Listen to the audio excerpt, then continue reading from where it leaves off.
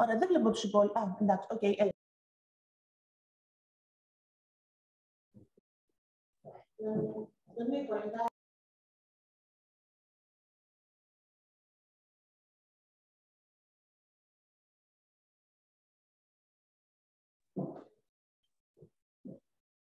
Ο ήχος πού είναι?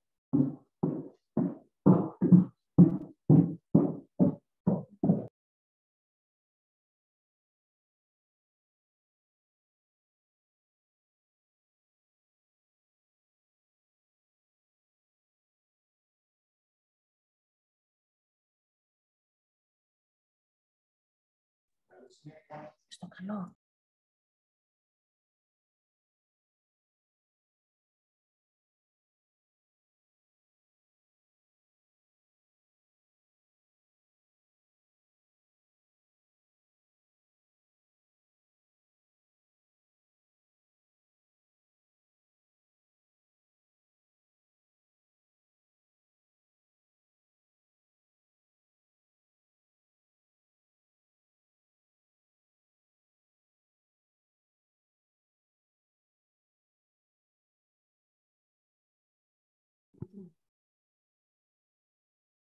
Καλή σας ημέρα.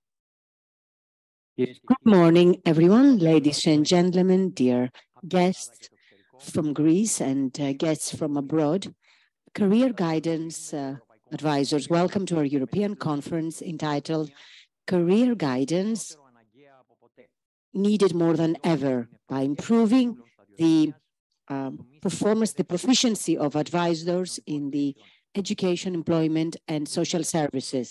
It is true that we have a few participants live, but we have 500 participants who attend this conference remotely. So welcome all of you, all those career guidance advisors who attend this conference remotely from their own place. Now we will start with a series of addresses by official guests before we begin the program. I have the honor to invite the rector of Western Attica University, Mr. Panagiotis Kalvis.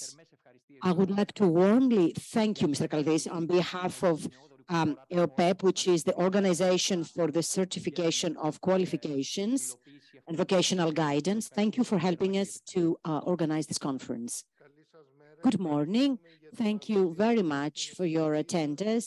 Thank you for being here. And please know that Western Attica University, one of the biggest in the country, is an ecosystem with 64,000 people, is always standing by your side, will always be here for you and promote any effort to invest in human resources. This is the European Skills Year 2023, and this year is also a challenge for us. Europe is fraught with low birth rates, and our country faces the same problem. And in general, this is the plight that the Western world is facing. So we're very interested in having more people joining the labor market, education. We want more people to have access to social skills, and of course, to the wellness offered by new technologies. And we believe that universities need to give leverage so that we'll have better access conditions. As Western Attica University, we do put in place the development of physical skills so that our graduates can really adapt to the international labor market, because we address an international environment. And allow me to say that Western Attica University is the national correspondent of the country for Youth Wiki. That is a multi-encyclopedia, so to speak, of practices, development practices and development policies of young people, and of continuing processes in the labor market. Thank you for your presence. We will stand by your side, and we will always be here for you. We'll always be a step ahead as regards learning processes helping us to learn. Your conference, besides the European character, which is really important, and EOPEP, our national organization for the certification of qualifications and vocational guidance, EUPEP plays a key, pivotal role in career guidance, and so it gives us more tools in certification. These are safeguards. So the qualifications certified by EUPEP are safeguards for the future and for the labor market. Thank you. Thank you, Rector.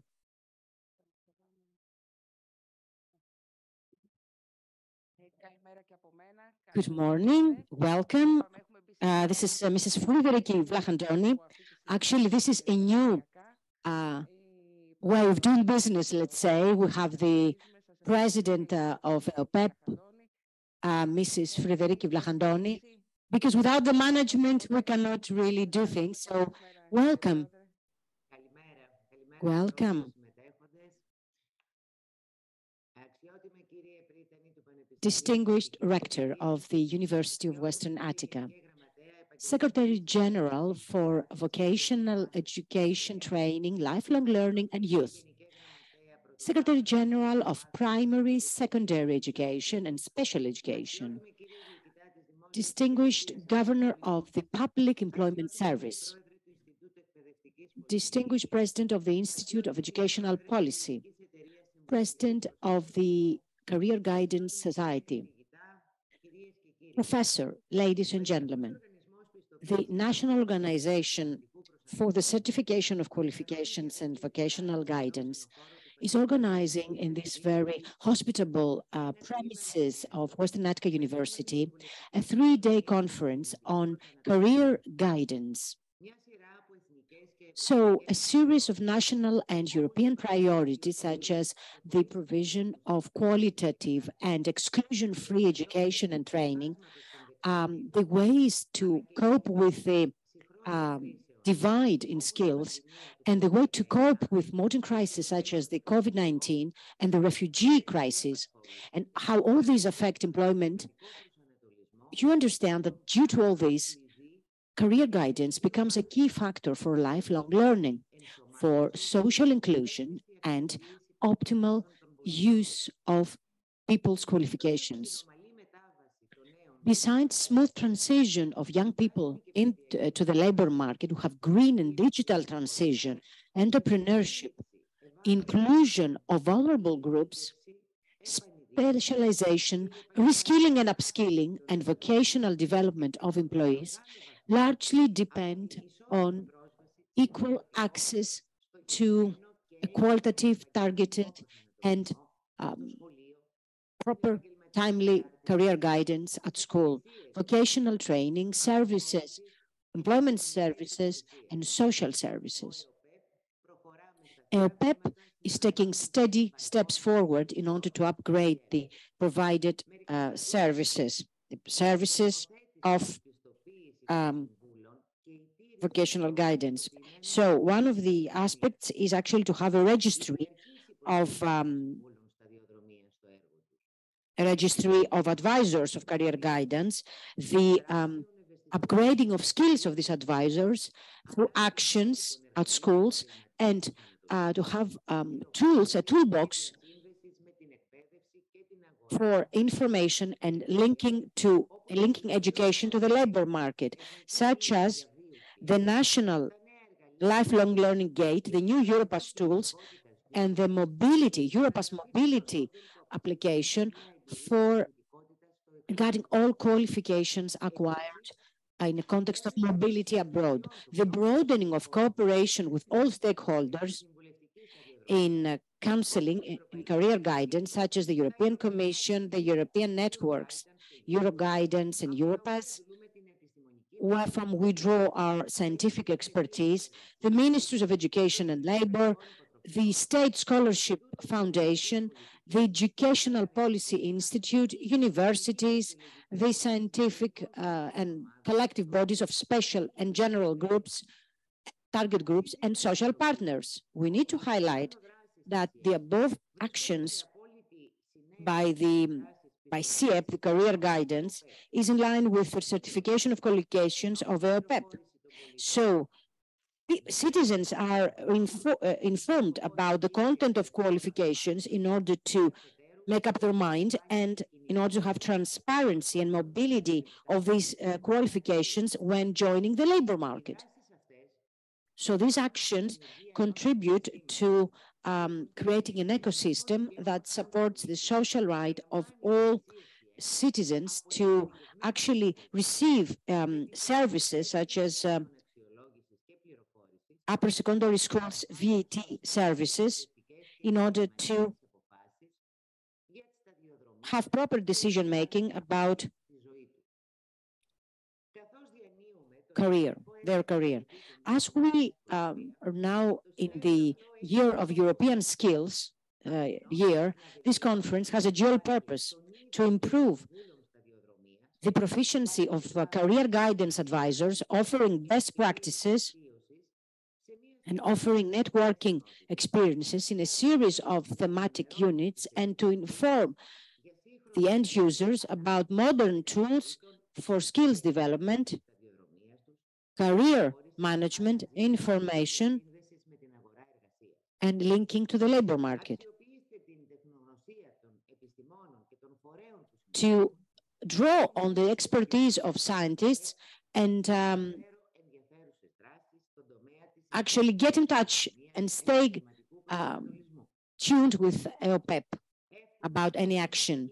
I wish you all the best and good luck to the proceedings of this conference, and we look forward to your proposals, the proposals of all parties involved in career counseling, career guidance, and vocational guidance, so that citizens can have access to qualitative services. Thank you very much, President, for your support. And now I have the honor to call on the Secretary General of Primary Education and Special Education of the Ministry of Education, Mr. Alexandros Koptsis. So you have the floor. Good morning. Thank you. I would like to thank all of you for this invitation, and congratulations on your initiative. I would also like to thank all those of you who participate here today, because the value of career guidance is uncontested. The choice of a profession is one of the most difficult decisions that everyone is called upon to play, and this happens at a very early age. I mean, so this means that we need to prudentially guide our pupil students so that they can really make the right choices. So upgrading school career guidance is a key concern, key priority for the Ministry of Education. And already this happened since the second degree of a primary school, and we also have during lower secondary school. So career guidance informs young people about professions, their prospects, and what is available in the European labor market. So students are able to choose better and actually to protect themselves from the risk of unemployment, because we have a rational, so to speak, allocation of the labor force. In addition, people develop social consciousness, showcasing the importance of work, the benefits of work, and also the obligations when applying a trade. So there is a multiplying benefit and a collective benefit. But in order to have the anticipated results, it is important to have career counseling offered to all young people. In particular, we need to have upgraded information material that will be constantly updated, keeping abreast with the labor market, and will adapt to what is needed in our century. These actions, combined with the upgrading of vocational education and training, will offer many options to our young people. And so they will be able to join the modern labor market. Special care is needed in order to guide young people who belong to vulnerable social groups. Equal opportunities and safeguarding work opportunities is a duty of every democratic state. Now, equally important is the training of career guidance advisors.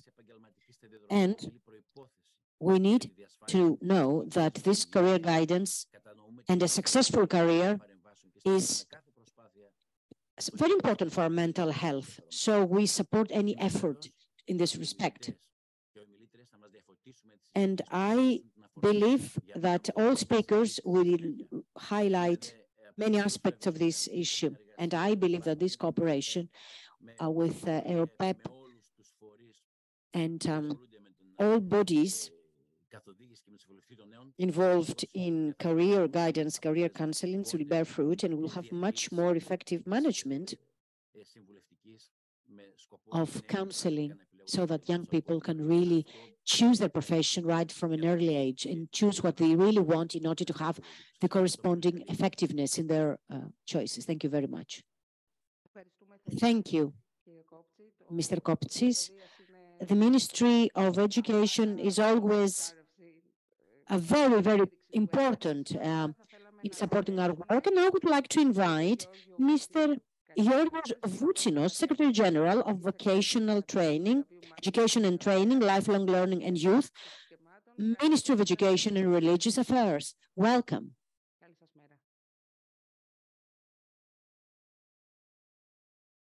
You need to switch on your microphone, possibly.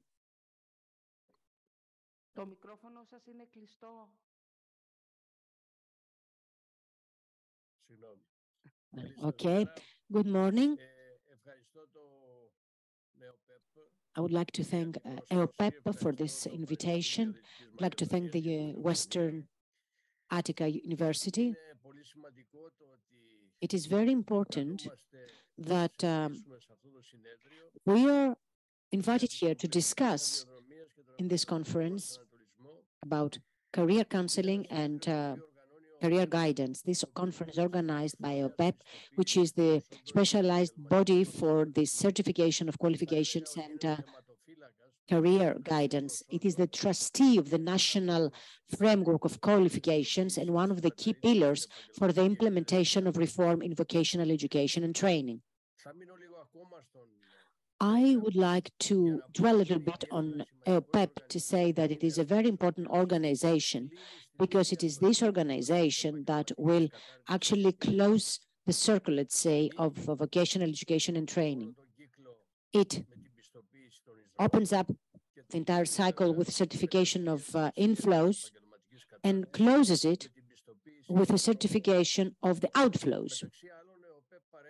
EOPEP also offers counseling,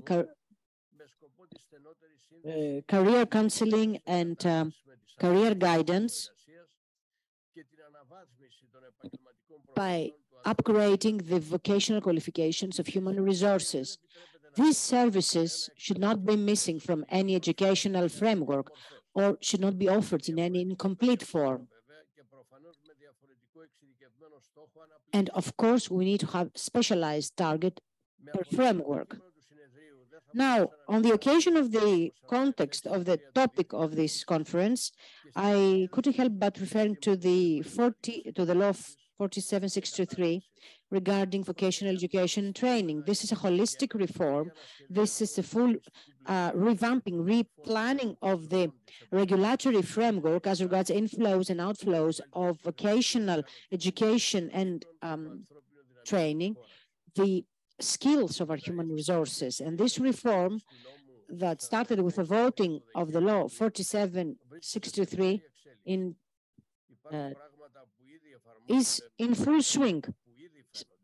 Some things have already yielded results. For example, the governance system, which is based on the participation of all competent bodies and on decisions after consultation. Other things are underway and other things are foreseen on the basis of the planning already in place and will be completed in 2023 and 2024. We place special emphasis on equal access of young people, and so we also want to reinforce the field of counseling and career guidance, so both in school structures and in vocational education and training fields so that each student will choose the appropriate learning paths. EOPEP is really working hard in this respect. Also, lifelong learning and use of information technology and communication technology. The aim is to provide counseling, vocational guidance, and to cover the needs of all target groups and ages by forging skills and by instilling the culture and mindset of lifelong learning. One action is to have the certification of career counseling, career guidance counselors. The aim is that these counselors will become very proficient and to upgrade their professional skills and their qualifications be certified through planning, developing, and putting in place a certification process. A set of actions is planned for the pilot application of the certification process of counselors through exams in order to join the registry of EOPEP. This project is set to be completed within 2023. Now, as regards other degrees, career guidance in lower secondary school, gymnasium, Mr. Kopsis talked about the things that are being applied. Policy perspective. Actually, in high school, career guidance will be compulsory, is compulsory, so that students leaving compulsory education, they need to know which paths are available. In vocational upper secondary schools, model upper secondary schools, there, they have run special programs beyond the conventional ones, the mainstream ones, and special care is taken for vocational, for career guidance, and for the possibility of these children to be able to find their way in life, professional life or academic life. As regards the public EEC, Upper Secondary Schools of Vocational Education and Training. EEC is the Greek acronym. Well, there are some special offices that will operate. They will have specialized scientific personnel with career guidance counselors, and they will provide information and support to EEC graduates. For lifelong learning, the lifelong learning centers may be public, they belong to the state, or may be part of the private sector. They are in the context of non-typical education in order to have an upgrading of their skills, training of adults, counseling and vocational and career counseling. There is political will of developing a network of state bodies of lifelong learning at the level of local government of first and second degree will contribute to upgrading the quality of the services that are provided. And of course, I couldn't finish without mentioning that in every second chance school, counseling services are offered, and they are really, really important. There, they are needed more than anywhere else. I'm sure that during this conference, very important data and very important information will be given. And actually, such information is required to enrich our action, to expand them, and to create an effective framework of vocational guidance and school and vocational counseling, because always there is margin for improvement to do something better. Have laid the foundations, and now each improvement is feasible. Thank you very much for your invitation, your attendance, and good luck.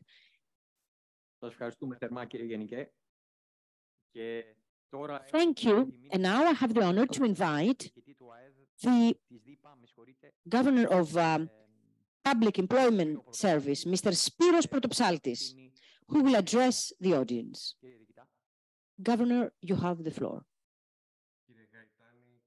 Mr. Gaitanis, good morning. My name is Giorgos Karachalios.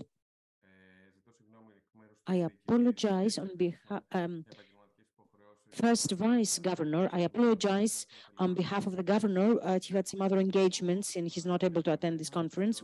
So good morning, distinguished guests, Rector, Secretary General, Secretary General, and representing a body that tries to contribute to the matching of demand and offer of labor and to the integration of unemployed into the labor market.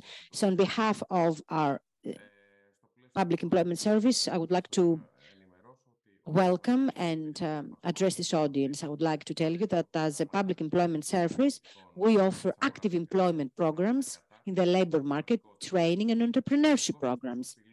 The key pillar for the successful implementation of these programs are various counselings. Through customized approach, we offer special individual and group counseling services to unemployed people to help them join the labor market or rejoin the labor market. In this context, counseling services constitute dynamic interventions of experiential character aiming at mobilizing, motivating, and facilitating the unemployed people so that they can join the labor market. Actually, what the Public Employment Service offers is for vocational guidance in order to help the benefited parties, that is unemployed, to upgrade their professional profile and to see what are the prospects in the labor market. And we have an experiential way of work, exercises, in order to find the personality traits, the interests. There is always job-seeking techniques by activating and mobilizing the members of a team to look out for a job and claim such a job. The primary objective is to build skills as to how to find a job, job-seeking skills, and how to find a job, to get the job and maintain the job, remain in the job. Finally, we have the business initiatives undertaking in order to offer help to benefited parties to develop their skills so that their business idea can turn out into a business plan. The aim is to create an enterprise with enhanced prospects of sustainability. Our service has a broad network of specialized counselors for these counselings, and we train these counselors. We train them constantly so that they can be effective. These counseling services are offered on the basis of needs of job seekers as they are depicted in their individual action plan, which is the outcome of their customized approach. In this context, we have proceeded a cooperation with EOPEP to certify our counselors and the counselors of the European Jurist Network through an examination process. So we believe that we are a small part of this process, and we believe that this conference will help to showcase important aspects of this process. I wish good luck to the works of this conference, and thank you very much. Thank you. Indeed, you mentioned one of the many examples of our cooperation with your service. Now I have the honor to invite the head of the Institute of Educational Policy, Mr. Ioannis Antoniou. Good morning, dear colleagues. Thank you for being here. Thank you for the invitation. for being here. It's a great honor to attend this conference and address this conference.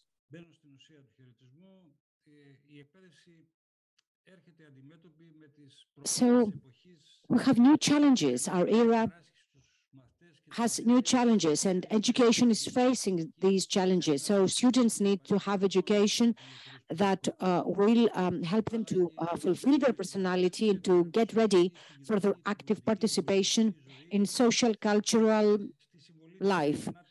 And students need to develop skills that will allow them to claim their own position, a job in the broad field of labor relations. Now, currently, school guidance in the secondary education has gained momentum and is trying to be revived because there has been a realization that it is critical to support students. The Educational Policy Institute is a body of the Ministry of Education in order to plan and put in place actions and counseling structures, services, counseling services, and vocational guidance. This targeting and planning is to the direction of the methodology of experiential education, interaction with the community, the broader society, which is accompanied by field visits, career days. All this sets the scene for skills development among students as set out by the international indicators, development fora, soft skills, life skills, technological skills, scientific skills, entrepreneurship skills. And in detail, I would like to very briefly mention some of them, mention some of the actions that the Educational Policy Institute participates in order to consolidate and disseminate vocational guidance actions. The Institute elaborated a study regarding the reinforcement of vocational guidance. Executives participate in the committee for the dissemination of these policies. So there is a very good cooperation with EOPEP as well. Since 2020, for the school year 2021, we proposed career guidance to be part of the skills workshops and for all degrees of education. So career guidance is applied in lower secondary school, covering all thematic units of skills workshop related to career guidance. Our institute contributed to the enrichment of the subjects of school guidance, career guidance, because its executives introduced and proposed a full framework of instructions to all teachers across the territory regarding the thematic priority axis for the development of adolescents and provides a full support material can be applied in the classroom. The Institute carried out a training conference for better coordination of school guidance, career guidance. And this actually was linked to the workshops, skills workshops. We are proceeding now to the revision of the career guidance curriculum for technical schools. And this comes to review vocational education programs, curricula. We also elaborate an action having to do with inclusion and general education. We participate in the organization and planning of counseling services and vocational guidance. Finally, the Institute with the National Labor Institute and Labor Market, implements the action tracing of school paths through a transition observatory on the pilot application of the mechanism to monitor the entire path of being a student. Besides executive planning, on our side, we also cooperate with the executive service par excellence, which is EOPEP, executive organization, and we participate in the implementation of these services of the career counseling and vocational guidance. And in this respect, I would like to congratulate EOPEP. As I said, we cooperate with EOPEP, we have great cooperation, and I would like to congratulate EOPEP for this training seminar, for this European conference, and I really hope that the proceedings of this conference will really bear fruit and will be a milestone in the development of the career counseling and vocational guidance services. Thank you. We have embarked on a cooperation between EOPEP and Educational Policy Institute. And now I would like to invite the Honorary President of the University of Athens, former President of the Educational Institute and Center of Educational Research, Mr. Michalis Kassotakis.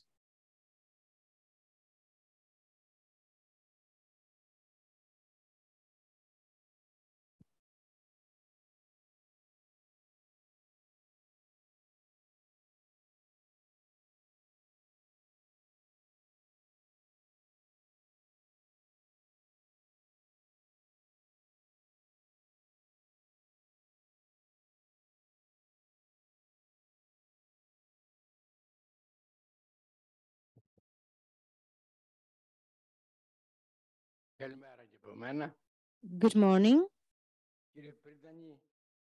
Rector, President of EOPEP, Secretary General of the Ministry of Education, President of the Educational Policy Institute, dear colleagues, dear guests from abroad, dear friends.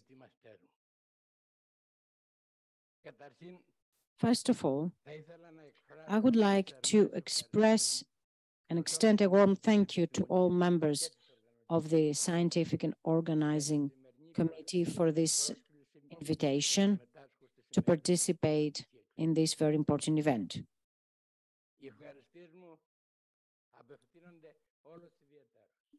And I would like to warmly thank my students. Their love is always touching me emotionally.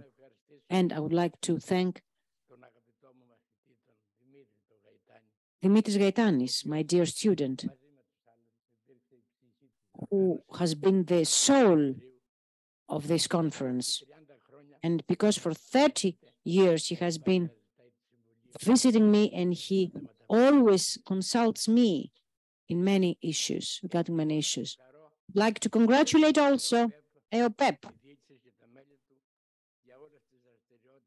for all the activities they have elaborated. I would also like to stress that I feel really happy for the work that is being actually produced by my students, because there is no bigger satisfaction for an instructor, a teacher, to see students thriving, prospering, and even going beyond their teacher and surpassing their teacher. I'm not here to elaborate on a very important issue, such as the need, the necessity to put in place career guidance and vocational guidance in education and employment and the social services. I am certain that other speakers, presenters later will really fully cover all the aspects of this topic. I will just limit myself to making general highlights.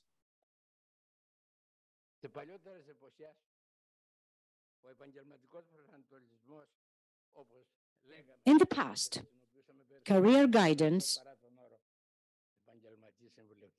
and actually we're talking about career guidance instead of career counseling, was considered important only during some stages of someone's development, during puberty, adolescence, and a little bit later. Nowadays, things have changed. This is not valid anymore. Things have changed. Career counseling is needed throughout a person's life, because as we know, most of employees now, most of the people applying a trade will change career throughout their life, will have to redefine their career, will have to change jobs, change careers, so they need counseling throughout their life.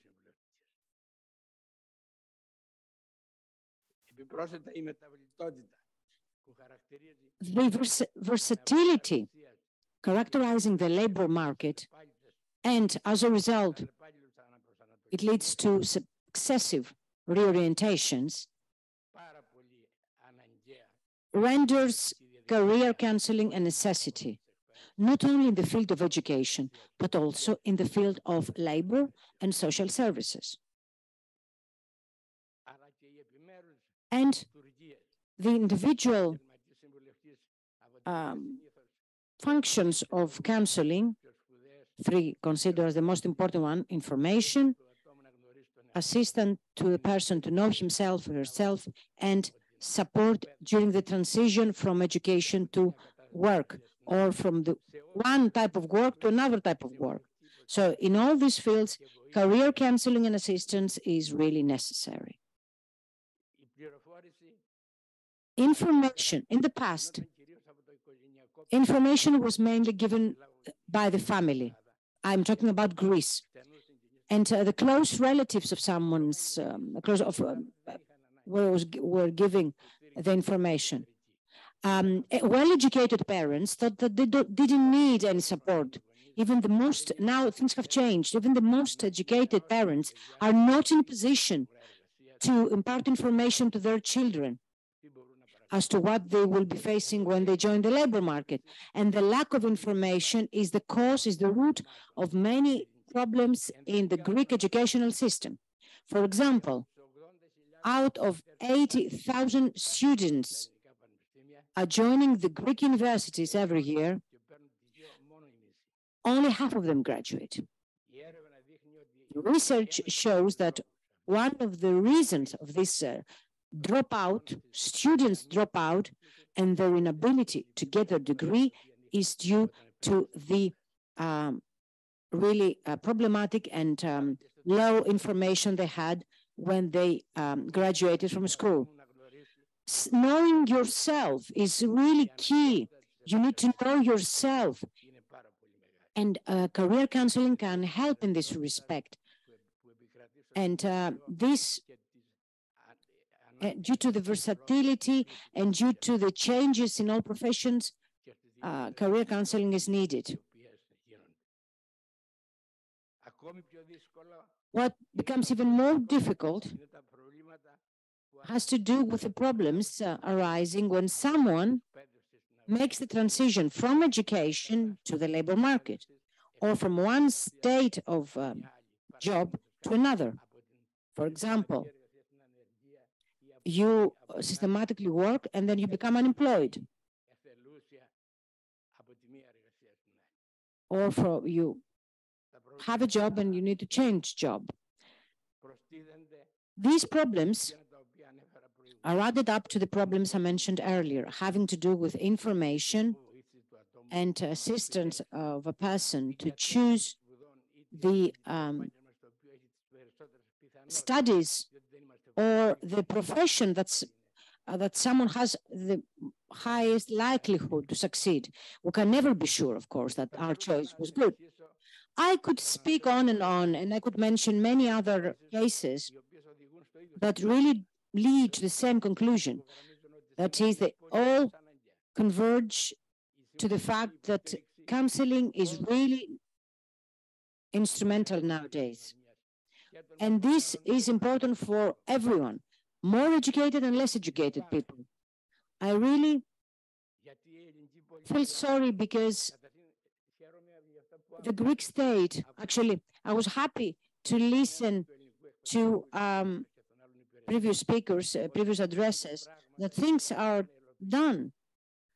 But up to now, and because I have really fought for 30 years for the implementation, application of this institution in Greece, I have to say that I'm not satisfied with the way that the Greek state supports the vocational guidance, the career counseling. In the past, we had the National Center for Career Guidance, the counseling centers, the KESIP centers. They were abolished. And I feel really sorry. I really hope that the new initiatives will manage to replace these centers. And I really hope that the ministry, both ministries, education and labor, will place more emphasis in this respect. Fortunately, organizations, some organizations, very few organizations, such as EOPEP, exist and still preserve this hope alive, that we could have a reliable system in our country as well, a reliable system of vocational guidance and career counseling. And I know, and I really feel confident in those people being the staff of EOPEP. I hope from the bottom of my heart, and I wish that I will be proud, I will continue being proud of them while they will be implementing this vision. Thank you, Professor. Your students, and I want to conclude with this phrase, we do nothing else but follow your steps and what you taught us. And you taught us to have morality in career guidance. There is morality in career guidance, just like educational policy, philosophy, and we always try to follow this path.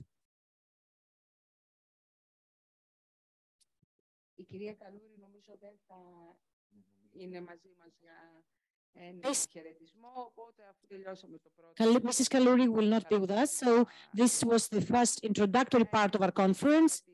We continue now with the works of this conference, the proceedings, the presentations, and the first thematic unit, as you see, is setting the priorities of career counseling guidance at national and European level. There are so many things to say. We need to talk about policies and priorities. And in this panel, we will have the honor and pleasure to have colleagues, both live and remotely. They will be joining us also remotely from European centers to also contribute. But we will begin with Mr. Gaitanis, who will talk to us about EOPEP work and the strategy. Mr. Gaitanis, you have the floor.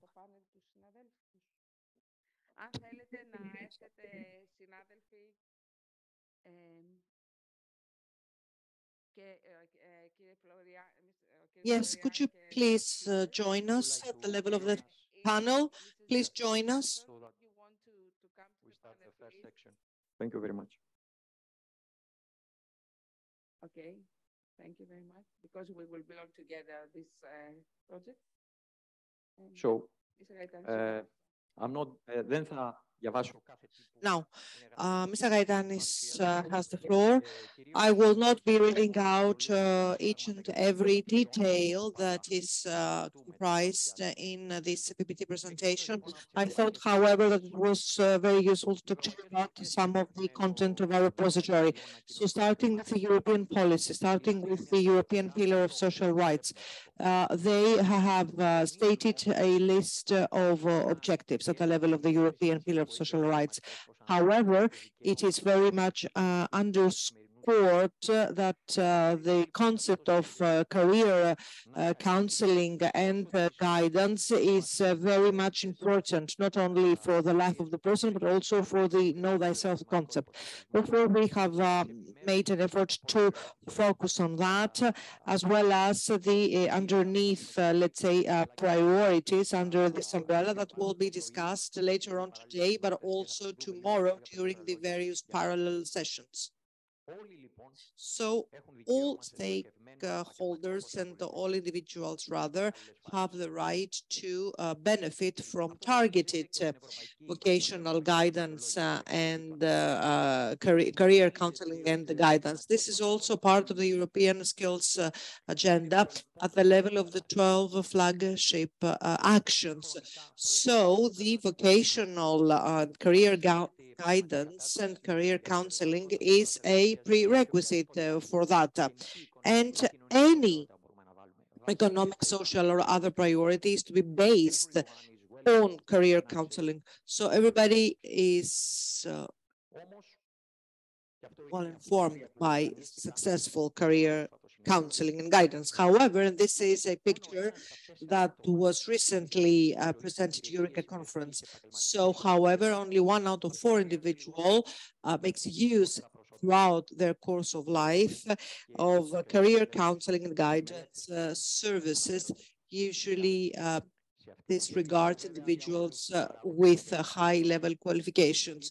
And I'm talking about all the factors and sectors that may be a hindrance to such access. For example, economic access, social access, lack of transparency at the level of career counseling and guidance services, and so on and so forth.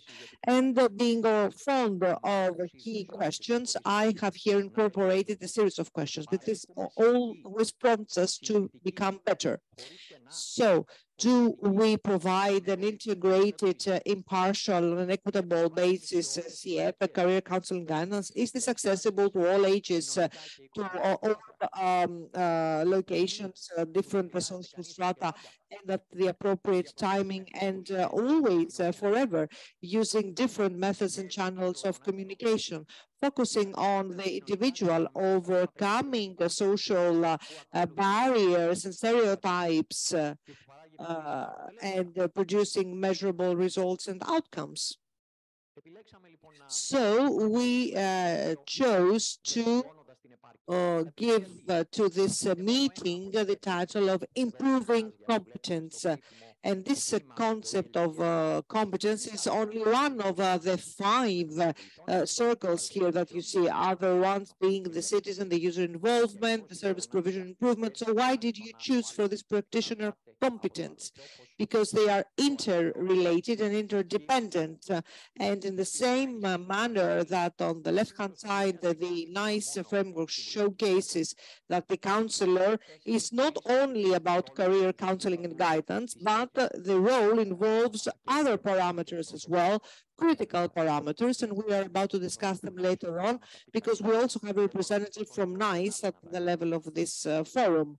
So this is just to prompt you to think further. So we know what is the competence concept about. Based on the EQF definition, competence is the proven ability to use knowledge, skills, and the personal, social, and methodological abilities in work or study situations and in professional and personal development. But does this definition suffice? Does this cater for this ongoing changing nature of guidance and career? Or is it perhaps, according to Rolto Tana, the professional stance of the career counselors based on reflexivity that always improve the services they render? Or isn't perhaps also the remote interconnection between the counselor and the beneficiary, and going beyond that? However, the relation between the counselor and the beneficiary goes beyond this remote or other interconnection. All stakeholders are involved: the users, the providers, the society, the legislative framework, the policymakers, and so on and so forth. So what are the areas at the level of competences? We know what are the Lyon 2008 priority areas: lifelong acquisition of career management and skills, facilitate access, cooperation, coordination, and ensure access. Have they been abolished? No, on the contrary, they have been further forwarded, analyzed, and broken down in 11 further areas. And according to the European report by Work and Ascula, has stated them. So I will not read them out, says the speaker, but you see what are the 11 points. So evidence and impact is about quality assurance, and quality is quality per se. The ICT strategy and the ICT function have gained more emphasis lately.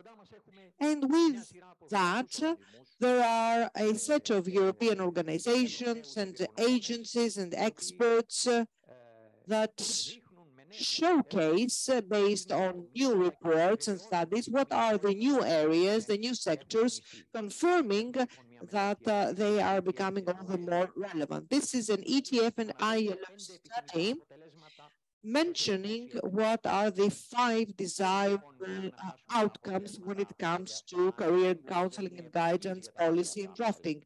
How can you reach those objectives if you do not have well-trained career counselors? So, coordination with the stakeholders, transparent financing and accountability, access, knowledge. Very recently, we have another Euroguidance report.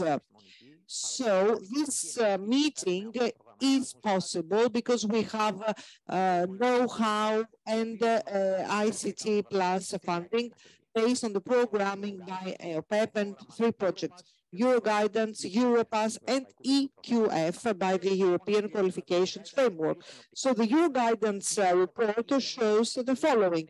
This is a European survey, research if you like, so the results are European. There are limited resources, but also guidance policy that is limited because it is not on the top of the agenda. So this career counseling and guidance needs to be improved. There are differences between placement, counseling, guidance, and training. Yes, they go hand in hand, but they are not identical.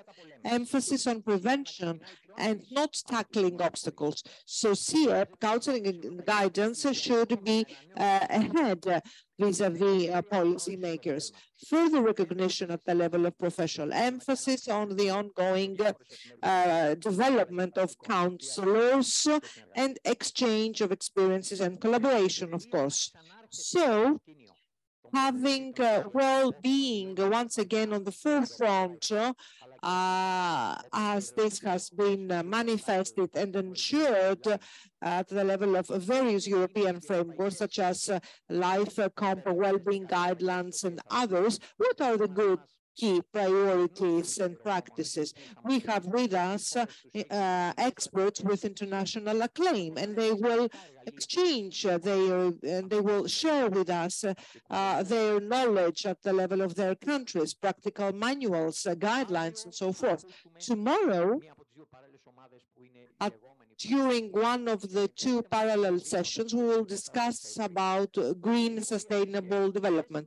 Allow me, however, to say that sustainability at the level of counseling and guidance is not about being green, but it is about being sustainable at the level of inputs and outputs, leading to tangible results and outcomes. So any investment at the level of counseling and guidance to bring about fruit. This is what we mean about sustainability. Another key session has to do with the digital dimension for counseling and guidance. On the one hand, you have the digital divide, the digital gap at the level of citizens, and then the support at the level of counseling and guidance with new digital tools. So since the vulnerable groups are becoming more numerous, and I'm referring to the photo that I showed you earlier on, for those vulnerable groups specifically, you need to have enhanced access for career counseling and guidance. And you have specific methods to approach them. The notion of social justice and fairness is critical. And based on 4E studies and reports and methodologies, we need to survey those vulnerable groups as well. So we need to have more decision-making, targeted decision-making. And allow me to say that at the level of EOPEP, and we have seen that, there is not only a skills gap, and the employers not only find it difficult to identify the appropriate worker, there is also a huge identity crisis, so to speak, at the level of society. So why is it that although there are job openings, they are not selected by the job seekers? So would they rather be in the future of society rather than opt for a profession that it does not suit them as personalities? I will not give an answer to that because we will discuss it later on. I will continue by saying that it is also critical to provide information, awareness, and all that is very well known to you. So CEP, counseling and guidance before and after apprenticeship.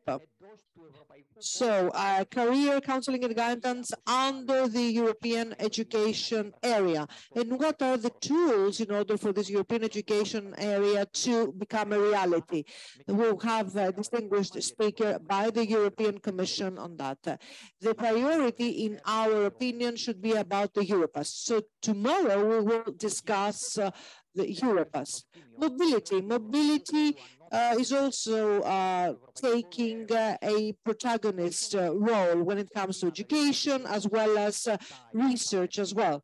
This involves tertiary institutions, and also this is about specific specialized tools such as the national and the European qualifications framework to support this mobility.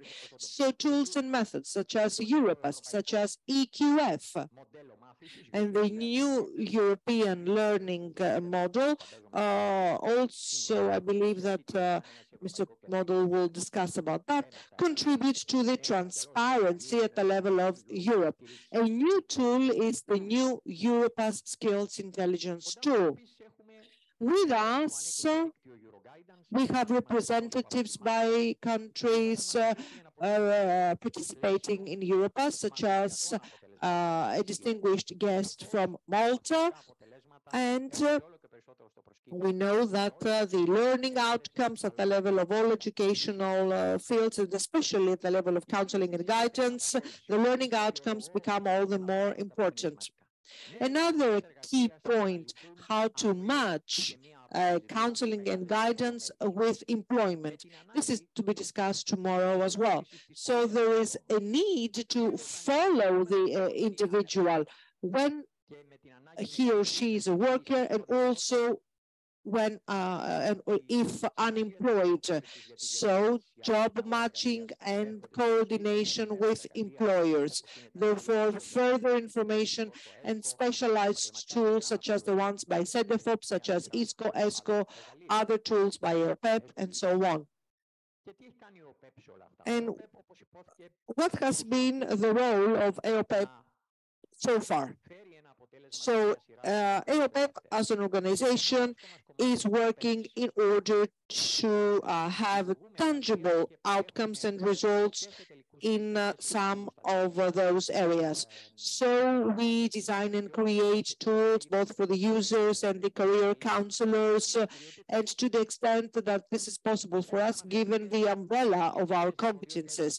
One of our key competences is the certification of career counselors. So we have proceeded with the legislative framework, the regulatory framework. We're fully aware that there is a delay at the level of this certification, and this is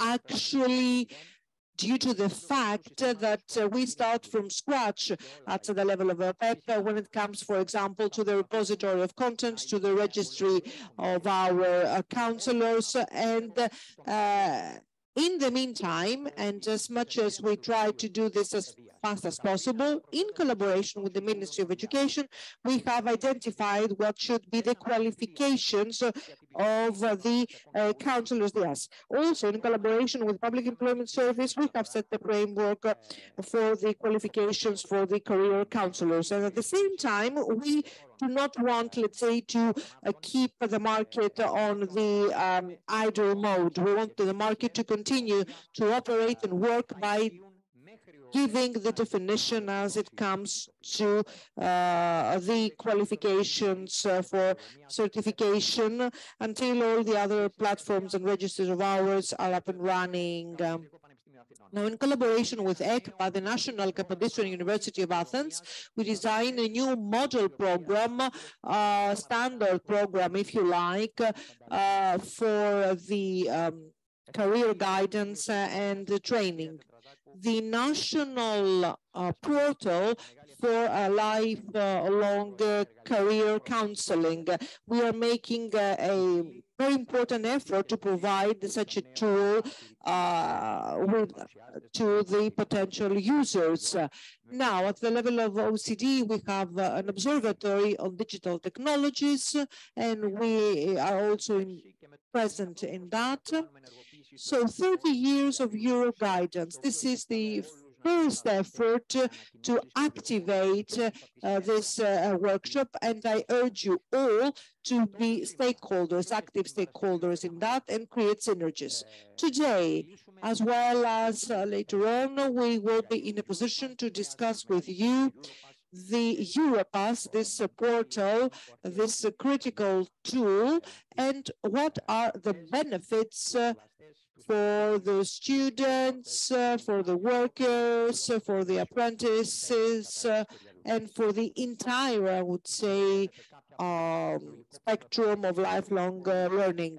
So in a nutshell, we have more than 250 Europass certificates to be issued by EOPEP. In collaboration with the Institution of Educational Policy, we have updated the practical guidance for the certification. And in conclusion, how do all fit under, let's say, one framework? There is only one way, and I had the privilege to discuss it with Professor Emeritus Kassotakis and gain from his experience. There is only one way, one modus, if you like, to have a separate national autonomous strategy on CEP, career counseling and guidance. What would be the purpose for such a strategy? All counseling and guidance stakeholders, all sectors, all groups that implement CEP, and all various ways, let's say, that counseling and guidance is implemented, to be under one umbrella. All age plus seamless career guidance would be the concept.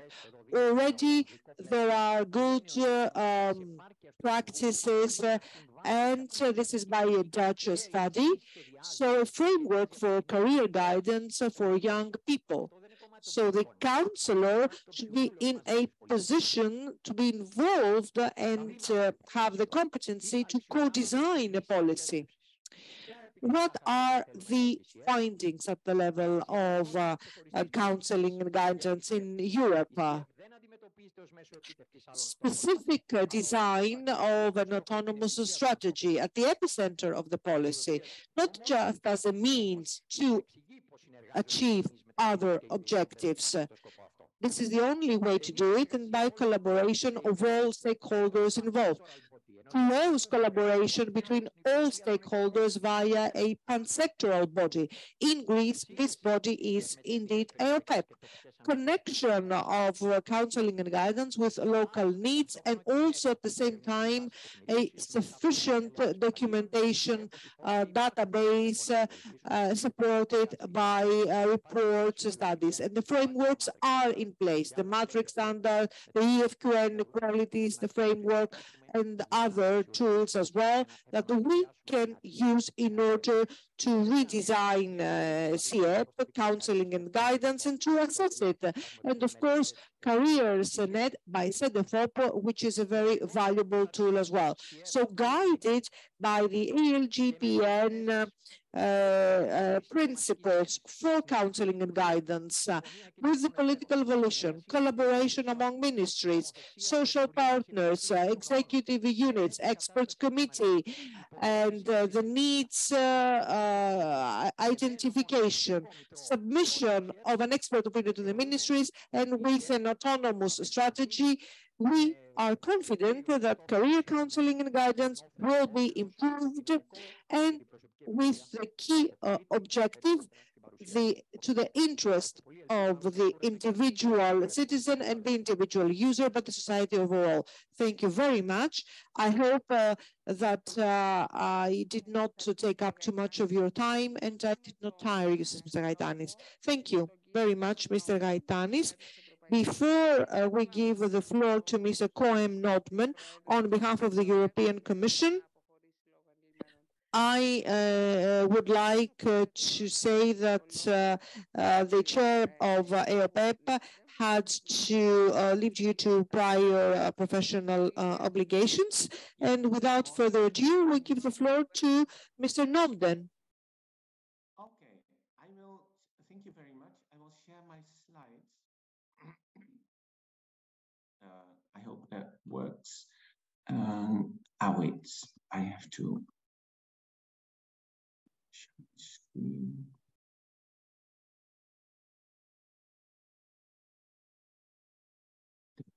go, and I will put my presentation in full mode.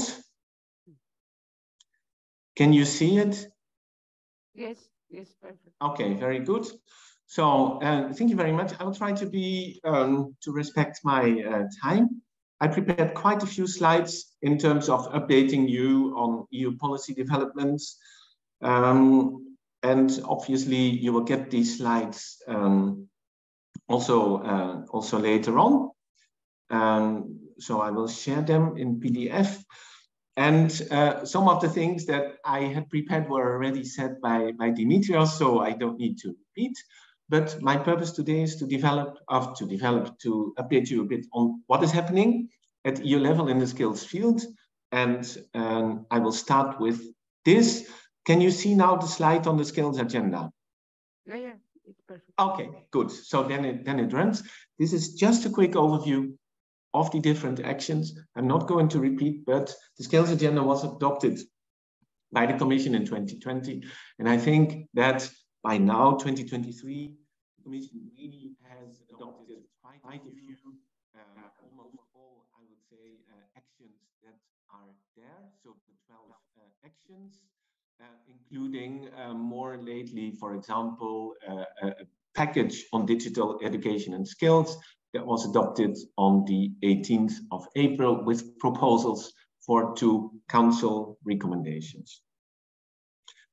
About some of the achievements, there is, and I spoke, I think, to your conference also last year. So since then, what has happened is that the council has adopted the council recommendation on micro-credentials, which sets up standards for micro-credentials, and also which it covers policies supporting the effective design and use of micro-credentials. And of course, this council recommendation does not seek to replace or disrupt existing education, existing systems or existing qualifications. Micro-credentials are there, rather to complement qualifications which are there.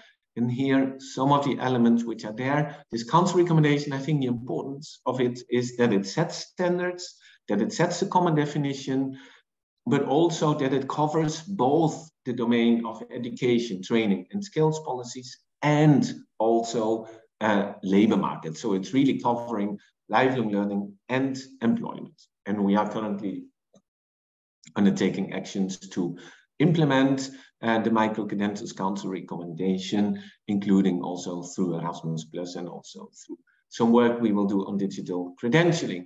Now, the other Council recommendation that was adopted at the same time was the one on individual learning accounts, so also adopted by the Council in June of last year. And this Council recommendation aims to invite member states to set up individual learning accounts. So it's also under implementation stage now, and inviting, amongst others, member states to set up, for example, national registers on learning opportunities under individual learning accounts that are shared at European level. Now, a quick update on Europass. It was already touched by Dimitrios, and on digital credentials. So here you see the overview. It's just to say that now we have more than 5 million Europass account holders. We are continuing to, improve the portfolio of digital skills as it is there.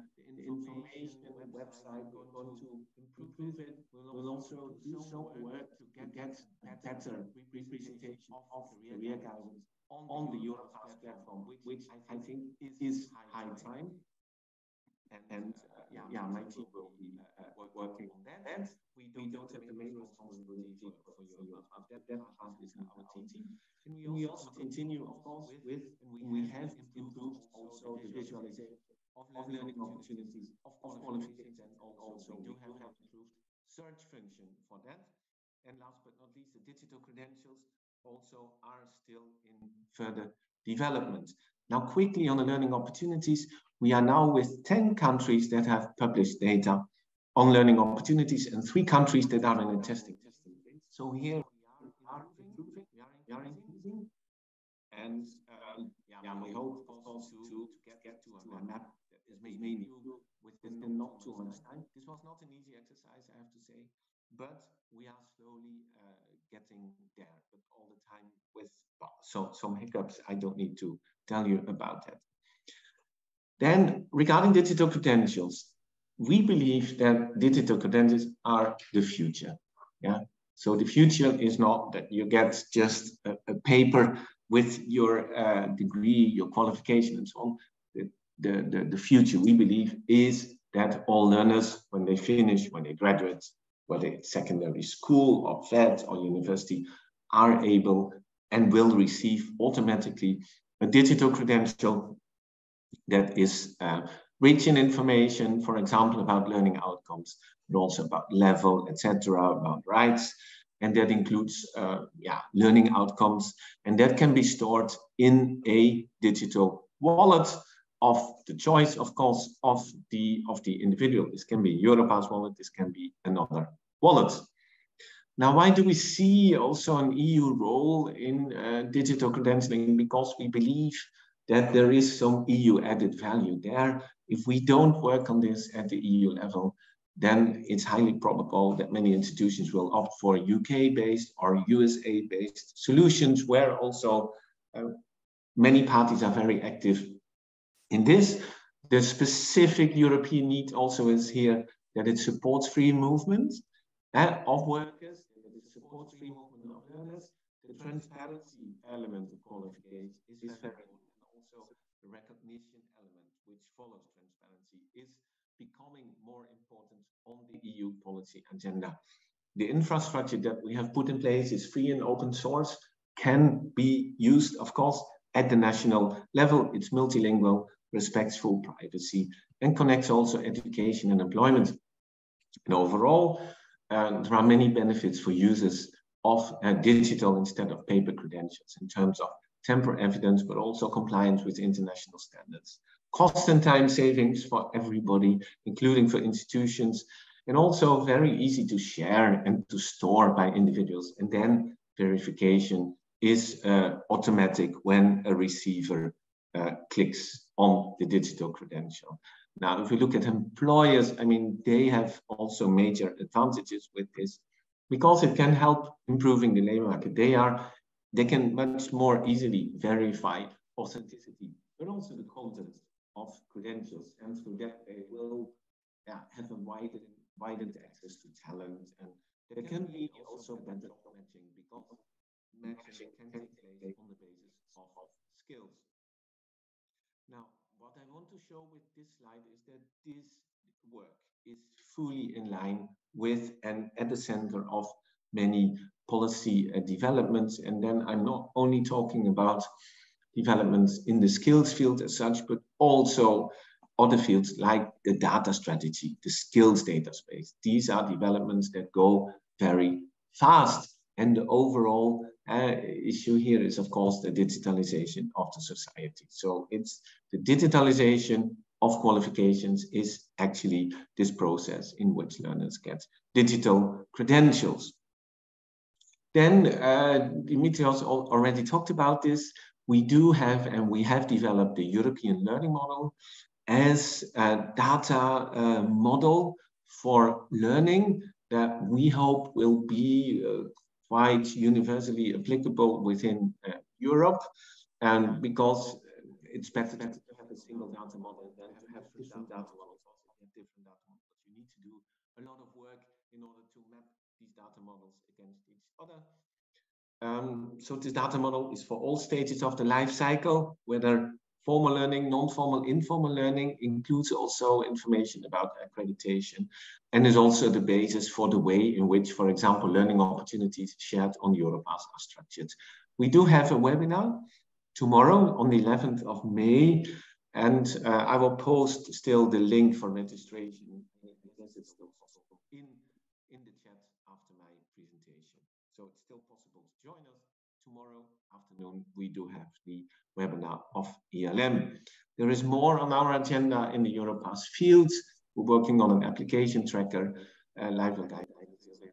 We will also be working, we are actually working on the Europass mobility to make it a digital credential. We do that together between the Europass national centers and the Erasmus+ national agencies, and also more recently, a skills intelligence module was developed for Europass. A quick state of play of some other developments. I just wanted to let you know as well that we have now 41 EQF countries, because since Ukraine and Moldova have become a candidate country, they have also been integrated in the EQF family, so they can also reference to the EQF. And Georgia is a potential candidate and is also through that an EQF country. We still have 36 that have referenced to the EQF, and more countries are now updating, re-referencing to the EQF. So I guess that you will also be thinking about doing that as many other countries. We published the EQF Ukrainian Qualification Framework comparison reports earlier this year. And yeah, we continue simply to implement it. There will also be the EQF evaluation that will be available soon. Like, by the way, the Europass evaluation will also be published soon. Now, quick look at qualifications. There we have 19 countries that have published data so far on qualifications, and 1 country in testing phase. So there we are a bit more advanced. And I hope also there that quite soon we will have a mostly blue map. Then on validation of non-formal and informal learning, the 2 elements of information that I wanted to share is that we are soon, and that means CEDEFOP and Thessaloniki together with the Commission, is very soon publishing the updated guidelines on validation. And we are also working on an update of the European inventory with new country chapters, new thematic chapters, and that should be ready at the beginning of 2024. Now on career guidance, which is your topic and which I'm sure you will discuss for most of the day, but I just wanted to draw to the interagency group that exists, and it's still active. It was it published this Investing in Career Guidance guide last year. Also, in 2021, last year, it organized a Global Career Month in December. And this year, the planned output is to come to a joint statement on career guidance for workers. So I think this is a very important development that all these agencies are working together. I'm jumping over this, but I also want to share that we are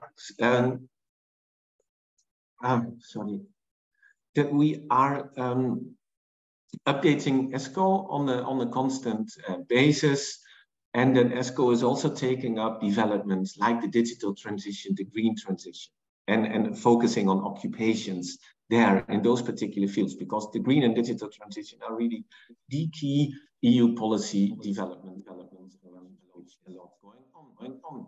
Then the next point that I wanted to share with you is that we are also working on a European Digital Skills Certificate, announced by the Digital Education Action Plan. And this European Digital Skills Certificate may be recognized and accepted by government, employers, other stakeholders. And we do have a study that is currently under preparation, and we also are now upon starting a pilot with 5 member states who will look at some of the building blocks of a future EDSC, and this leads to results both studies and the pilots towards the end of this year, and then we hope to have an EDSC that will really also help contributing to all EU citizens to acquire at least basic digital skills. And the EDSC is based on DIGCOM as a competence framework. So 5 competence areas, as you can see here: problem solving, safety, content creation, communication and collaboration, information and data literacy. And DIGCOM will be indeed the base for the EDSC, as it is the European reference framework for digital skills. And last few slides here on the European Year of Skills, which was officially launched yesterday, the 9th of May. So the political, the decision by the Parliament and the Council was adopted, and we had already an opening festival. And the European Year of Skills actually will last a full year. So it will not be the calendar year 2023 as from now. No, it will run until the 9th of May of next year. So there is an ample opportunity to place skills on the agenda everywhere to make it into people's minds. Because without skills, we all know that here, I think in our meeting, Europe has on that for its future. And the main purpose of the European Year of Skills is to promote a mindset of upskilling, of reskilling, by boosting competitiveness of companies, but also by realizing, of course, the digital and green transitions, and that in a socially fair, inclusive, and just way. It focuses on skills relevance, on investment, on matching aspirations, also attracting people. We are having a couple of flagship elements in DG Employment, for example, on the Skills Week, but there are events all across Europe. So yesterday, the Year of Skills Festival. On the 8th and the 9th of June, we will have a Making Skills Count event. And in October, there will be the VET Week, and then also the Employment and Social Rights Forum. And in 2024, there will be a concluding event. Also the Green Week, Cybersecurity Month, EU Code Week, and so on. All fall under the European Year of Skills. I will also share a link to the European Year of Skills in the chat, where you can also, take promotion materials and so on. There are also European Year of Skills coordinators in all the countries. I don't know exactly who is that for Greece, but any activity you organize in the field of skills, of course, you can do it under the heading of the European Year of Skills. Now, some initiatives that I would like to refer to here is the Council recommendations that were adopted already on digital education and skills. At the same time, I also talked about the pilot either for the skills certificates. There will also be a reinforced quality framework for traineeships proposal. And in the third quarter of this year, there will be a package on recognition of qualifications of third country nationals, because many EU countries do lack skilled workers, not only now, but especially more in the future. This will only get worse given the demographic developments we see in the EU countries. There will also be the launch of academies, a cybersecurity skills academy. There have already been other academies established as well, battery academies. These academies are examples really of EU member states working together in really specific fields that are really critical to the green and digital transition. Among those is also, among the activities is also a proposal for a council recommendation on an updated learning mobility framework, which I think is also interesting for you as guidance community, where, by the way, a citizen panel also made 21 proposals. So here you see communication strategy is in place. So we hope that through the Year of Skills, we are able really to place skills in the minds of people everywhere in Europe. With this, I would like to finish, and I thank you for your attention, and I wish you, of course, a very good rest of the day. And I will share my slides and put some stuff in the chat, as I already said. Thank you. Ευχαριστούμε πάρα πολύ, κύριε Νόμπτεν. Είναι πολλές οι πρωτοβουλίες, πολλά τα εργαλεία. Γίνεται προσπάθεια αυτά τα εργαλεία να είναι σε συνεργασία μεταξύ τους, σε κοινή στόχευση, με σκοπό να η διαφάνεια και in collaboration with the European Commission and everything that you have presented, this is critical.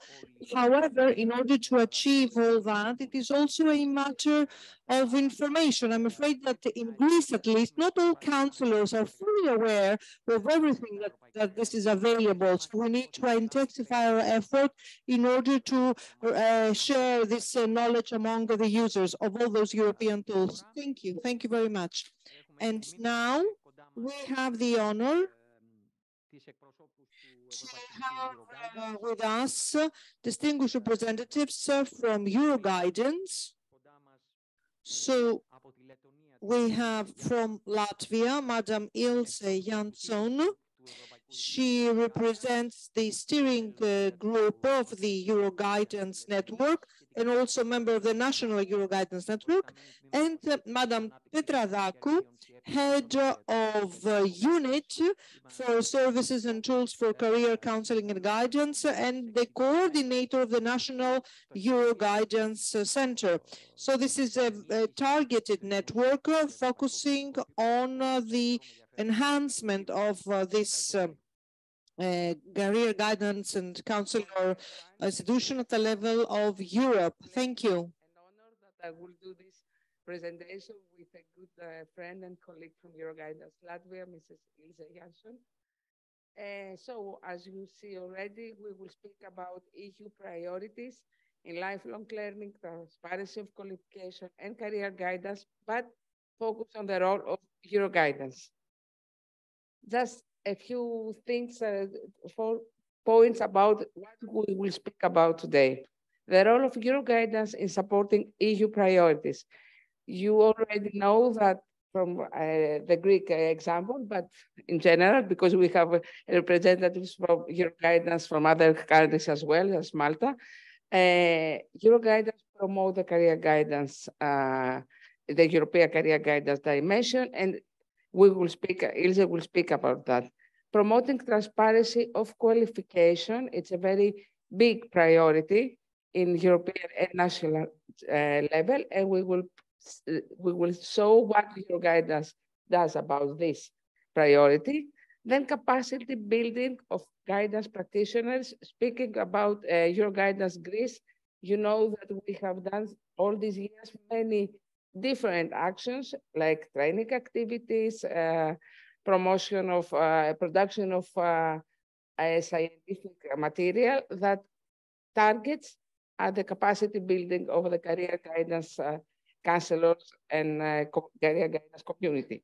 And then we will focus on two national examples from Euroguidance Latvia and Euroguidance Greece to show how all this works in action. Ilse, you have the floor about. Yes, thank you very much. Kalimera, that's all my Greek, but I'm very pleased to be here, and thank you very much to the Euroguidance Greek colleagues for organizing this wonderful event and for the impressive work that we've already seen from the interventions this morning. What does Euroguidance have to do with the EU priorities in lifelong learning? Yes, I'm happy to explain this to you. Along with Europass and the European Qualifications Framework, Euroguidance is considered an expert network under the Erasmus Plus program. One of the important aspects of Erasmus Plus is the support to EU transparency tools and recognition of competencies, skills, and qualifications. And this is where Euroguidance contributes in the context of Erasmus Plus. And how we do this is through the information and training activities for guidance practitioners on competencies, skills. So through this training, the competencies of skills and qualifications of citizens can be more easily recognized and better understood. So when the counselors know about the EU tools, they can promote the recognition of competences of their clients. Next, please. And so what is it that we do? Or what is Euroguidance? It's a funny term. It's a hybrid of Europe and guidance, but it's actually a network of experts hosted by organizations which are nominated by national governments. The host organizations are mainly responsible either for guidance as EOPEP or for internationalization in education, as is the case of my agency in Latvia. And some organizations also are responsible for guidance in the labor field. And since guidance systems are different in different countries, the institutional settings for Euroguidance can vary. And we have just celebrated our 30th birthday last year. We were established in 1992 as part of the Petra program. Please. And while Euroguidance centers are located in different countries with different institutional settings and different national priorities, there is a mechanism that can help us work together. And these are the European priorities, which are set out in our terms of reference established by the European Commission and the European Education and Culture Executive Agency. And you see these priorities on the slide. We are concerned with strengthening EU policies through supporting guidance. We focus on supporting the competence development of guidance practitioners. A very large body of work is devoted to quality information on guidance. And of course, we produce or promote European opportunities for learning and mobility and career management through our work with the Europass portal.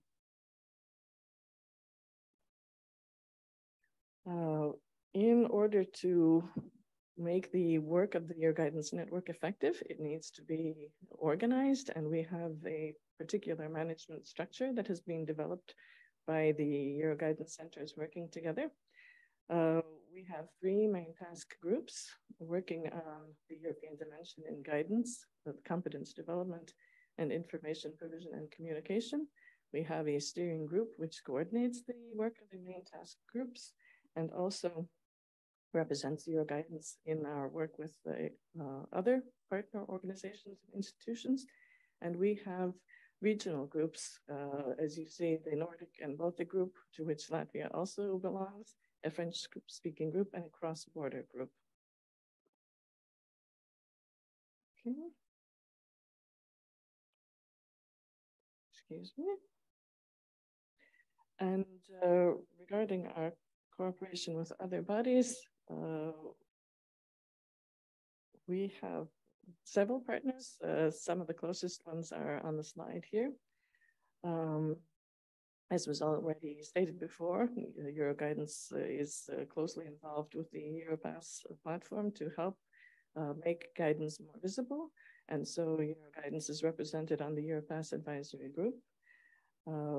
We have several Euroguidance centers, depending on their capacity and their national priorities, who are involved with the CEDEFOP CareersNet, which is a research network in guidance in Europe. We also have cooperation with the International Association for Educational and Vocational Guidance, so that we can help the European guidance community access international experience and expertise in the guidance field, and also so that the good practices of Europe can be made more visible in the international context. And we are also in the process of establishing more systematic cooperation with the European Training Foundation to help support development of guidance in the EU neighboring territories. We have some informal cooperation with the NICE network, the Network for Innovation in Career Guidance and Counseling in Europe, which is a network of universities that train guidance counselors. And I'll now pass the floor to Wooly for the next section. The truth is that Ilse has a lot more speaking part, but she's the guest, so it's her honor. So before we spoke about the transparency of qualification, it's a very important priority for European Commission and for Euroguidance, of course. So as Ilse mentioned before, the more we know about the available tools and techniques, the more we will use them as a guidance community in order to promote and to help and support career development and mobility. Mobility is a very important priority for Euroguidance as well, among our guidance community and end users, because we offer our services to end users as well. Like, you know that we organize promotional events for end users also. So cooperation with Europass and EQF, it's a very big priority, a very important part of our work, because Europass and EQF are two networks that support mobility, and it's important for the guidance counselors to learn about all these opportunities of these networks and to promote them to their clients, their end users, in order to support their mobility. It's important for that. In Greece, we are very lucky, I think, and privileged that the three networks, Euroguidance, Europass, and EQF, are under the same organization. We're under the umbrella of EOPEP. We have a common program. We have a common program at the community, the three programs together, and we cooperate very efficiently, I believe, in order to support our end users and the guidance community. An example of this cooperation is this seminar, this conference, because today, later on, our colleagues from the coordinators of Europass and EQF in EOPEP in Greece, they will speak about the program. So that's the idea, to promote these programs to the guidance community so that you can use it with your end users. But along with that, we have this, this is an example of the common activities that Euroguidance organizes and implements in order to promote Europass. You see here any course on Europass. It's scheduled to be on the 9th of June of 9th of June to, next month. And taking this as a chance, we will speak about that later on, but I will definitely advise you and promote the Euroguidance network website, the Euroguidance website, because it's very, very important, and you will have the opportunity to find innovations and actions like that, like webinars, seminars, conference, and you will be, because the idea is to have all of us the European dimension of career guidance, and your guidance works very hard on that. So visit this website. It's on the Estadiodromia portal that I will speak in 5 minutes. So I will encourage you to use that. Is it? Yes. Since capacity building of guidance practitioners is a major priority for Euroguidance, I'll present this in a little bit of detail and also introduce you to the resources that you can find on the Euroguidance.eu website that Wooly just mentioned.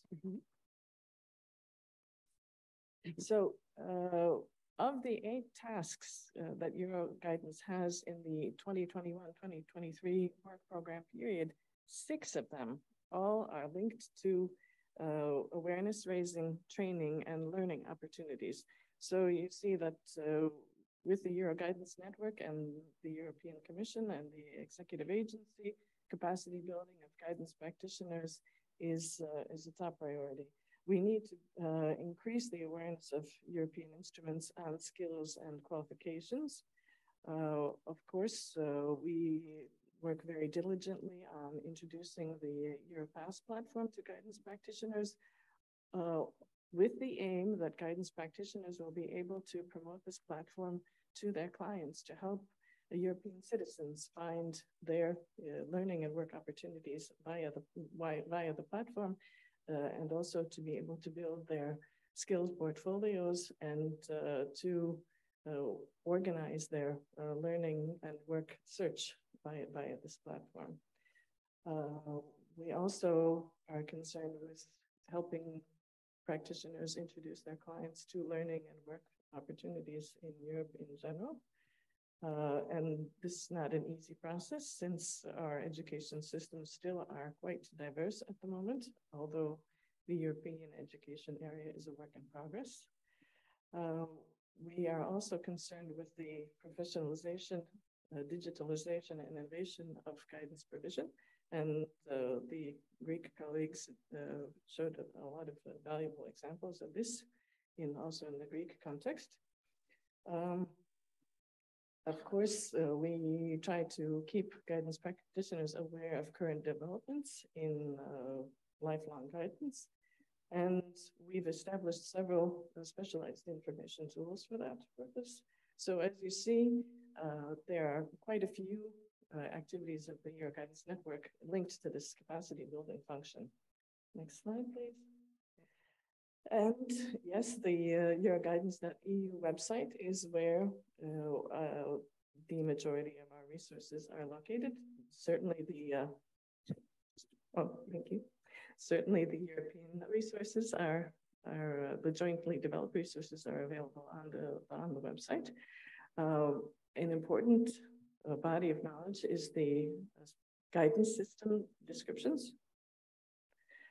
And this is a collection of information that is structured in a similar way, and that it's quite pragmatic. It's focused on guidance practitioners so that you can have a comparative overview of guidance systems in the different countries.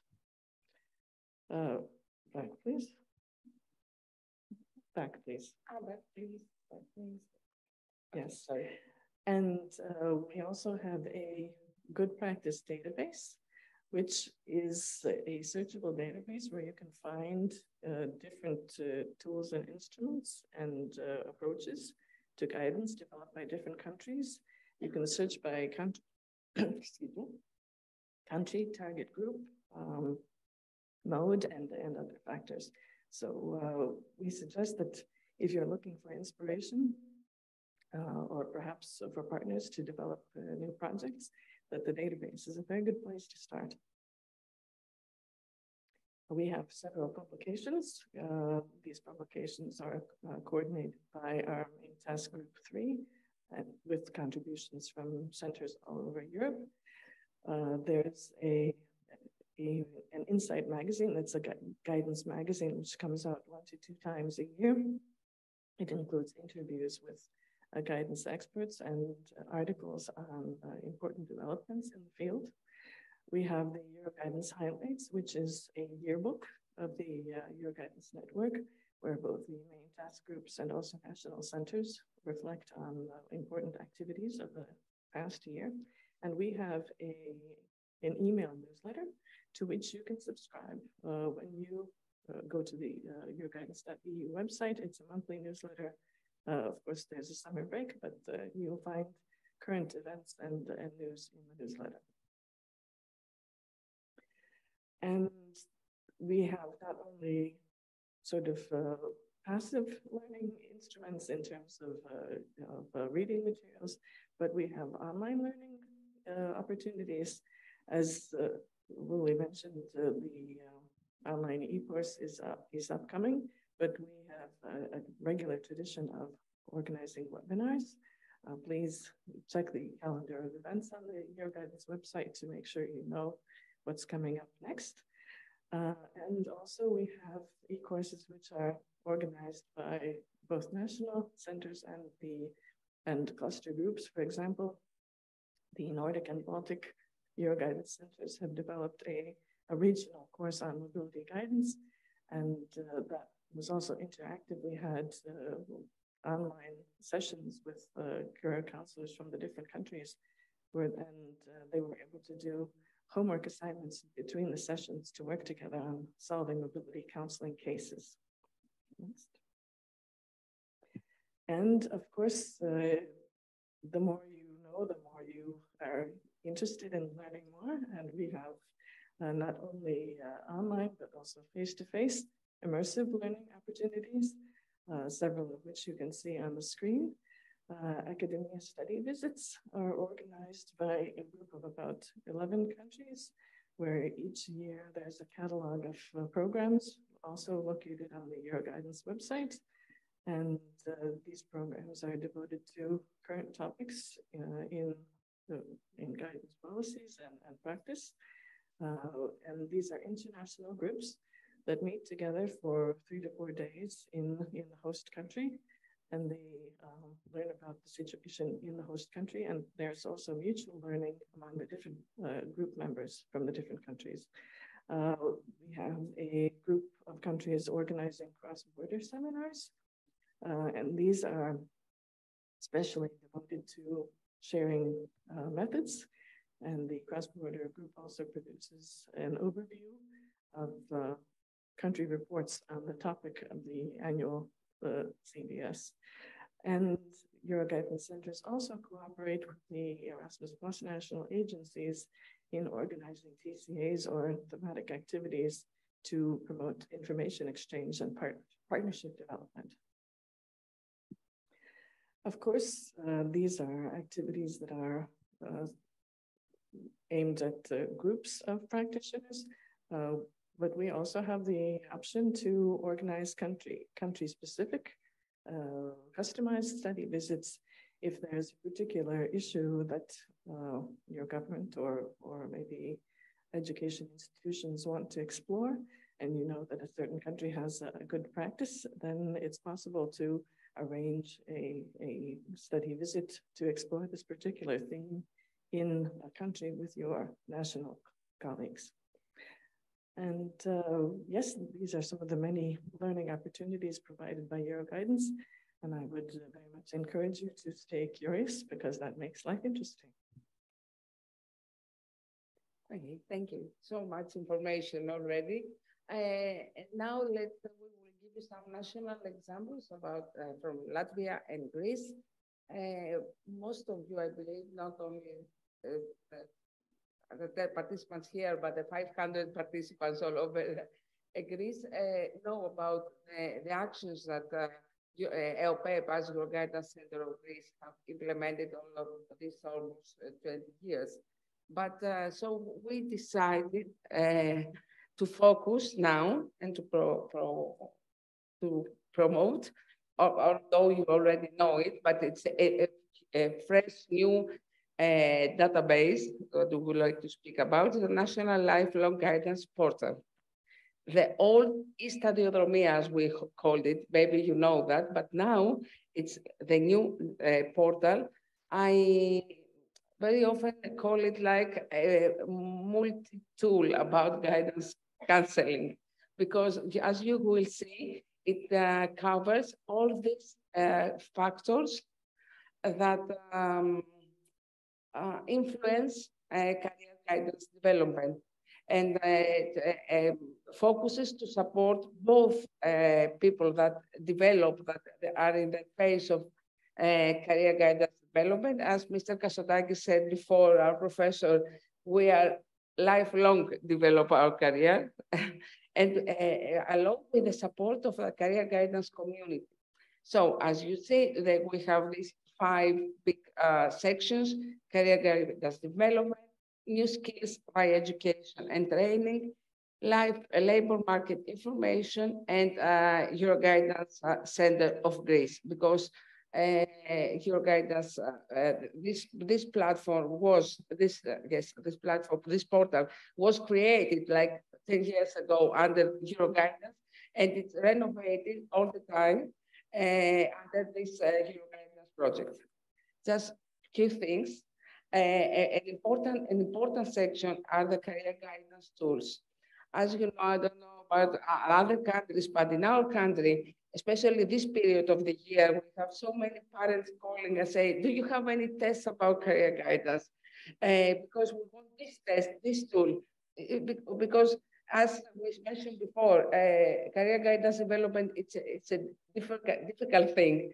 And parents are not so familiar on how to support their children in this very crucial decision.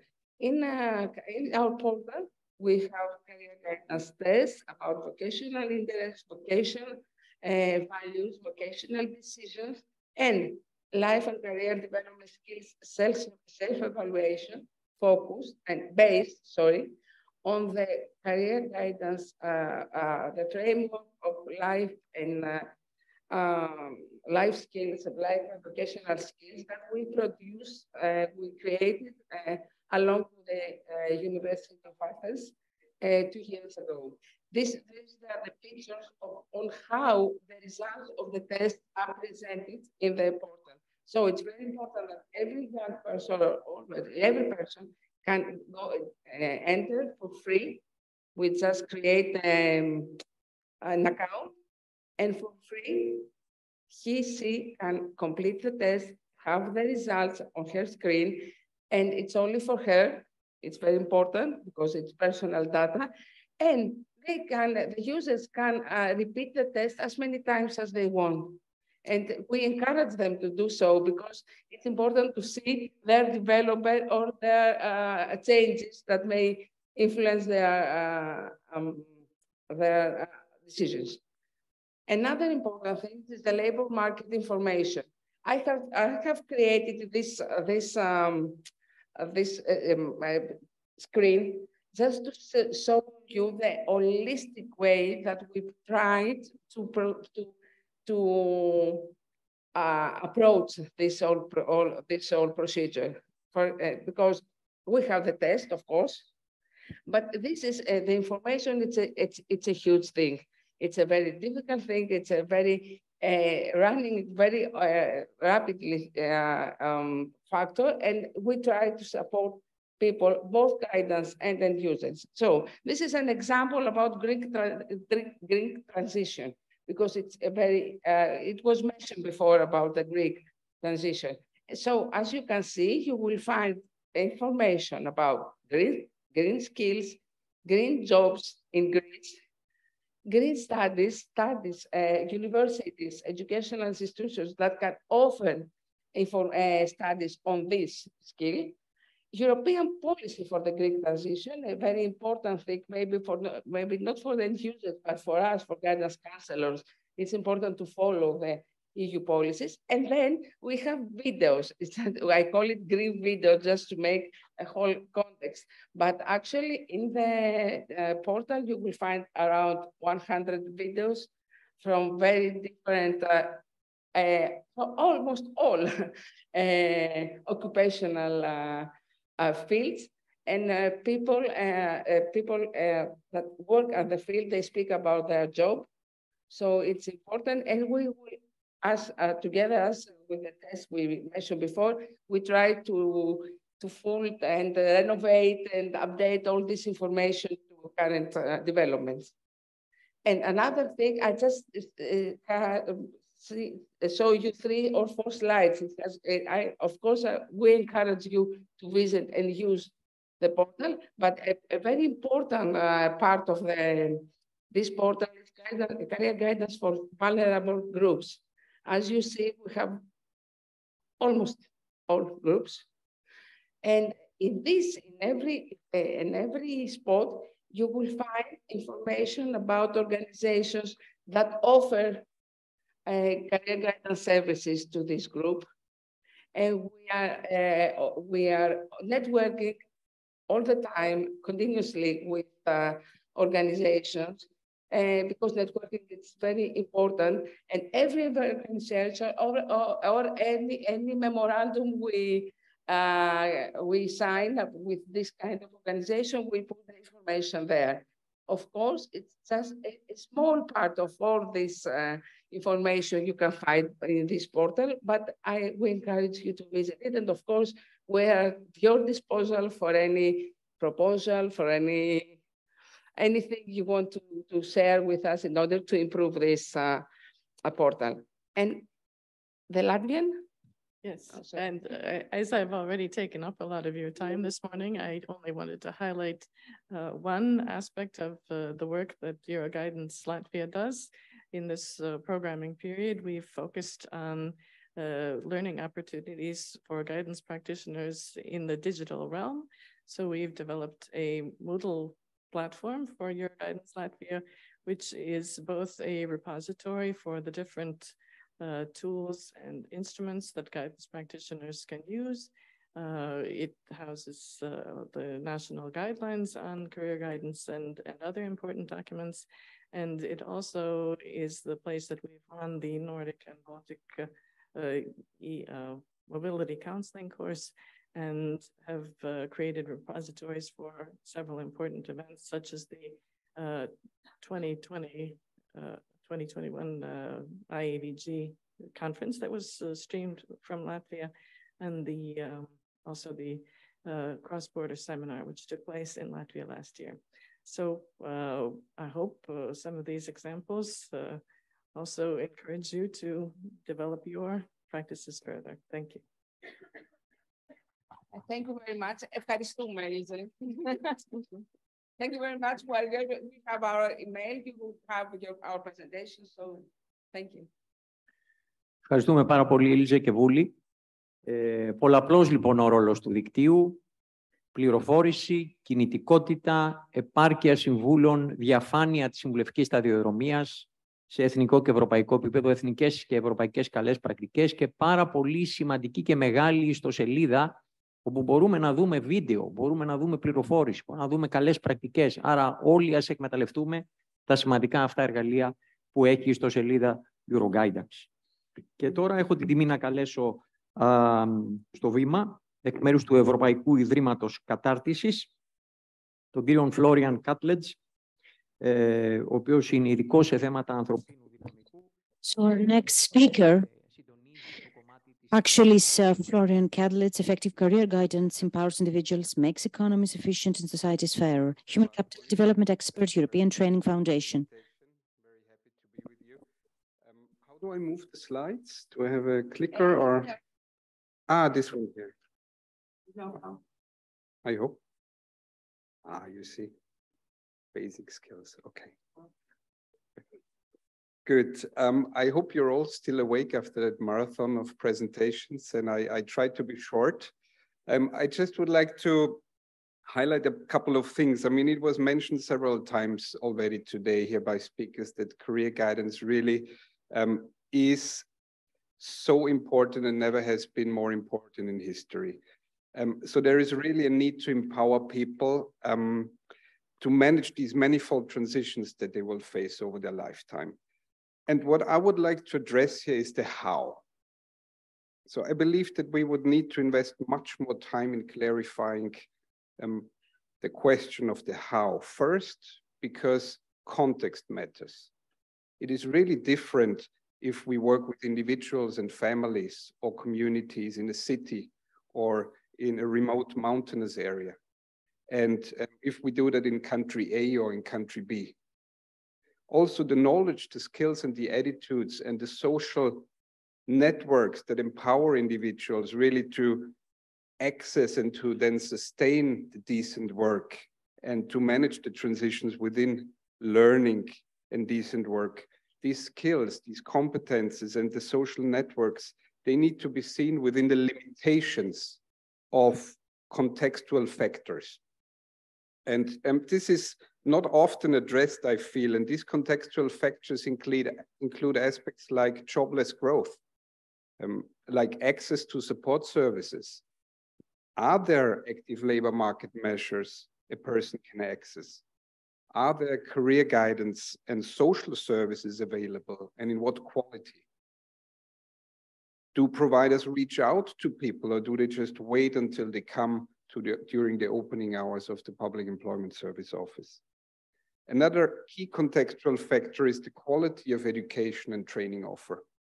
Then obviously also the labor market conditions, the trends at national, regional, and local level, like for example, aging, demographic change, or digitalization was mentioned several times, but also offshoring, climate change, etc. And one aspect I would like to highlight in particular as a contextual factor influencing the individual is culture. Aspects like gender, like age, like ethnicity.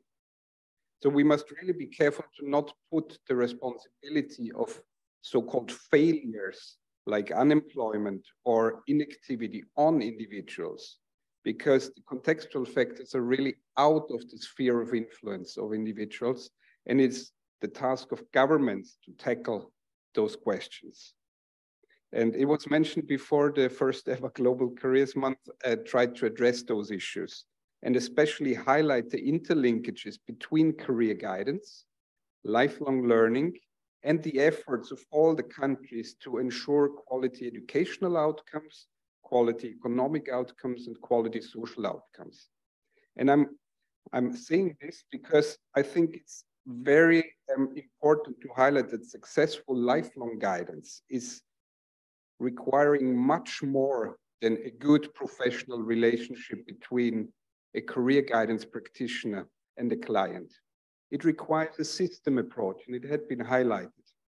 So it's about a strong cooperation and collaboration between the various stakeholders in education, employment, social, youth sectors. It's about sustainable funding, an issue that within the European Union hasn't been solved when it comes, for example, to outreach. It's about quality assurance, access for all, and the wider reforms that we must not forget in education, employment, social and youth sectors. Apologies, I forgot to click my presentation. So I'll give you a second, but I will share those later on. So I always stress the importance of career guidance practitioners next to the system approach, because supporting career learning is comparable to supporting the support teachers provide to learners. We know a good teacher is key for successful learning, and the same holds true for a professional career guidance practitioner. But we also know that teachers are notoriously underpaid in most countries, and they often have even a bad reputation, while at the same time we expect a lot from them, from the society. It's quite an unbalanced picture that doesn't really make people and attract people to join that profession. And we talked about it in the morning, that it's not easy to attract people to undergo certain trainings and then become professionals in that field. So it is really key to ensure good conditions for practitioners and ensure also a good reputation of the profession, and in fact to create a profession, which is often not the case yet in many countries. Coming back to the teacher comparison, so teachers today have to perform a paradigm shift from the single source of information, from the person transferring information to passively absorbing learners. And they have to shift towards a learning facilitator, enabling personalized learning, which obviously has clear implications for their competences. And when we look again at the important paradigm shift that career guidance practice needs to undertake, from information provision and transition points towards really facilitating the development of career management skills, we really observe the same logic. And I think we need to learn from education. For example, research shows very clearly that learner-centered learning approaches, so following the learner and not the teacher perspective, increases the intrinsic motivation of the learner and to engage into learning, take an active role. In other words, it increases agency, a word that is used a lot. But also such approaches then motivate and increased enjoyment of those providing that service, being the career guidance practitioners. And I think that's really important because that will have a positive effect on the reputation of the profession.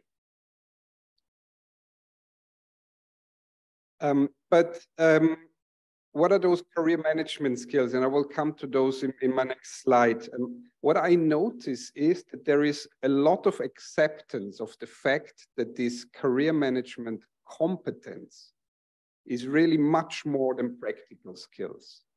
It's not just practical skills like CV writing, interviewing skills, knowing where to find information. But at the same time, while there is this acceptance, I notice in practice that there is still a very strong traditional so-called teacher-focused approach prevailing. Obviously due to difficult ratios between career guidance practitioners and clients in public employment services, but also in schools. Of course, budget constraints are an issue. But I think if we really want to make a difference and help empower people and also make economies more efficient and societies fairer, what we claim through career guidance, we need to be clear about one thing. This overall aim of career guidance is to develop the capacity of individuals to manage their careers. So it's about developing career management skills. And it will not be mainly the CV writing and job searching skills that will help individuals to manage difficult transitions. It will be the social and emotional competence.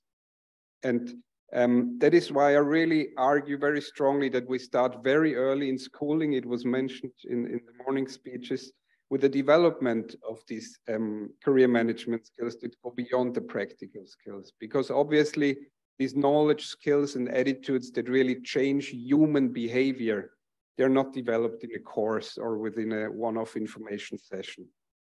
And I'm focusing so much on this early career education and guidance because it's about prevention. And it was also discussed this morning briefly when we came here that it is the employment side that is so much focusing on skills matching and fast activation that is now calling for prevention to avoid the difficulties of then stepping in and repairing, so to say. And so it's a good moment in time to bring that topic up. And obviously career guidance all over the life period is crucial. And it was mentioned before by my colleague from the Commission that the Interagency Working Group on Career Guidance will publish now in June a joint statement on career guidance for workers. So it's a good policy tool that can be used also by you. Summing up that slide, it's really important to follow a holistic approach to career education and career guidance, combining social emotional learning and career learning. And we must move away from just testing interests and personality traits and then delivering matching educational information and information about occupations. And I want to highlight one specific reason for that. Interest, really interest develops only through experience. What I do not know, I cannot like. So career guidance and career education needs much more experiential learning.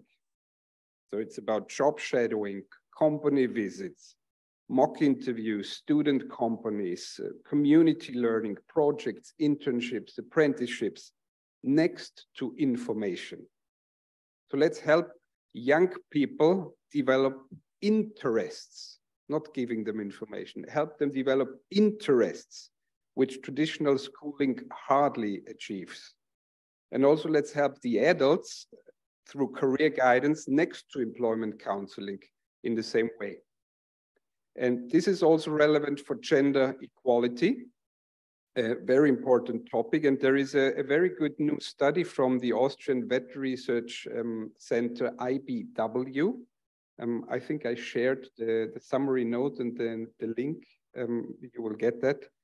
It's mainly in German, but the summary is in English. And the interesting aspect of that research is it's a new research approach. So it looks at early childhood experience and career choices and goes another angle from the typical socialization point of view. And in a nutshell, let me very briefly summarize.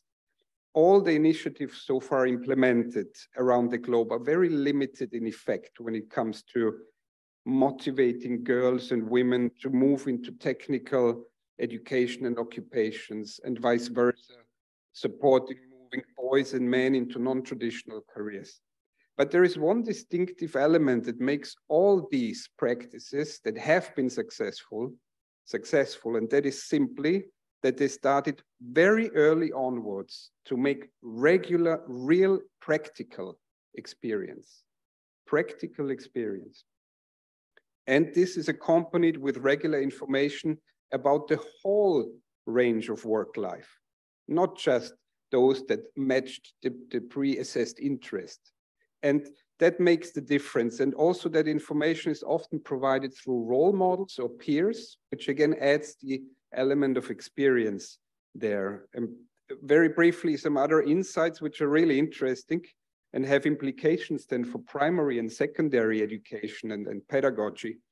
So when young people are exposed very early in life to regular play with building blocks, you know, Lego and these kind of things, and regularly involved in repairing things at home, like your bicycle or constructing an IKEA cupboard, this will have a positive effect on the interest in involving oneself in technical learning and in choosing a technical profession. I think that needs to be taken into account by the education experts in primary and secondary. But of course, the gender stereotypes prevail and hinder, obviously, also efforts. So summing up again, the role of career guidance has to be neutral, evidence and fact-based, and should expose all age groups, and in particular, the young people early in life with all work life, and help them make experiences that allow them to develop interests. And that should help to go beyond typical female and job priorities in their decisions. And finally, I noticed that slide never ends. Labor market intelligence is very important. It was mentioned many times. And I realized that's an issue in many countries. So I would like to share a practice from non-EU countries that have a different approach, because it's an interesting case. So in a case where there is a lack of data and where there is lots of informality, a solution that works for countries is to have local guidance fora. That simply means that the municipality meets with the local public employment office, with the worker representatives, the employers that are in the local area, maybe sectoral organizations if available, the education providers in the area, civil society organizations. And that exchange among those simply offers insights into skills needs, into opportunities, into service needs, also related to entrepreneurship opportunities. And this obviously also helps to improve coordination and cooperation at the local level, which is very important and hard to achieve often. And finally, obviously, tracer studies at school level could provide a good evidence for guidance.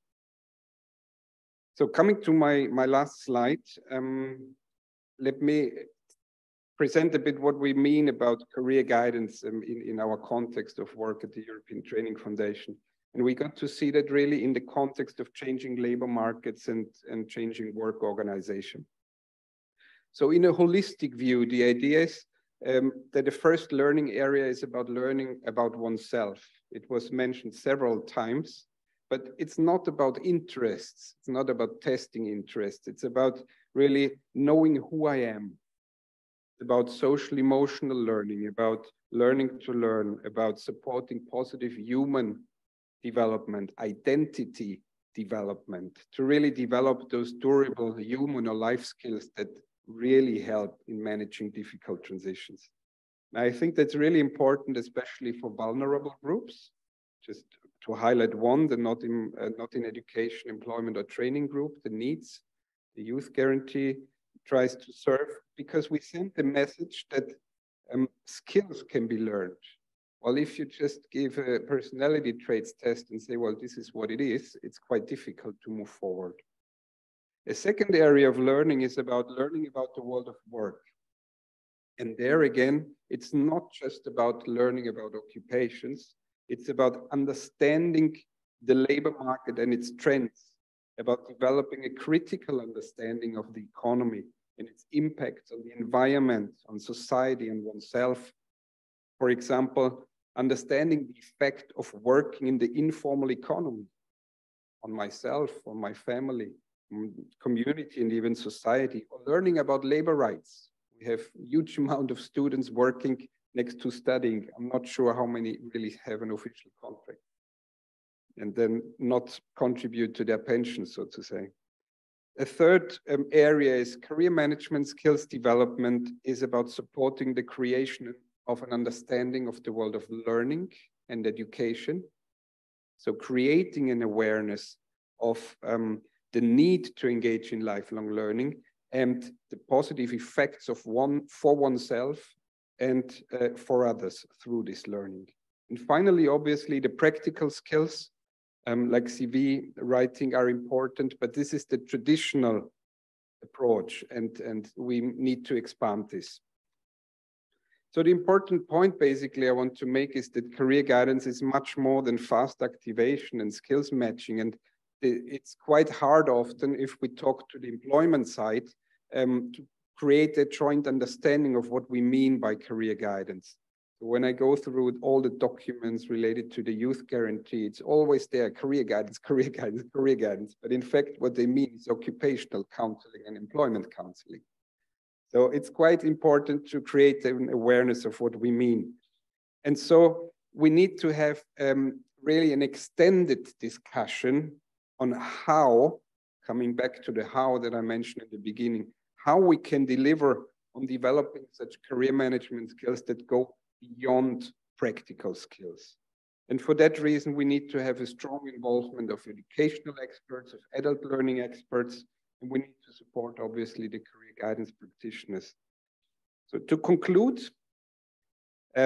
if we follow a system approach, if we integrate career learning and social and emotional learning, if we accompany the information provision with experiential learning to support interest development, if we make the shift towards a learner-centered approach and ensure the availability of highly qualified and motivated career guidance practitioners to that end, career education and guidance can really build a solid foundation to be effective in really empowering individuals and making economies efficient and societies fairer.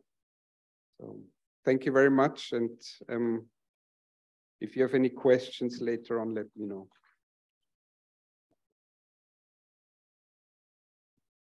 Ευχαριστούμε πάρα πολύ, Φλόριαν. Θα μπορούσε να αποκαλείται και η παρουσίαση ως ευημερία, γιατί όσα είπες είναι η βάση της ευημερίας.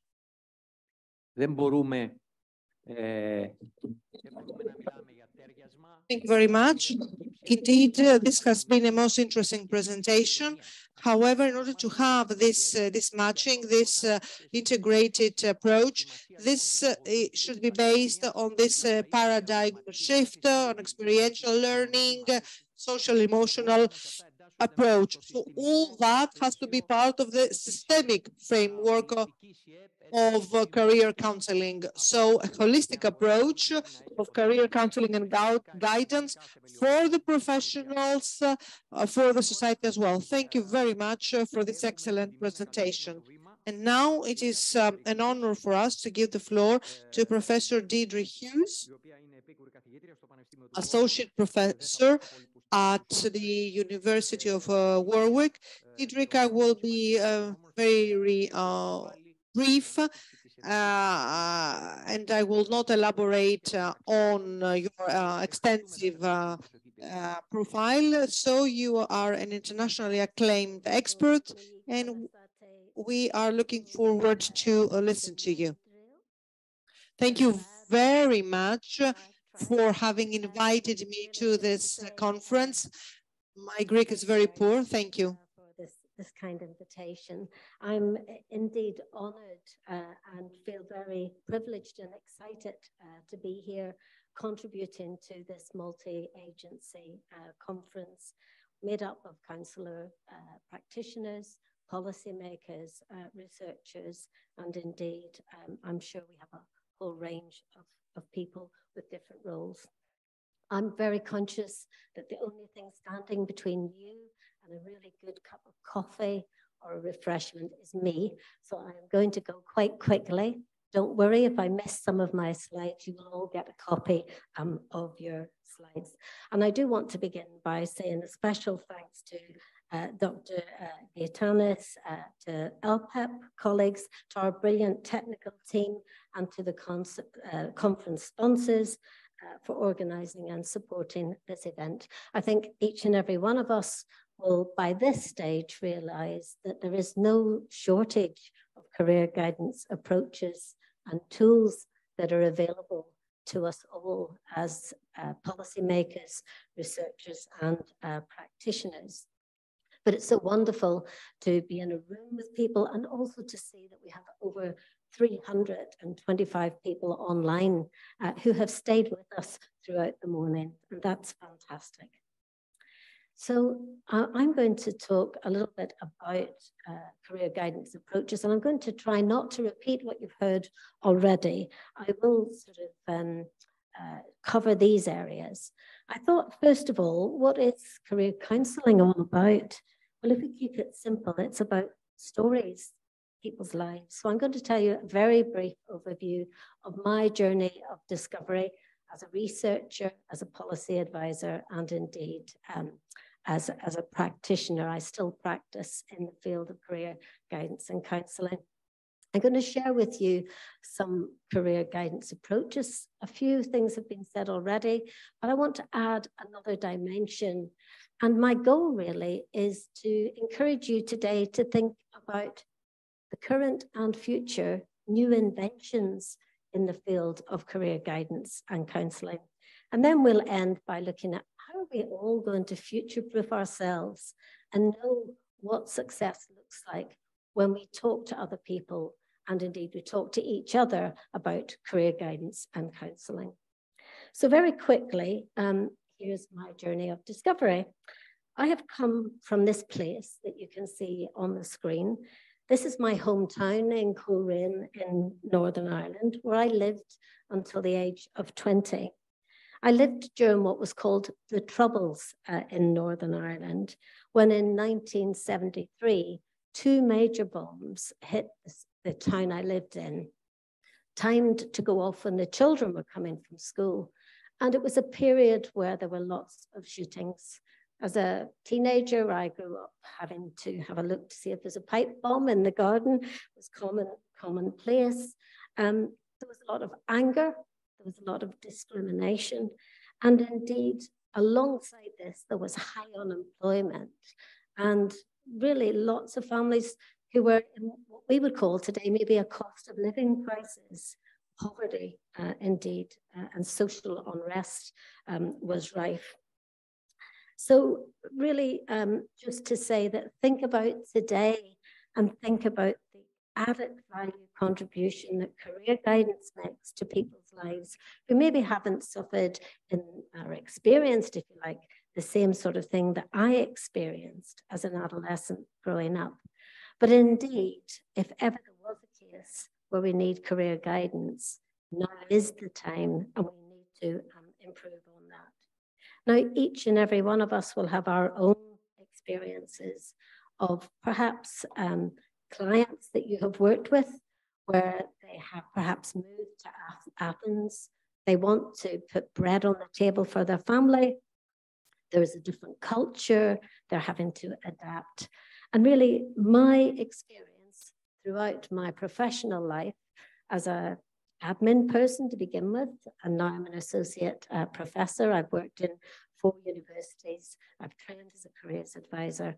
And I think what unites each and every one of us is we want to help smooth the transitions for individuals. And I'll say a little bit at the end about why I think career guidance is good. Now, on a brighter note, here's where I live today. And that journey from Coleraine to when I moved to England when I was 20, what I learned when I moved to Bristol in England was that they didn't speak the same language as me. I called bread baps. They called them rolls. And I would walk down the street and say, hello. And in England, in certain parts, people are very reserved, and the Irish are not terribly reserved. But I wanted to show you this image because Exeter, where I now live and I work, I have 2 small businesses. I employ staff and associates. My career has unfolded in a way that what has driven me has really been about curiosity, which was mentioned earlier. And those of you who in the audience, if anyone's a Harry Potter fan, Exeter, this street is called Gandhi Street, and this is where J.K. Rowling came up with the idea of Diagon Alley. So how life takes its twists and turns. So I do want to touch on theory, because when we look at new inventions, particularly artificial intelligence and digital developments, that actually what artificial intelligence is trying to do is to almost mimic how we think, our brains, and how we actually deal with language. And I'm going to talk a little bit more about that shortly. But guess what has influenced me in my career? I should say I'm also a mum and a grandmum. But what I think influences most people is the search for a meaningful life, with many influences on the way and supporters, chance encounters, skilled professionals probing, helping me think about my strengths, helping me think about where the opportunities are, and also a degree of resilience. So I really just want to share with you something here, 3 key points, which I've taken from Viktor Frankl, who was a Jewish Austrian psychiatrist. And I know that in the audience today, we don't just have psychologists and sociologists and those involved in education and pedagogy, but we have social sciences. And I hope we have a few economists in there as well. But this notion really of meaning in life really comes from the Greek word, this logotherapy. It's a Greek word, logos, meaning. And it's based on the premise, really, that the primary motivational factors and the force of an individual is to find a meaningful life, and career and work and livelihood are inextricably linked within this. So as counselors, your work makes a difference, it contributes to helping individuals find their place and tell their stories in order to create a good life, not just for themselves, but for their families. And if you're interested, again, I've got the link to this, but really just to say that not everyone suffers, though some of us would say we all suffer in life at some point, but that everything can be taken really from a person, but one thing And that is that sort of last of the human freedoms, to choose one's attitude to a given set of circumstances. And this is where career management skills, career competence, we're about trying to create a really good way of leading a meaningful life. Now, just to say that we haven't talked a lot about the big C word, COVID, but I just wanted to use this slide to illustrate to you, if you like, 7 big drivers that are changing our society. I'll just pick out 1 or 2. Let's just begin by this notion that today's children and young people are tomorrow's adults.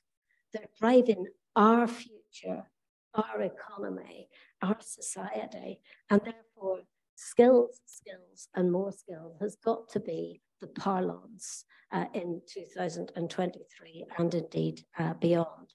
We've already heard about the greener economy and green skills. And I think if we summarized what we've heard is the need to reframe the education experience and reframe that towards transformational learning, the person at the center, indeed, of the process. And these 7 drivers demand transformation and, if you like, a roadmap for recovery. And in many cases, a departure from what has gone before.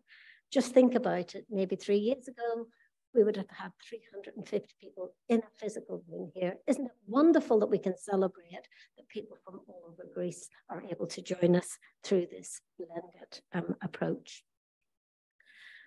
So let's quickly look at some career guidance approaches. And I think, first of all, I want to say that in the UK, as a policy advisor, I've worked to ministers in all of the 4 parts, the whole nations of the UK. In England, at the moment, the Department for Education has future-proofed the matrix quality standard, something which I know is dear to the heart of colleagues here in Greece, to have quality at the heart of our services. Why should the poorest people get the least support from the poorest trained individuals? We should be flipping that round and ensuring that the poorest people get the most help and the most support. And I believe that it's government's responsibility to do that. And we've already heard at a European and an international level, we have got an evidence base. If you're a student and anyone says, oh, but our evidence base isn't strong, we've already seen the volume of evidence which says that career guidance and career counselling really does make a difference. Now, I'm not going to say too much about starting early because we've already heard about the importance of what I call career-related learning. I've just finished a study with 13,000 plus young people, parents and teachers in primary education in 3 parts of 3 regions in England. And really the message really is that we've got to capture children's aspirations and skills from an early age, as simple as drawing a picture of your future. And actually that tells a million stories about what's in the mind of a child when it thinks about you know, what their future might be. And I just say to you that there's a whole range of resources and tools which I'll signpost you to if you want to actually do more work around starting early and working with primary schools. I have got to mention Careers Wales this afternoon. You've got the pleasure of meeting Nikki Lawrence, who will talk about Careers Wales and National Career Service. But one of the unique, if you like, inventions in Wales is to use Minecraft and to actually tailor it to something called Careers Craft, which is a game which has indeed, would you believe it, 5 million plus downloads. And just recently, CareerCraft has a number of locations across Wales and new locations coming on board where children are encouraged to problem solve, to think about their skills. And Careers Wales also has developed supplementary workbooks for teachers and indeed to align that with the requirements of a new curriculum in Wales. And there will be other sectors included in this at the moment. It covers a range, for example, engineering and many STEM subjects, but hospitality is something that is planned. So I think the next thing very briefly is just to say that for those people in this conference, lifelong learning, career counselling, career guidance, you are committed to it. Otherwise, you wouldn't be here today. But outside of our field, it's a puzzle to many people, particularly to ministers who are in different silos, in different departments. And so your job and my job is to keep it simple. What is career counselling about? It's about the 4 E's, embedding career development in the curriculum, enrichment activities for career development for all people, not just those in school, even would I dare say it for the 60 plus, because we know that for many people, they will have to work until they're 70 plus before they'll be able to get their pensions. So it is imperative that actually we look at enrichment, not just for our children and our young people, but for adults as well. Employability and skills development, the language of careers gets muddled sometimes because we have employability, we have careers. And I do want to say that colleagues in Estonia have actually come up with a glossary. CEREC in Canada have produced a glossary so that people understand the language of careers. And of course, we have to talk about enterprise, self-employment and entrepreneurship, something that careers practitioners, in my experience, sometimes shy away from. There are many theoretical perspectives. Dr. Mary McMahon has given me permission to share this slide with you. And in the interest of time, I won't mention all of the theories, but my challenge to you is to sort of think about what will be the new theories that we will need to consider. We'll need to consider how people make a livelihood. We'll need to consider how people adjust to change. We'll need to consider ethnographic studies. But most importantly, from a ministerial perspective, we'll need to really be clear about return on investment. In England, a few years ago, I looked at a return on investment from the National Career Service, and I was able to look a minister in the eye and say, for every £1, let's say €1 you invest, you'll get €9 back. And that's very, very difficult for a minister to argue if you can show that evidence base. So we need to connect with economists and other professionals. I just want to also emphasize that we've heard it already from our speakers. Wherever you or I work in the field of career counselling, our job is to create a strong learning environment. The work of Frans Myers from the Netherlands has greatly influenced my philosophy and approach, that a strong learning environment requires transformational leadership. And if we have a school with a principal who won't refer pupils to get a career guidance interview, then our job is we're the transformational leaders. We have to find tactics and ways to actually drive the agenda at grassroots level. It's not easy, but it's really essential. And Florian just mentioned about how can we address teachers' dialogical skills with a professional identity that mainly focuses on, though not exclusively, on the transfer of knowledge and academic outcomes. I think there are glimmers of hope that we can see, for example, with practitioners using social media like Facebook, where there are groups of practitioners who are sharing new inventions, sharing problems that they have to address, like the inspector is coming in tomorrow, what shall I do? And a community that supports each other and says to that person, you are trained, you are the expert, you know this well, offering reassurance. So let's none of us, whether we're a psychologist, a psychiatrist, a teacher, a counselor, someone who focuses on a particular group like special educational needs, let's not forget the importance of dialogue, of narrative, and how some people need an interpreter and a safety net. And even though I trained as a careers advisor, after I had children, I moved to another village in a different part of England. I needed to see a careers advisor to remind me that I had skills and that I could be confident in the world of work, having had a break to bring up my small children. So you provide that safety net, and government has a responsibility to provide that safety net. Now, I haven't got time to go into all of these, and we've already heard that there's a richness of examples from other countries across Europe. But there are two slides that after this conference you might like to have a look at.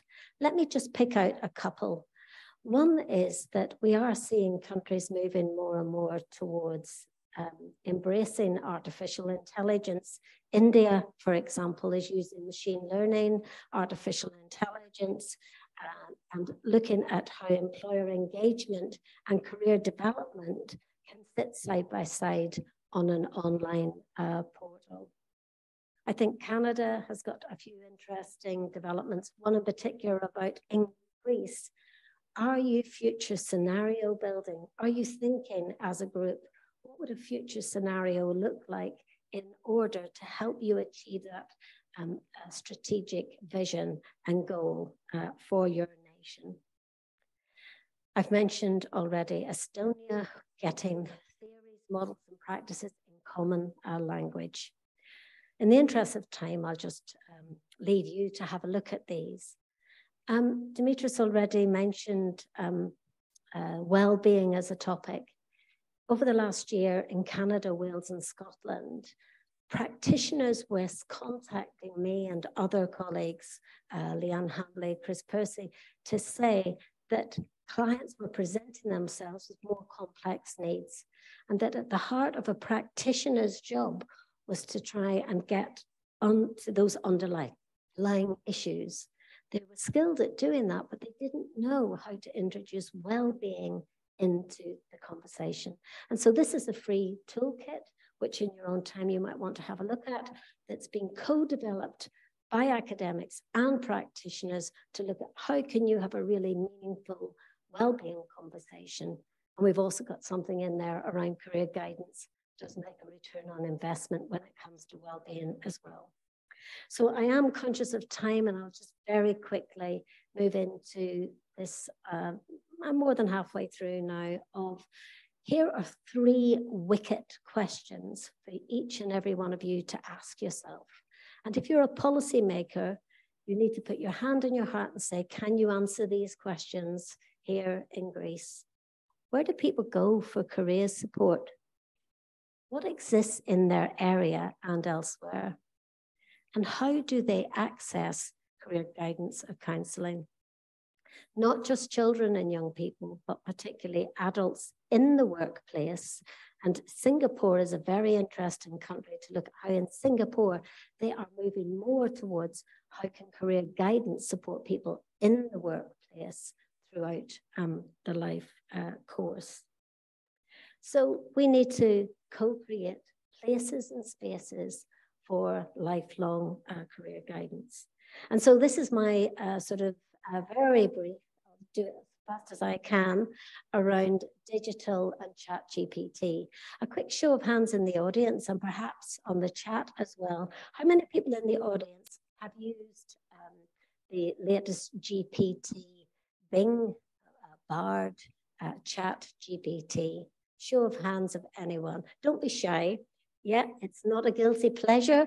It's going to be an essential thing that we all heighten our awareness. This is a new invention, but not something that's completely new. But I want to say that when we think about digital, we have to think about humans in the loop. Some people cannot afford online access. Some people can't afford a mobile phone to be able to access this. But you and I have got used to online and digital, and governments are pushing more and more people towards that self-help support. So I'm going to argue that humans in the loop are vital, and I'll show you why.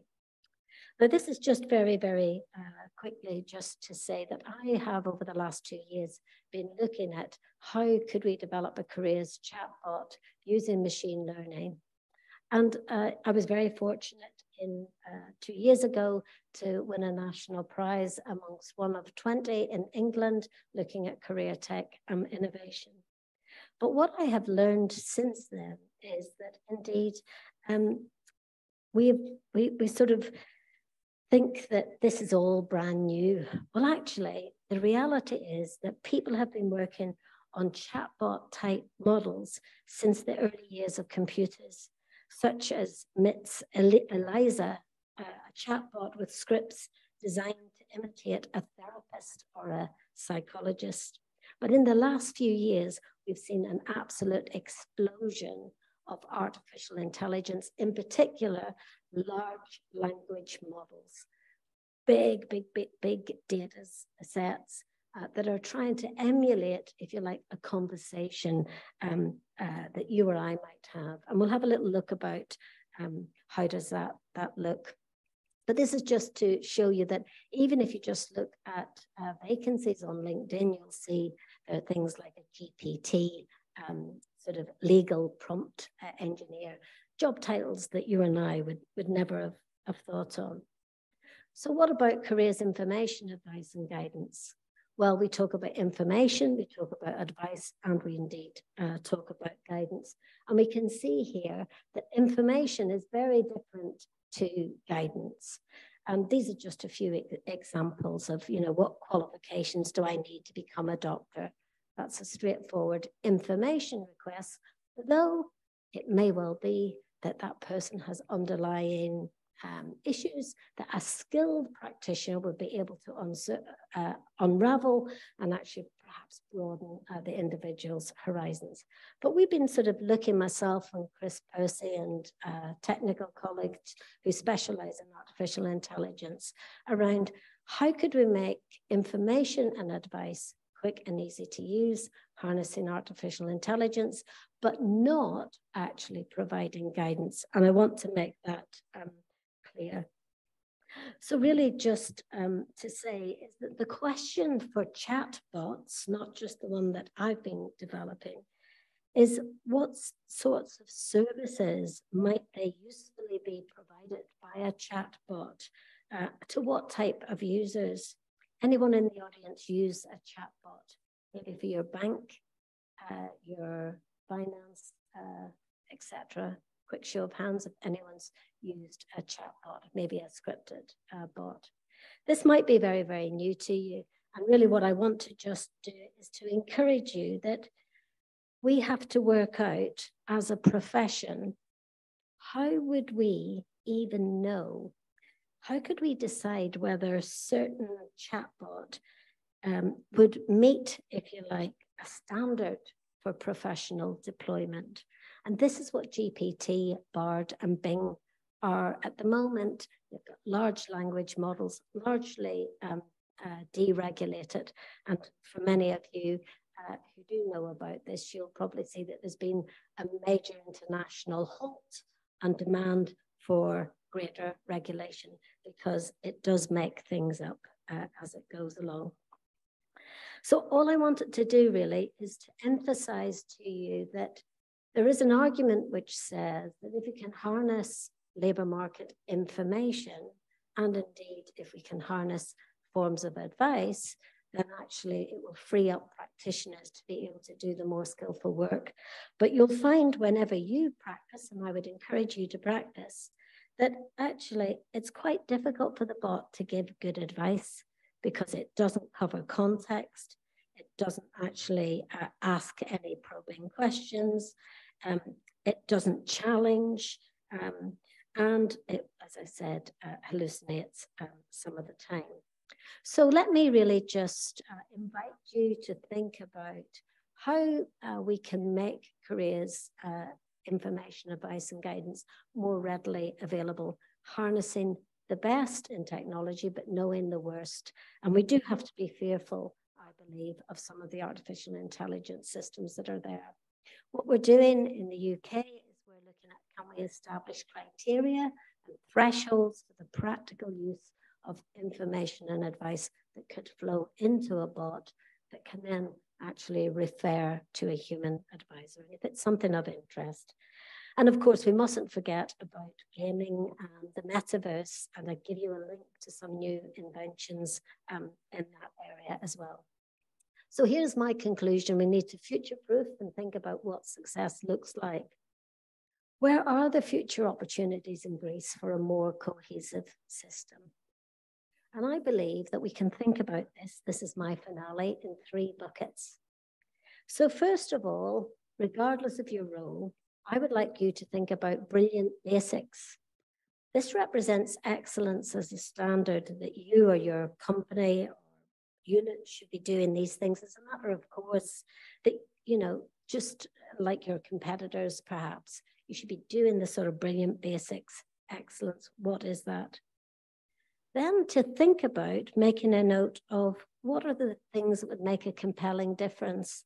So this should be, if you like, significantly better than just the normal, the day-to-day things that you do.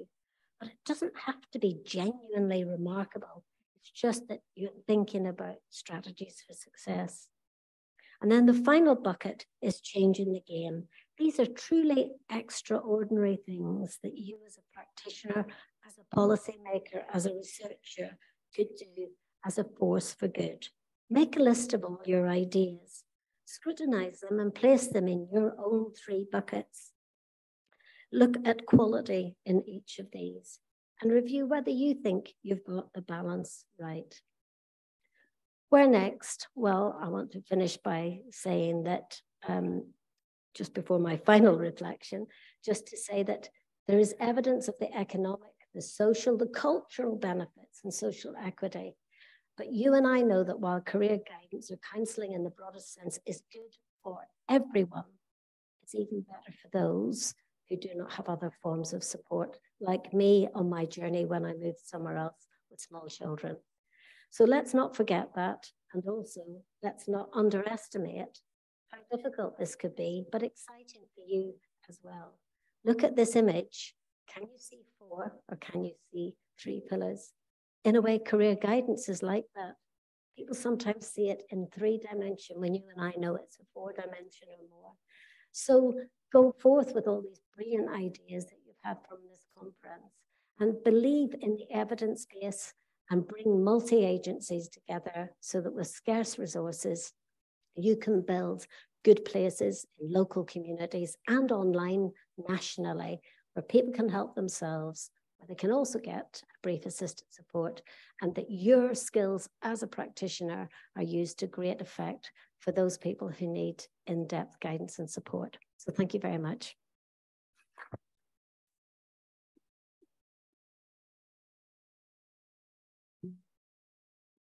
Thank you very much, Deirdre. Ευχαριστούμε πάρα πολύ. Thank you so much, Deirdre. A fully fledged presentation in an integrated manner, starting from raising our awareness as regards the very meaning of career counseling and guidance for all target groups and for each one respectively, placing the emphasis on the training environment that we need to develop, and also placing the emphasis on specific dimensions such as the narrative one, and the importance to get experiences and knowledge not only from Europe but also across the globe. Also, we need to have the adequacy at the level of services provided, because this will improve the access to those services by all target groups. So taking into account, of course, the technological developments, but placing the emphasis on the human dimension. Finally, she underscored the importance of having a strategy about career counseling and guidance and sharing her experience from her country. Thank you so much.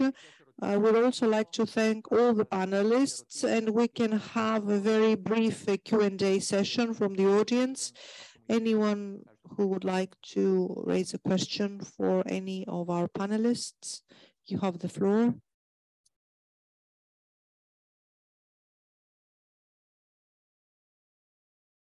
Παρακαλούμε να μας βοηθήσετε αν υπάρχει και ερώτηση από το κοινό που παρακολουθεί διαδικτυακά. And also if there is a question from the remote attendees, we would kindly ask you to support us in that respect as well. You need to have a microphone, otherwise there can be no interpretation. Do you have a microphone?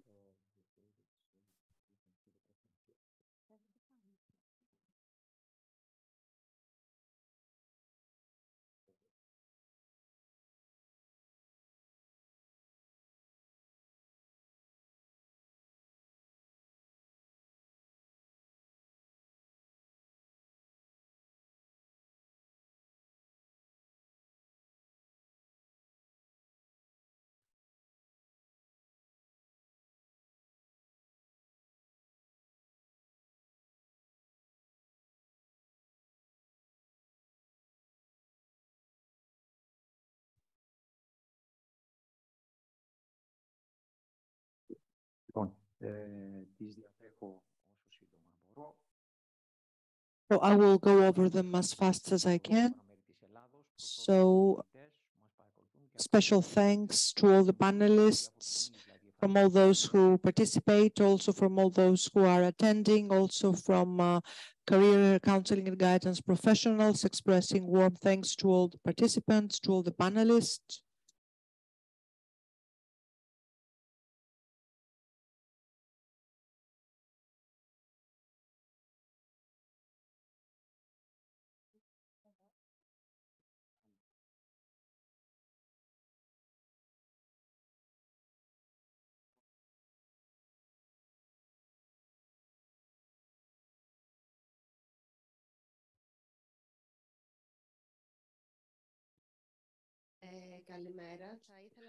Good morning. I would like to have the question, especially for the last speaker, but also all the panelists.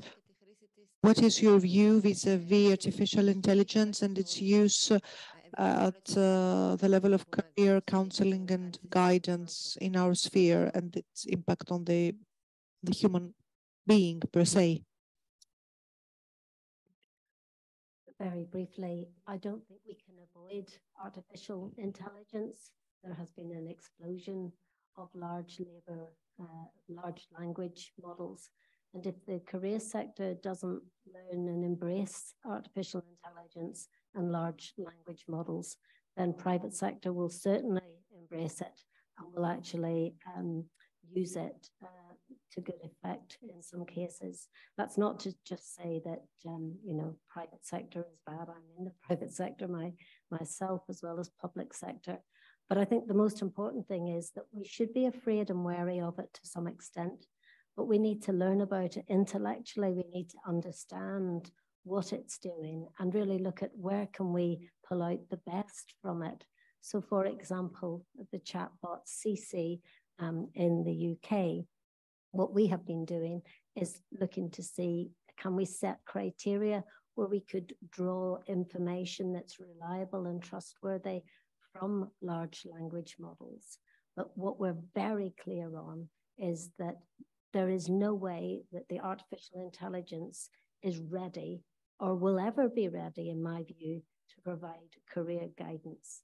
It is good information, and sometimes that's all what people want. So I think we just have to embrace it and see it as the human in the loop in all of this, but we're the professionals. And if we don't look to how we can make sense of it, then other people will do unto us and perhaps not use it to the same professional level that we would do. So my advice is don't ignore it, but be afraid of it, and then work out how it can enhance careers information and advice in the setting that you work in, if at all. And not everyone will actually want to use artificial intelligence, but some people will, and we've got to really look at how we can stay ahead of the curve. Δεν έχουμε ερωτήσεις στο chat. So no other questions in the chat. Mr. Cohen-Nobden has shared with us the two links from the European Commission and also another one on the European Learning Model.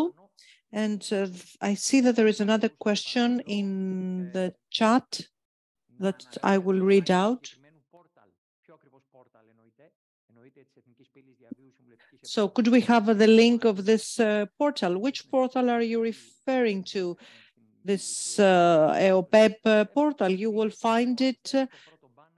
It is on the left-hand side, the first banner on the EOPEP website for the lifelong career counseling and guidance, if this is the portal that you were referring to. No other comments, no other questions, so we will have a coffee break. Thank you all.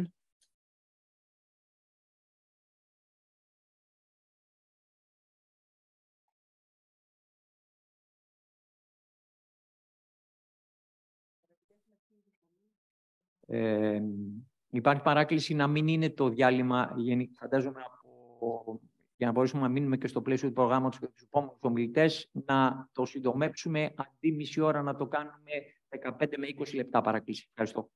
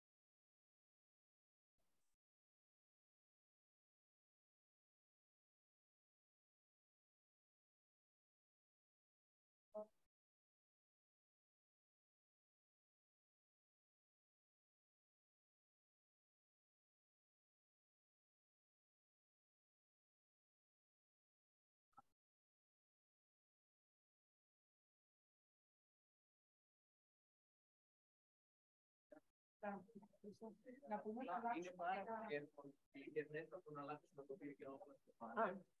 Το Flickr λειτουργεί πάρα πολύ εύκολα.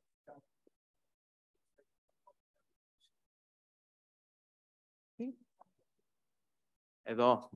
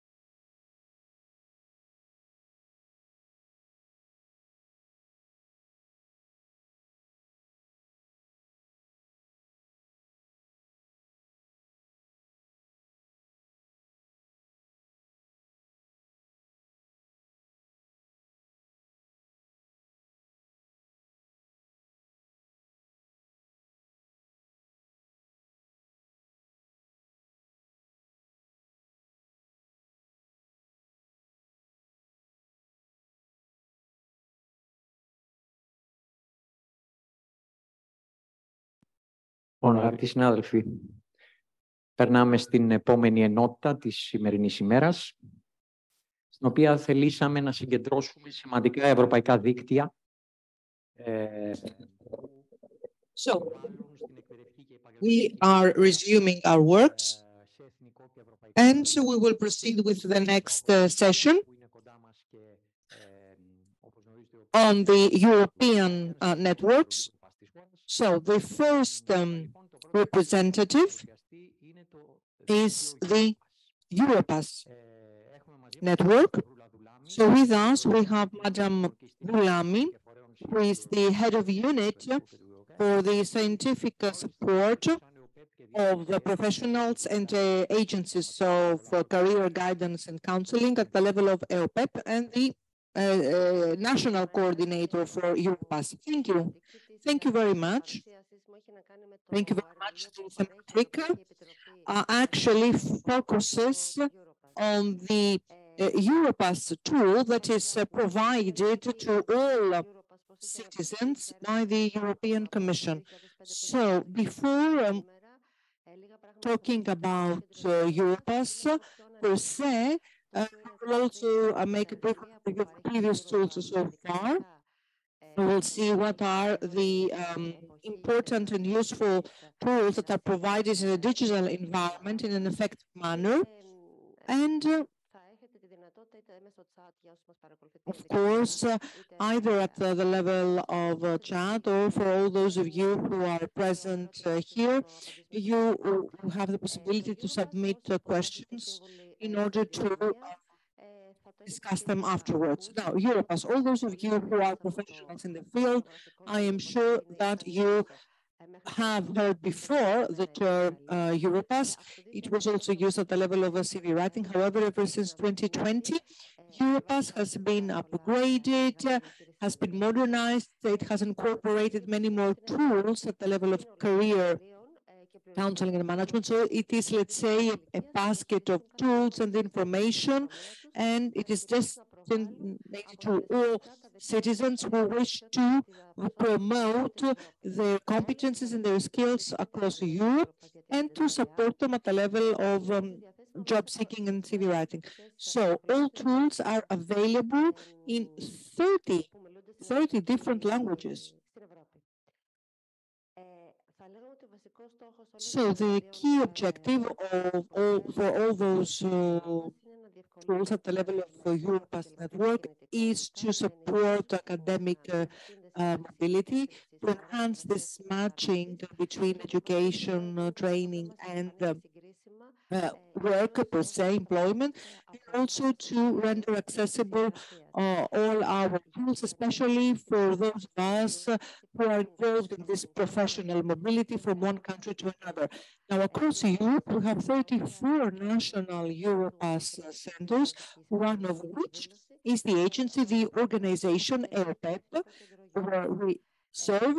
EOPEP is concurrently the National Europass Center. So we are a member in this network since 2000. We have been members rather since 2005.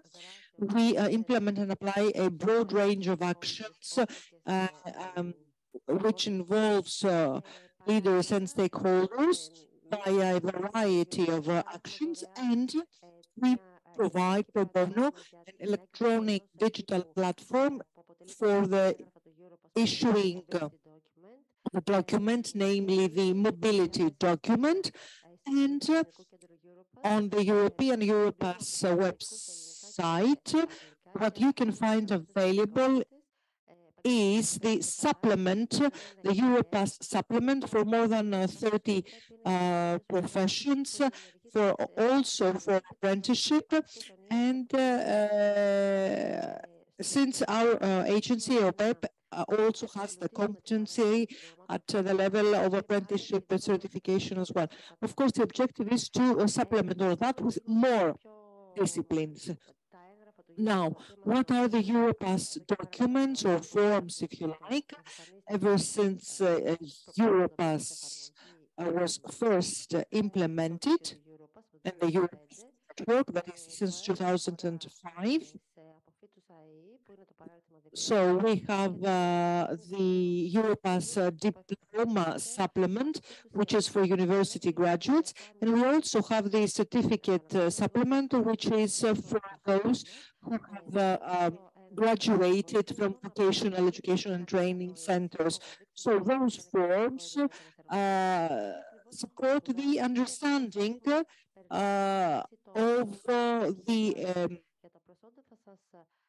of the agency to which we are addressing those supplements, an understanding at the level of our studies, of our education, of our knowledge. So concurrently with the certificate or the diploma, we also provide with this diploma supplement, which contains information about the learning outcomes and corresponding to our graduation or education title vis-a-vis the skills and knowledge that we have. So this overall process is supported by an EOPEP group of experts. Another form, another document that you may be aware of, all those of you who have been involved in this process of supporting students or other, let's say, trainees to be part of a mobility activity, Erasmus or other mobility activity. So we have the mobility document. This provides or contains rather information on the trainee, on the graduate. So the strong point here is about the skills. What are the skills gained from this mobility experience? The only prerequisite, we would say, in order for this document to be issued is for this mobility experience to take place in an organized framework, that is a recipient receiver agency authority, and to support this training and the learning pathway. Now, there have been critical changes ever since 2020 because we have the new platform, the Europass platform that has been launched by the European Commission. This platform has under its umbrella all the Europass tools from the past, the new ones, and it provides information as well under 3 thematic pillars. So work in Europe, education in Europe, and the big thematic chapter, which is under the, which is dubbed My Europass. So under this My Europass, there is a possibility to set up an e-portfolio, the skills, the recommendation letters, the CV, registration or stock taking rather of the various skills based on the European taxonomy ESCO, a test for self-assessment, choices at the level of interest and professional objectives, and information for education, training, and deployment in any European country that might be of our interests. Now, some Europass statistics for users. So this platform is launched and under the administration and the operation of the European Commission. So 33 million users have made their digital profile, their e-profile.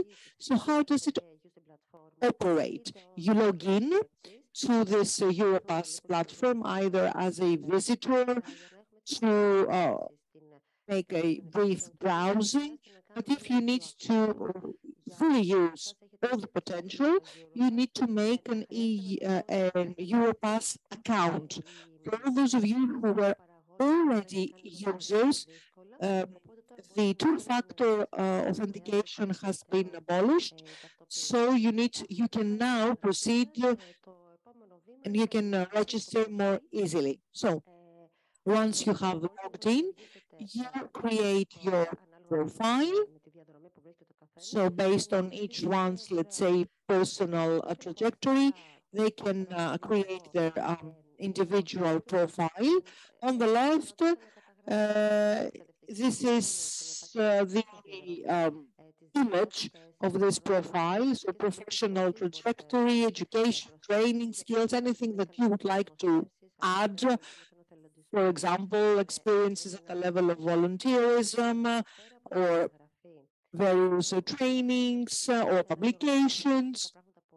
So much more analytical information than in a CV, and you can also attach anything that proves what you state, either professionally or educationally.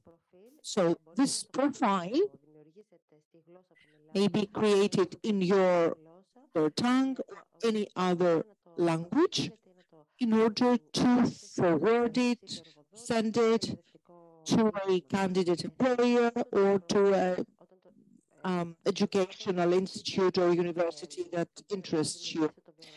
Now, as soon as you share your profile link to anyone that you wish, and you can use this profile in any language. So the units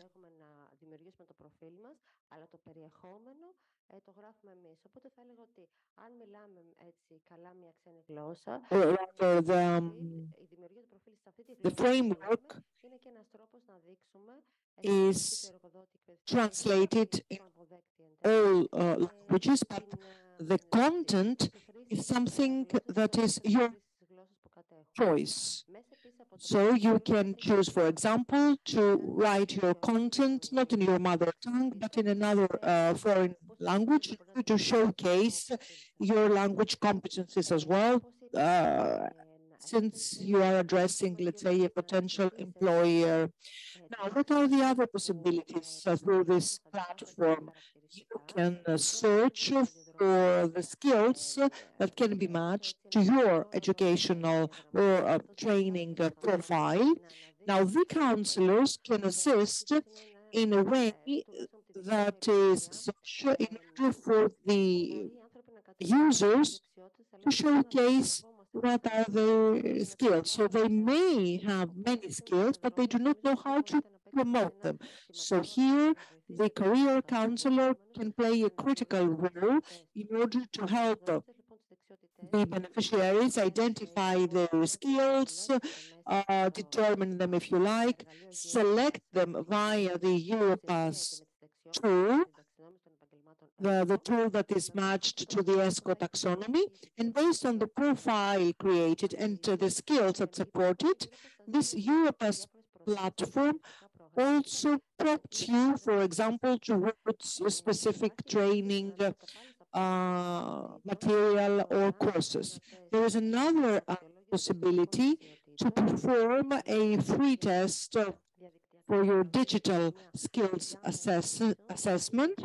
This involves many questions. Initially, there is, let's say, a first recognition of digital knowledge, and then moving on to more specialized questions in order to get this digital knowledge certificate or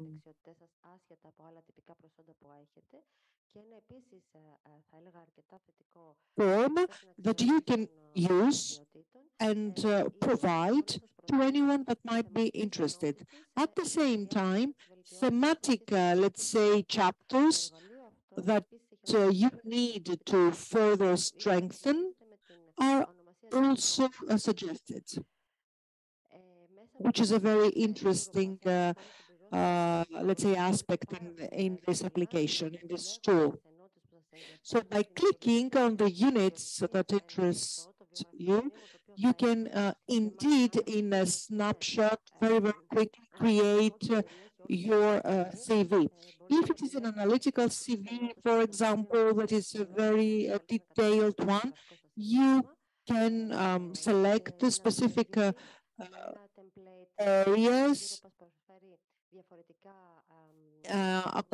depending rather on the potential addressee, potential employer, so a different type, let's say, of CV, so with new features. And you can download it to, of course, to your computer or to any device and forward it to an employer. Or you can create from scratch your CV, or you can upload an existing CV in PDF form and also edit it if you like. So the entire process is very simple. For those of you who are in tertiary education environments, supporting university students or in, professionals in the labor market, what is requested is a cover letter. Europass can support you in drafting this cover letter, and this is a critical tool for the professionals as well, no matter the professional setting. Now, Europass can be matched to your interests, also interests that can be matched to your educational profile, to the labor market, but also the countries that would be of interest to you to study or to get a job. So the Europass algorithm, of course, the artificial intelligence is going to be part of that, supports you in a manner that you are prompted with proposals or suggestions, perhaps. Now, as we have already said, at the level of this platform, you can make, let's say, information search for a country, for a sector, for, I don't know, an educational setting. And my colleague afterwards will further explain all that.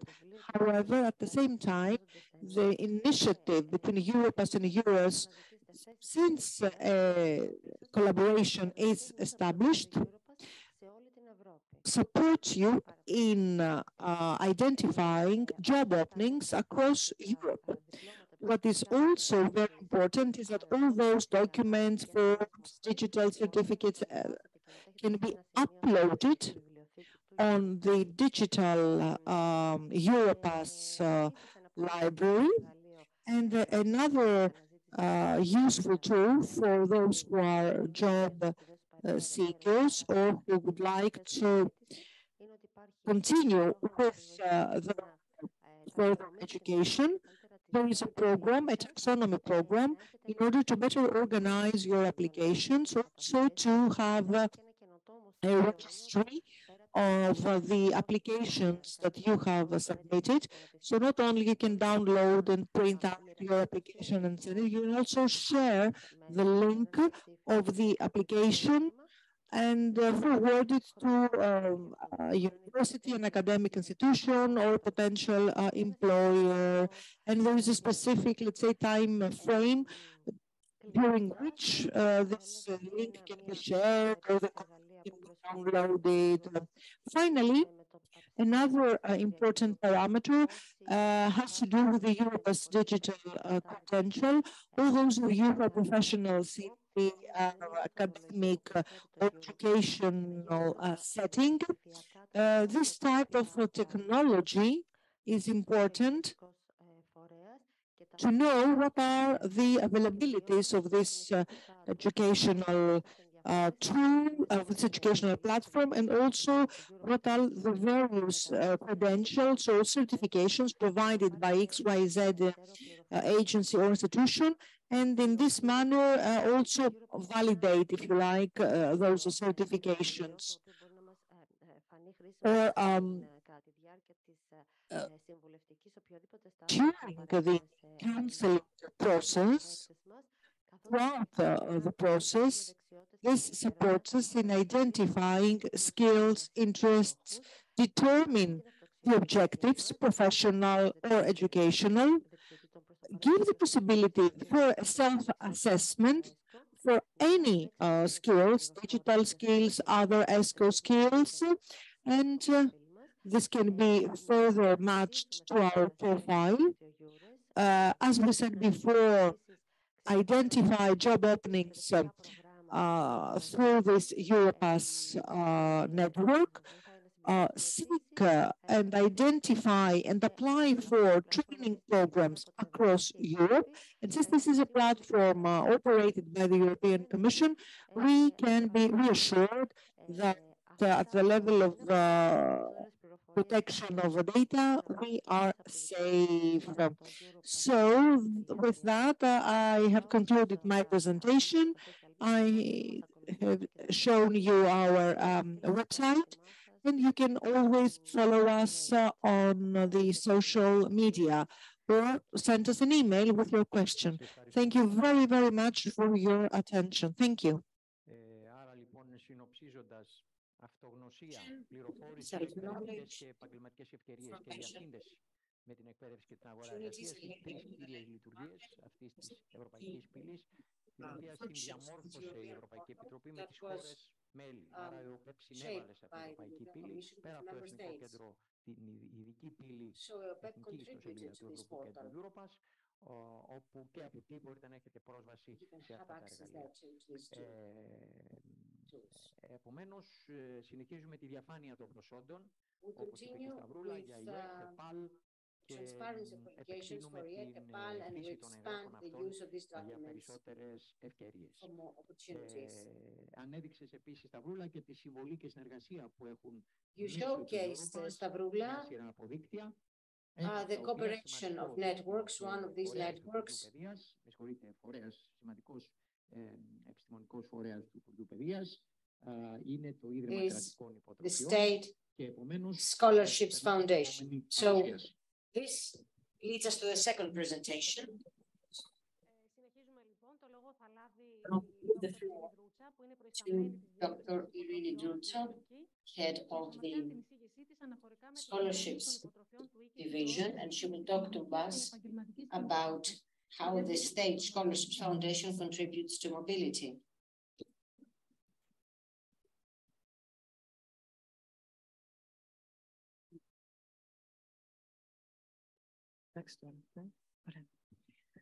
Ευχαριστώ πολύ τον ΕΟΠΕ. I'd like to thank NEOPEP and Mr. Gaetanis and the organizing committee of the conference for the opportunity we are given to present the opportunities for scientific and professional mobility through scholarships programs and through Erasmus+. EEKI is a decentralized, public decentralized service supervised by the Ministry of Education, and it is the national body for scholarships and the national unit of the European program Erasmus+ for our country. I will try actually to show you the two roles, particularly through scholarships for domestic scholarships and abroad, and to briefly present the opportunities offered by Erasmus+ for school and vocational education.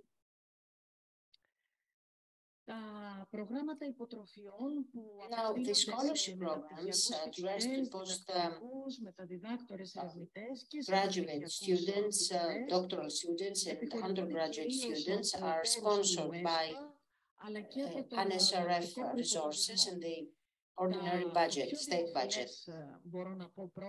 The most popular program now that is being completed in view of the ending of the programming period is the ECHO program, which is addressed to undergraduate students belonging to vulnerable social groups.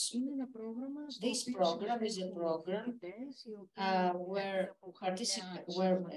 students participate and they have low income levels, and due to their excellent academic performance, they can request and receive the ECHO scholarship. Also have the classical scholarships for candidate doctors in a field where they carry out research and they need financial support to complete their PhD. And in this context, we also have scholarships for postdoctoral researchers to complete their post-PhD.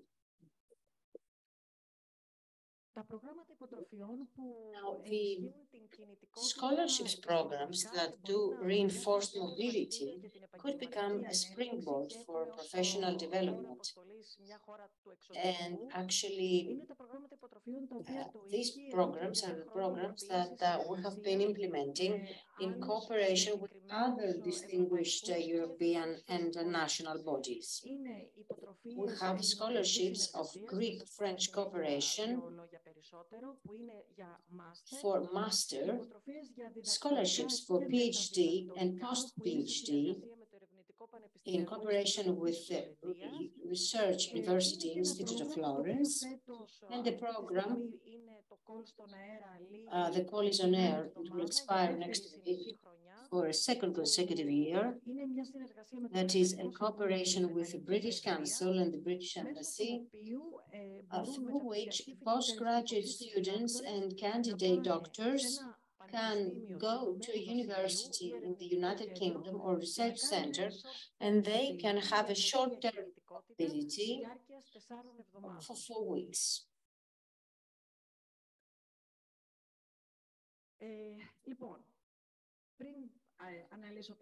Now, before I analyze the things I presented in titles, two important actions have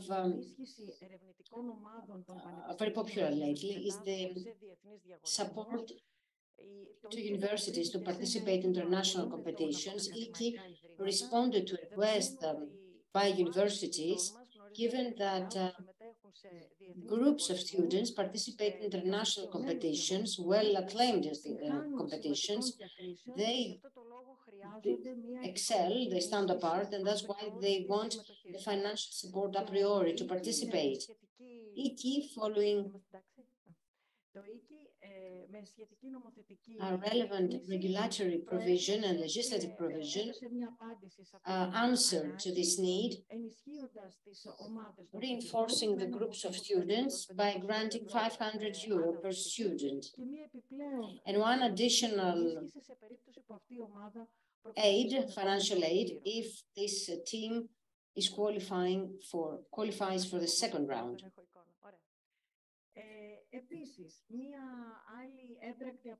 One other tangible proof of recognizing the distinctions of students is the following. What I told you before was aid to participate. Once they participate, if these teams are awarded distinctions at pre-qualification round or final round, they return, and through an application by the scientific responsible of the team that has participated, these teams submit the characteristics of the competition, all requested data, and receive €500 per student.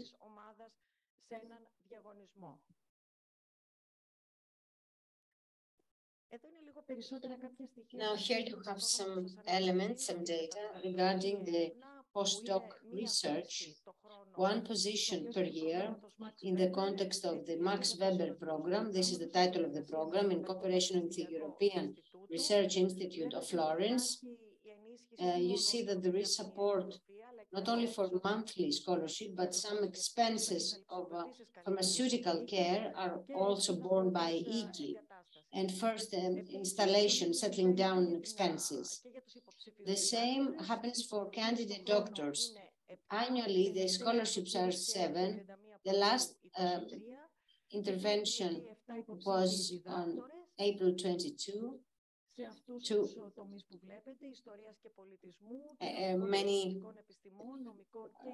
You see that some candidates have been selected, the fields of history and culture, social and political sciences, legal sciences, financial sciences. After the first scrutiny on their eligibility, candidates pass an interview, take an interview in order to create a short list. EKI who take on scholarship carry out their research or postdoc research in Florence for whatever the time needed for this research. This is the only program we have for postgraduate students. They shall have completed their undergraduate level and they want to take a master's degree, Master 2, Master 2 in France. It's for all sectors. There's not a selection of thematic scientific fields. Some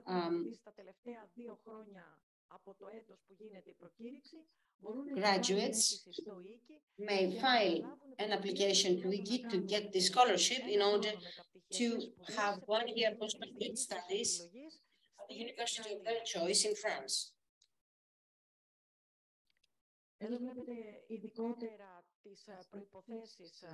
See here the participation requirements. They should have graduated over the last 2 academic years. They should have been admitted by a French university. They should have a sufficient level of foreign language, not necessarily French. They may also have English. But the condition is that if the postgraduate program they will attend should be in English, if they choose English. And this is the program I mentioned earlier. This is the 2nd year we have been implementing it.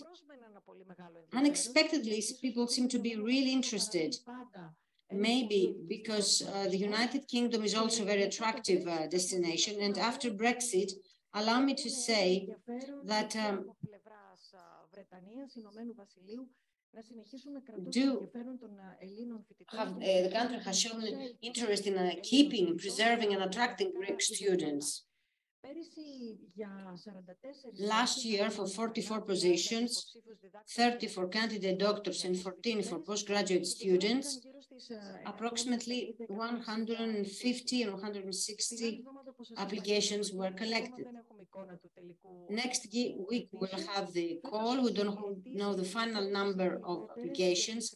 Today, positions are fewer because funding comes directly from the ordinary budget. As you see, the scholarship is a rather decent amount, €2,500. It is given to 10 postgraduate students and 10 candidate PhD holders who wish to attend a program of 4 weeks that they will document in their application, that will enrich their studies, or that it will have an added value for their research.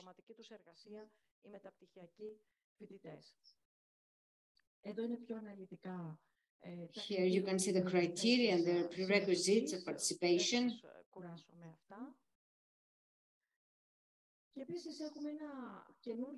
We also have a new program of scholarships, cooperation between EKI and Fulbright. This program is both ways. It funds Greek candidate doctors to go to a university in the States,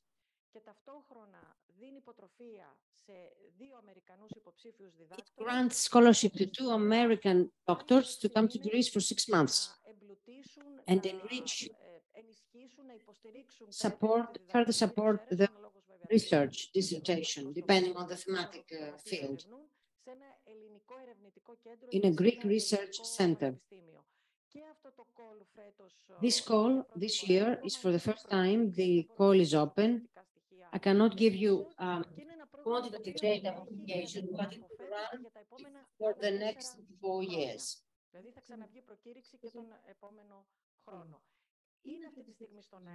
It is on air.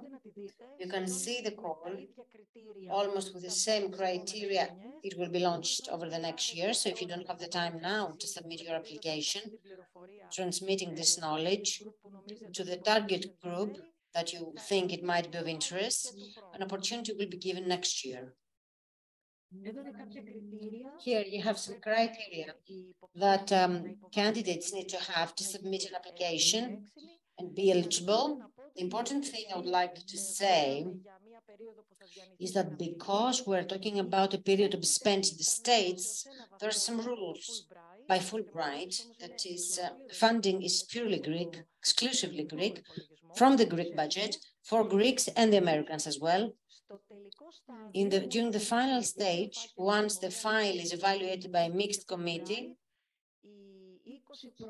the 21st ones will be included in a short list, and they will take an interview.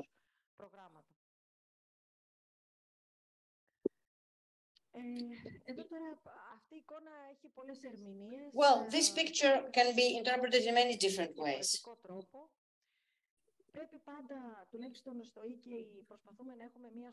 At EKI, we try to have targeting to keep abreast with the needs of the labor market, to understand what our students need and our graduates need, and plan depending on the programs. And this incurs a liability on behalf of our students, postgraduate students, to choose the appropriate scholarship that really suits them and could be a springboard for their scientific and professional development. You know very well that there are many Greek bodies that give scholarships. Unfortunately, there is a group of professional scholarship receivers. Scholarship is a means to help the recipient to complete his or her studies, and through the scholarship to succeed things in life that wouldn't have been possible without the scholarship. The aim is not to say, who is granting a scholarship? Okay, I will file an application, because in this way, we are building a good CV. We are potentially eligible. We submit applications, we get the scholarships, if it's not forbidden by the call. But then, look what happens. It happens to us what we wished for.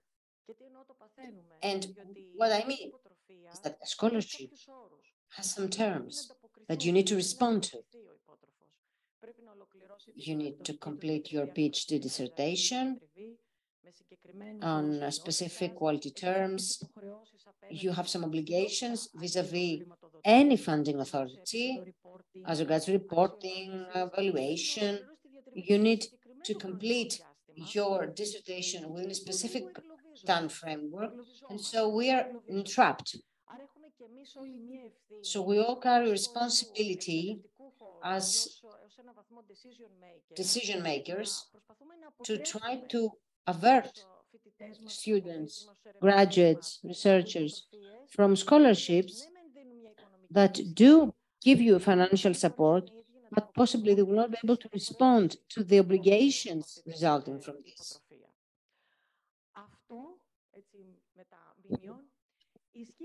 This is also the case for Erasmus program. I will very briefly comment on that.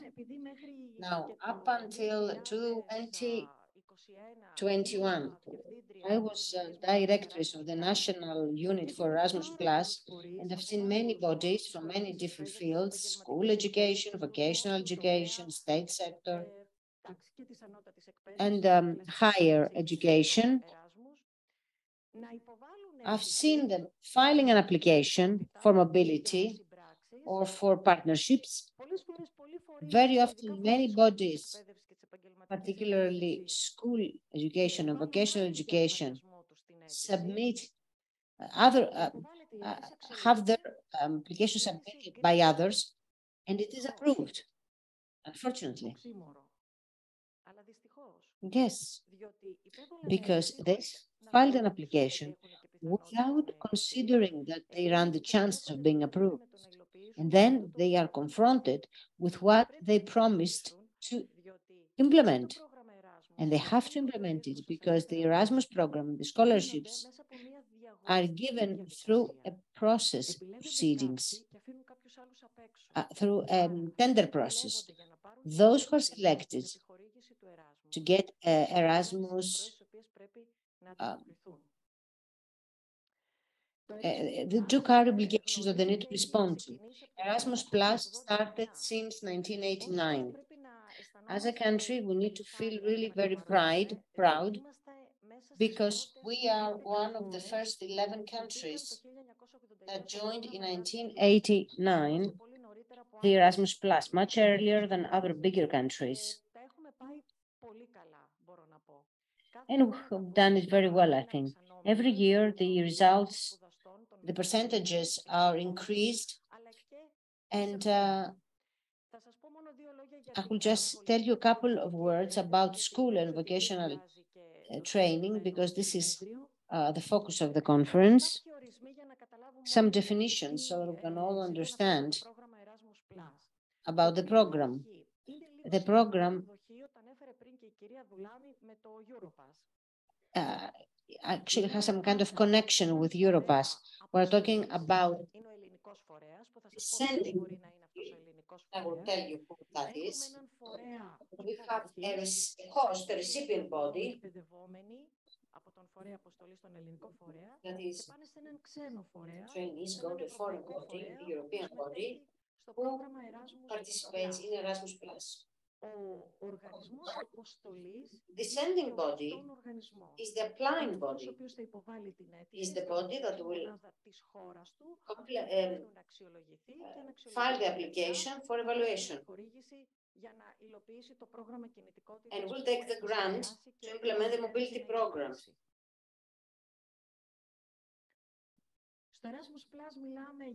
In Erasmus Plus, we talk about the aid K1, K2. It refers to the ways that you can benefit. One is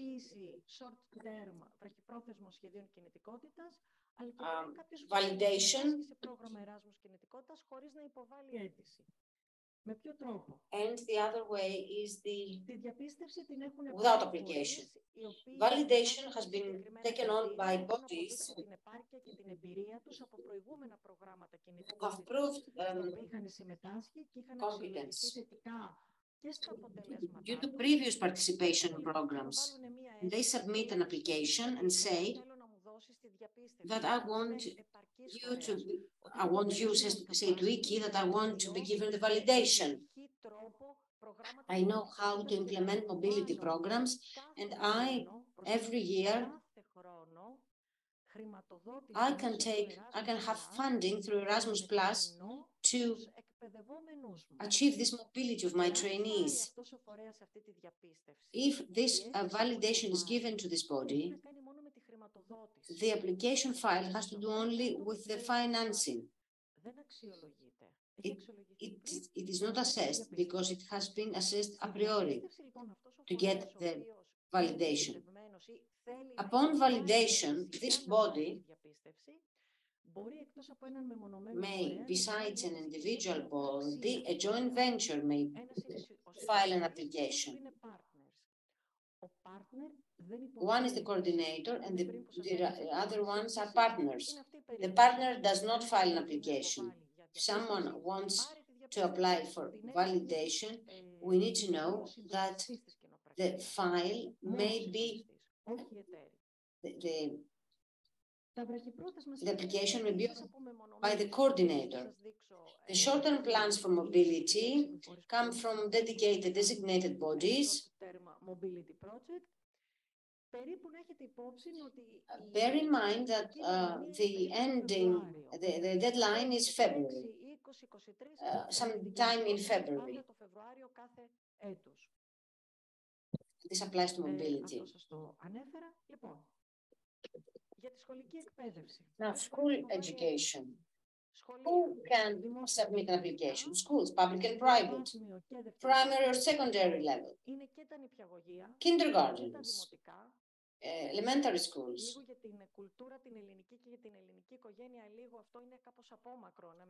Actually, this is a little bit aloof for Greek mentality, because now in Erasmus Plus, children can also move. And I have to say that in other countries, the long-term mobility is also very well developed.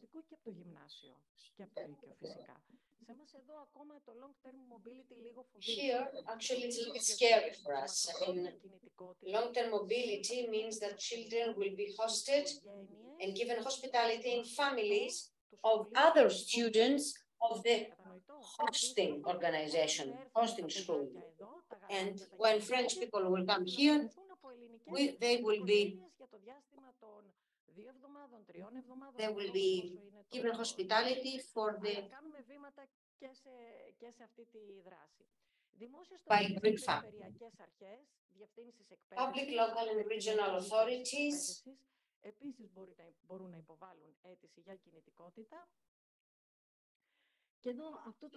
and this slide shows you vocational education and training. The bodies can actually displace teachers and students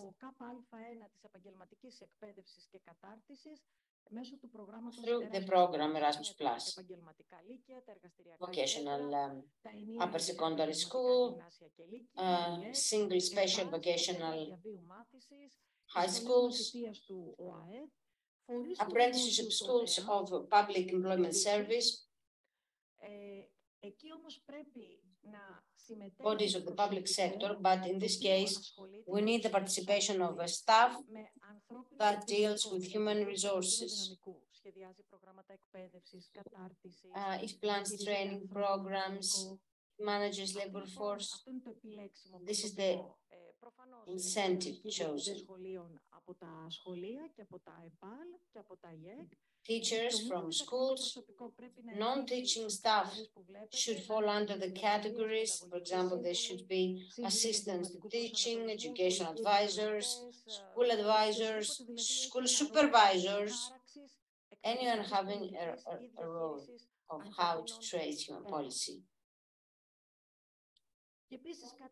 And something new that started with the new Erasmus Plus 2021-2027, eligible participants.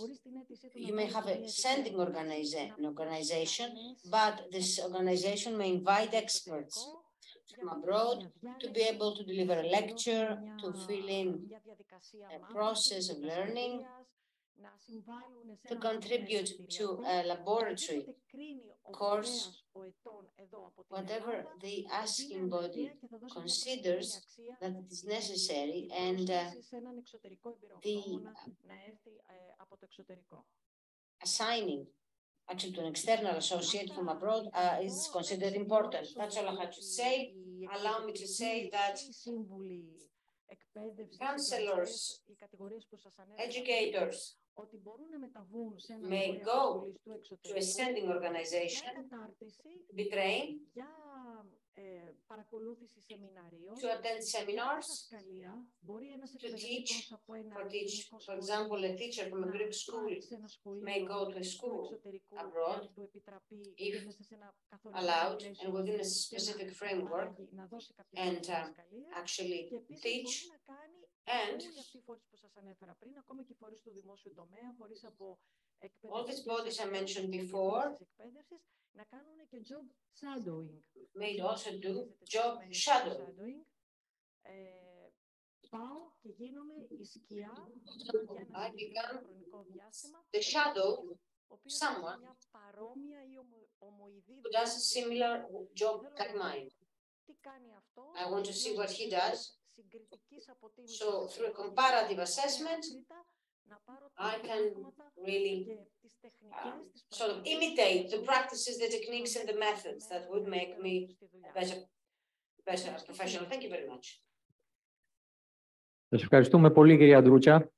Πάντα μας τιμάτε με την παρουσία σας και μας είπατε εξαιρετικά ενδιαφέρουσες, μας δώσατε πληροφορίες.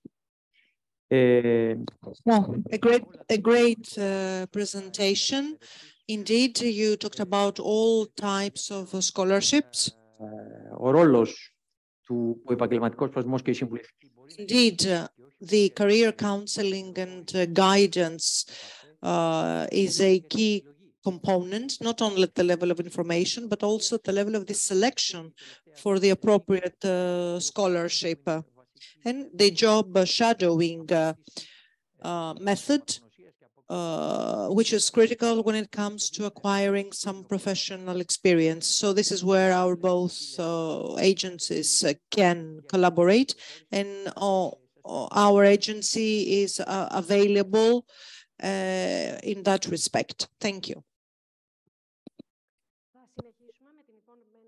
So we will continue with the next presentation. We have already at the podium Mr. Papaioannou, who is the head of unit for the National Qualifications Framework. So the role of the national and the European Qualifications Framework at the level of the Greek citizens' mobility in the European Union. Thank you. So let us change a bit the setting, even at an imaginary level. So imagine that you are in Africa. It is very early in the morning, and the gazelle has to run so fast in order to escape from this female lion. The lioness has also just waken up and is fully aware that unless the lioness catches the gazelle, the family will die of starvation.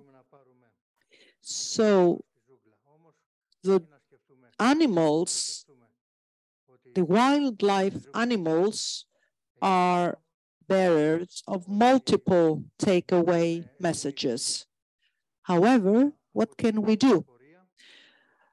Through our professional and educational pathway, one can identify their own skills that will support us in meeting the, let's say, the expectations, both professionally and educationally.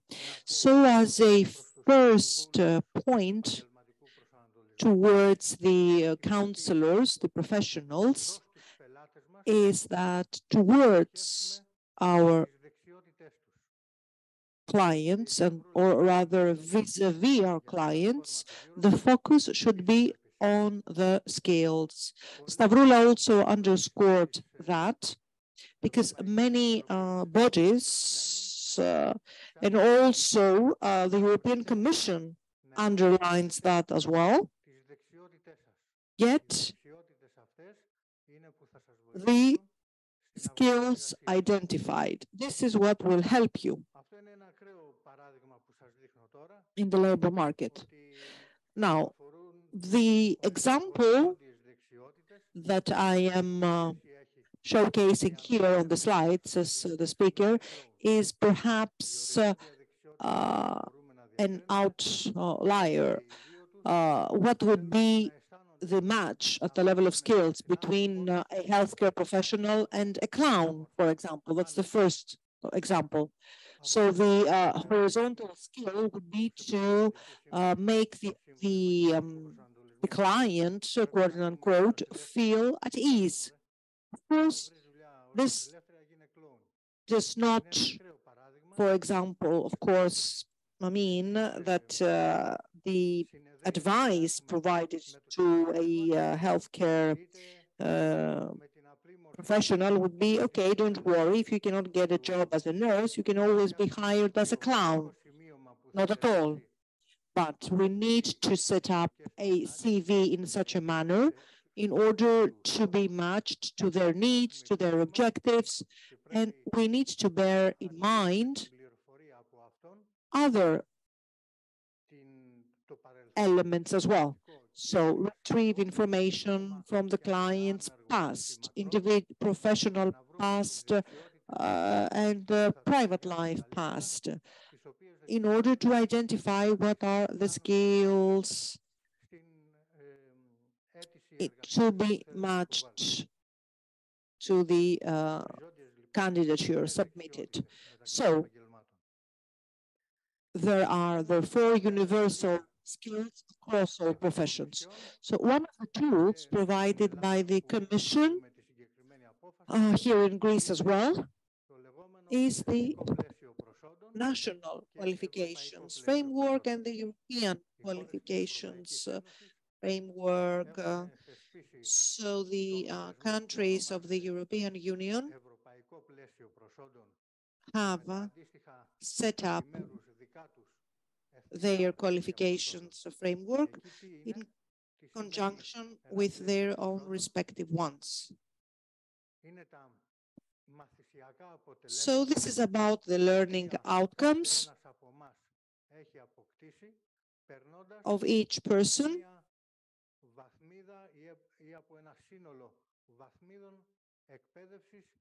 through the educational or training pathway of each person. So the learning outcomes are comprised of the knowledge, the skills, the competencies, and all that in turn involve both autonomy and responsibility. The knowledge and the competencies are the fruit of a learning process. Now, either Greek national or European level qualifications framework or any framework from another country, third country, that has subscribed to a national framework, that might be Australia, Turkey, Malaysia, other countries outside Europe.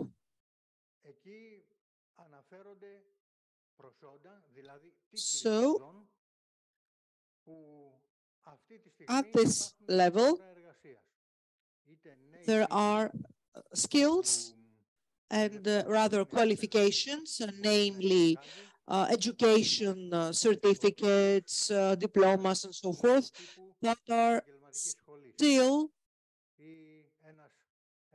active in the labor market. For example, a training course or a master's degree. All that is education or training titles, or in other words, qualifications. So anything that is in the market is part of this database by the European Commission, the Europass database, getting information from all the countries that have subscribed to this institution, and all that is at the level of Europass.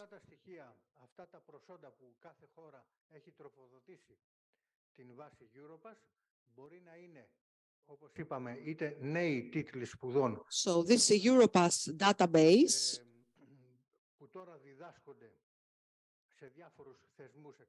may comprise knowledge and qualifications taught at all levels of formal education, but it can also be about qualifications at the level of non-formal education, but also qualifications that are abolished, says the speaker. What's the use in that in an artificial intelligence society environment? Since abolished qualifications or titles are no longer taught at various levels of education. However,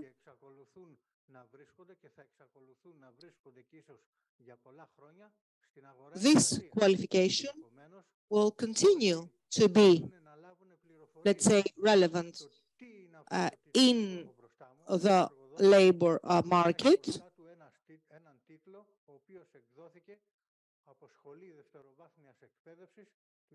And there are people who are still working based on those qualifications. For example, you may have a secondary level school which operated based on prior legislation of the 80s. So the holder of this qualification and the qualification is a job seeker, and this qualification is still valid, and they wish to be part of a training course or to apply for a master's degree.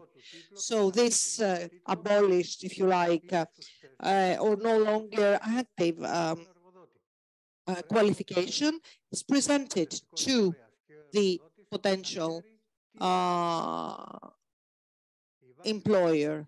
So there has to be a very clear understanding as to what this qualification is about. So this database is precisely that, to contain all this information.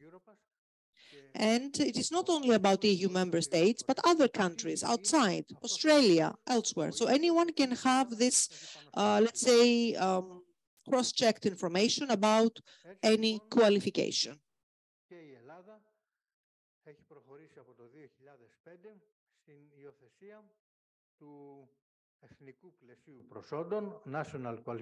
So Greece has proceeded with the national qualifications framework.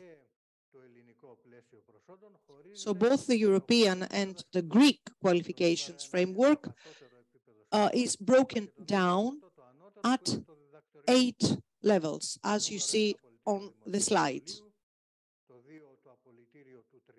So primary school certificate, lower secondary school certificate,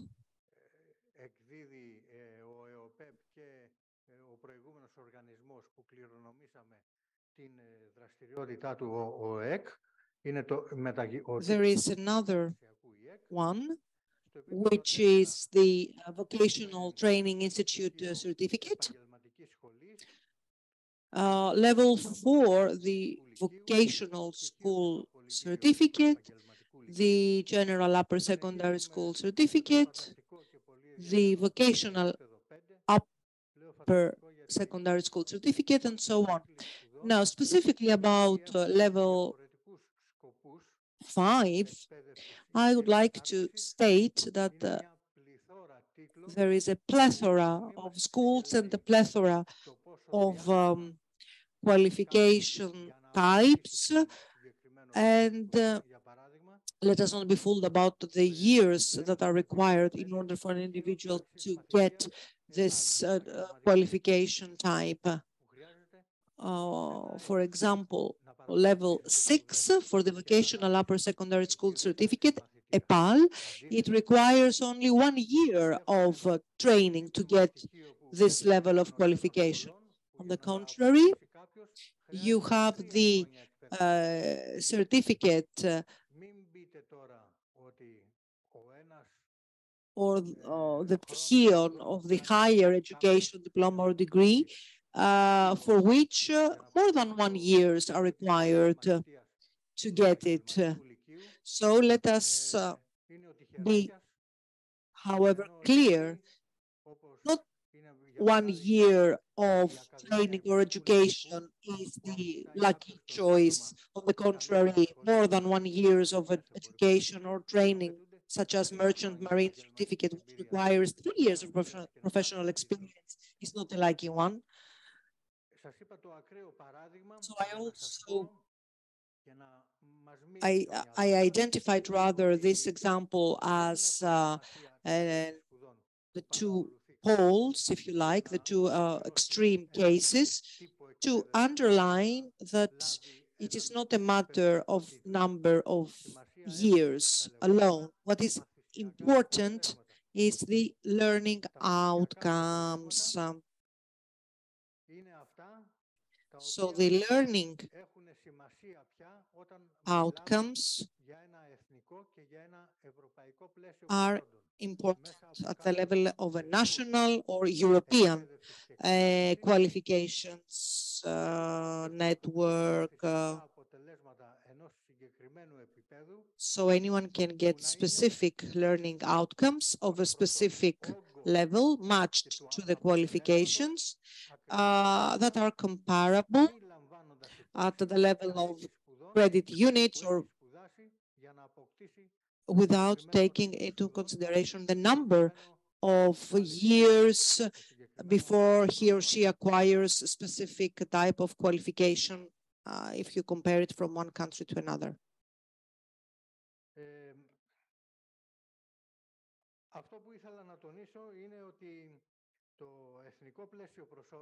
So, what I wanted to stress is that this 8-level qualifications framework is a very important effort, initiative, if you like, by the European Commission, which made EU member states comparable, joint forces, and they managed to compare qualifications and degrees that initially were not comparable beforehand and acquired at the level of different member states. So, however, at the level of the national qualifications framework, as compared to the European one, we succeeded in rendering titles and certificates comparable. So we facilitate the mobility on behalf of European students, and we also facilitate the mobility, the citizens' mobility from Europe to other countries, provided that they have adopted these European quality frameworks. So, what I would like to stress is that it takes work in order to get work. So you need to properly design, to target your efforts in order to get to the objective. But most probably you will succeed in failing, or if you like, you're doomed to fail, because it is a very hard task. So if you try to compare the national, the European to third countries' qualifications framework, anyway, if you manage to get to some comparison, you will be able to approach to the other titles or degrees, rather, of qualifications.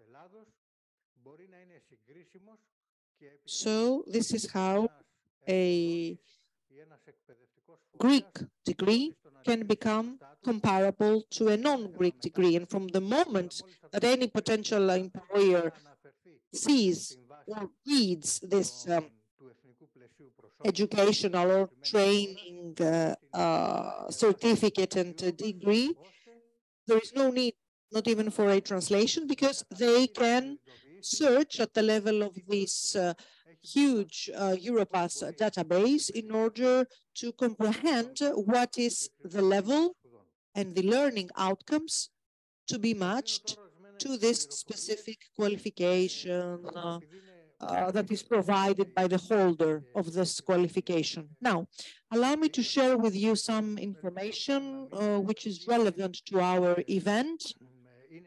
So, various links, as you can see on the internet, and information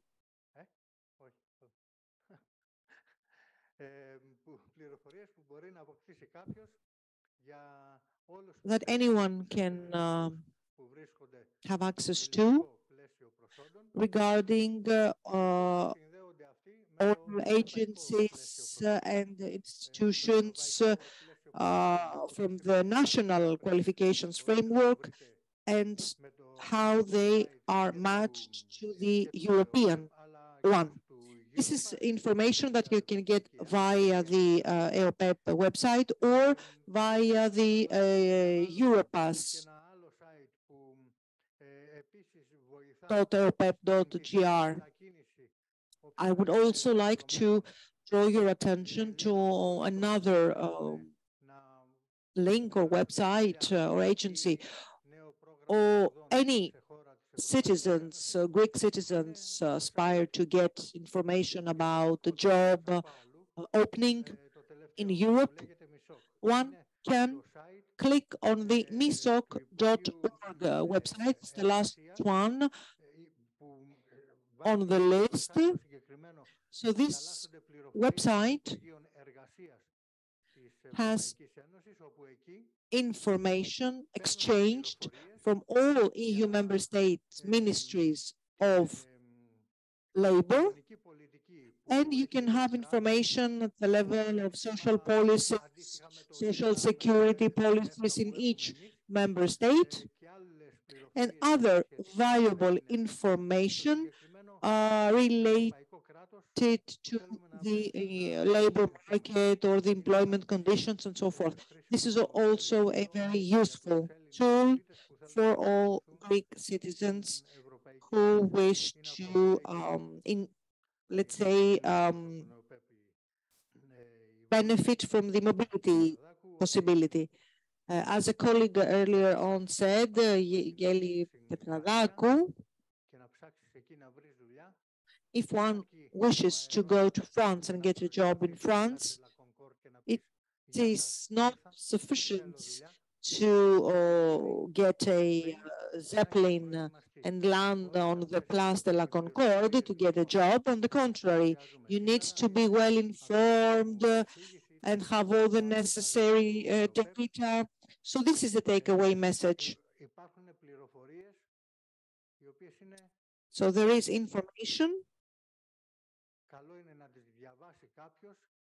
valuable information. It is worth reading it thoroughly in order to be better prepared if you want to get a job in another EU member state or if you want to go study abroad. Thank you. Thank you. That was the conclusion of my presentation. And I am at your disposal should you have any questions, but also you can send your questions to our website, the EOPEP website. Thank you. Αναγνωρίζουμε ότι έχουμε ξεφύγει λίγο από τον χρόνο, οπότε θα παρακαλούσαμε τους επόμενους ομιλητές, την κυρία Φουληρά από το δίκτυο EURES, που θα μας μιλήσει για τις ευκαιρίες απασχόλησης στην Ευρώπη και θα παρουσιάσει το δίκτυο EURES. Η κυρία Φουληρά είναι προϊσταμένη τμήματος του Εθνικού Γραφείου Συντονισμού EURES στη Δημόσια Υπηρεσία Απασχόλησης. Έχετε το λόγο. Δεν ξέρω πόσο χρόνο είναι. Please be as brief as possible, because θα μας επιτρέψετε λίγο να σας ευχαριστούμε πολύ. Καλησπέρα σας. Είναι ιδιαίτερη χαρά που συμμετέχω σήμερα να παρουσιάσω το δίκτυο EURES. Ευχαριστώ πολύ για την πρόσκληση.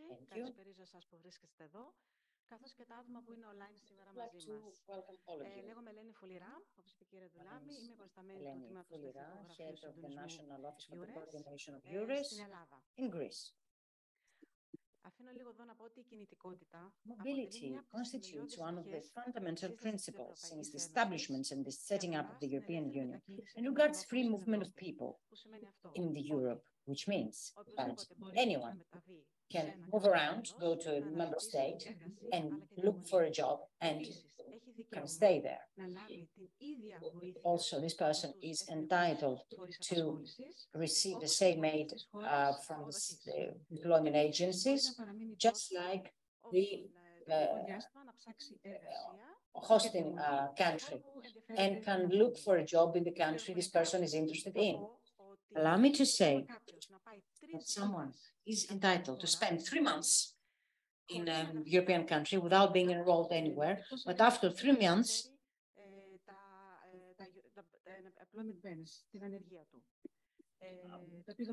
unless this person wants to carry over the unemployment benefit. After 3 months, then this person should enroll, or otherwise this person should go back to his or her country. Now, EURES, European Employment Services. This network was created in 1994. In Greece, it was incorporated in the Public Employment Service. The Greek acronym is VIPA. In the past, actually this year, it changed from the older acronym OAED. It was the previous Manpower Employment Organization. This EURES network is a network of cooperation of public employment services that were united to be able to offer quality services to job seekers. And I'm talking about job seekers because it's not only unemployed. You don't need an unemployment card, and also it consists of a human resources of 1,000 EURES counselors who have been trained, they speak many languages, they undergo training to learn how to organize their knowledge, to learn about new tools, and to do networking. It is very important when counselors meet during trainings in other parts with networking good practices, we have this exchange of information in order to be able to upgrade our services. Currently, this network exists in 31 countries and in the 4 countries of free transactions. In Greece, we have 28 counselors and 29 people in the management of VIPA. Actually, the counselors work in the employment promotion centers and in 4 regional directorates, and they are available. They can offer information and guidance. They can inform about jobs, etc. What is the role of the EURES Council? To offer information, counseling, guidance to job seekers, Greek job seekers who want to go to Europe, to other countries, and also European citizens who want to come to Greece. Now, with the hospitality sector, we have many European citizens who wish to come to Greece and work in Greece, Israel. It's also a service for Greek and European employers who wish to employ people either from Greece or abroad. It offers information on vacancies. At this point, I would like to stress that the EURES counselor plays a pivotal role. What I will tell you is a little bit strict, that mobility is not forever. It's not just you take your suitcase and you go abroad to find a job. You need to have good research, to be guided, to learn about the country, to learn about insurance, taxation, parameters. If he has or she has a family, to learn about schools. The weather conditions for people, some people couldn't live in a Scandinavian country, and there were some people who just picked up their suitcase and they went abroad, and when they didn't find anything, they were unskilled, they didn't speak the language, they didn't speak English, and so we're trying through their families to bring them back to Greece. Okay, there's some monthly reports to us because we have some indicators that we give to the European Employment Labour Authority about indicators. We cooperate with other networks, organizations, and educational bodies, and actually participate in European and national events. We organize European job days. We organize online European job days. Due to COVID, we were organizing then online days, information days.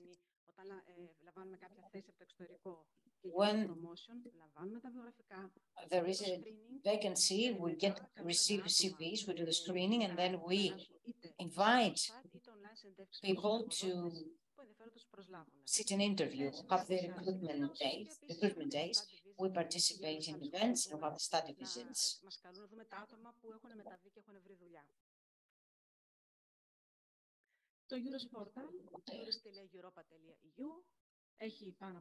Eures Portal, more than 3 million vacancies, CVs, employers, Eures counselors. You can find info there where you have jobs in Europe and in Greece.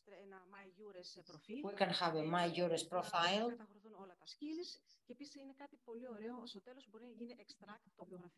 And in the end, we could extract the CV in Europass. All VIPA vacancies, jobs, are transferred from here to Eures Portal. If there is an employer who enrolls and uploads vacancy in VIPA, immediately, because there is interoperability, the Eures Portal can see this vacancy. And we participate also in ESCO. Information can be given on living conditions or working conditions, educational conditions, postgraduate studies, and something new. We have some info about the labor markets. What are the surpluses, the deficits, the whatever for each specialty. So you can see in which country your specialty is sought after. I don't know if you know that there is a funding package, Targeted Mobility Schemes, TMS. It has been around for many years. 3 countries have it, Germany, Italy, and Sweden. So it includes the following. It's a special package. So if you're interested to go abroad, and if you find an employer, and if the employer calls you for an interview, then there is a subsidy for this transfer, a part of the hotel and day subsistence. If there is employment, there is one-off allowance, the relocation allowance, that helps with expenses or the rent. Its amount depends on the country. If someone wants to improve the language and has found an employer, then an amount subsidized, €2,200, and one can improve the language in order to be able to go to the employer. And some small amounts for administrative things or the translation of diplomas. Many people have used it. There is an application filed and the documentation is sent to countries, and in the end they receive the amount to the IBAN they will declare. We're very happy that Eures is integrated in the DIPA webpage. You can find all info containing regarding positions, posts, events, counselors, leaflets.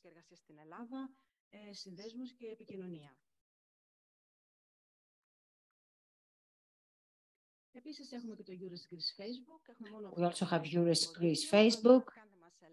You can like our page, and in this way you can learn all the info available. And when events are available, that is, we either organize or we participate in. Now, in addition, I would like to tell you that we also have European online job days. It is possible for people to participate and attend presentations and jobs in various sectors. On the 9th of March, we had an event as regards hospitality and tourism. We invited hospitals and hotels. They uploaded jobs, and on this day, job seekers were able to see the profile of employers, find the job, to do the matching, and at the same time to talk with chat or interviews through this platform. This is very important because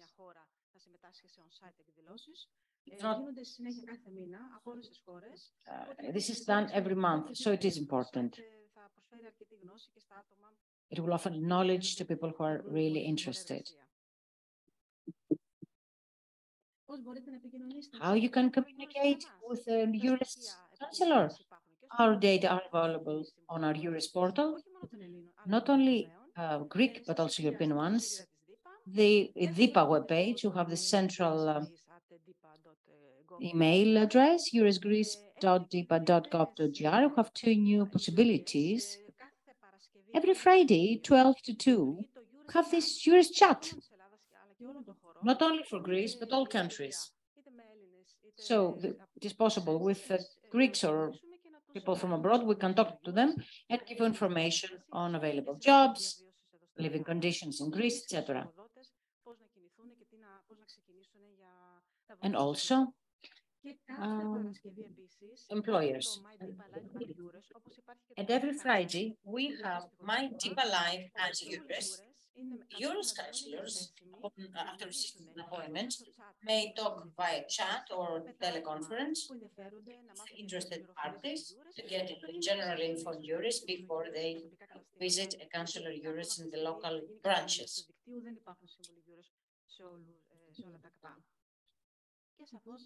Because at present, not all counselors can really reach the employment promotion centers.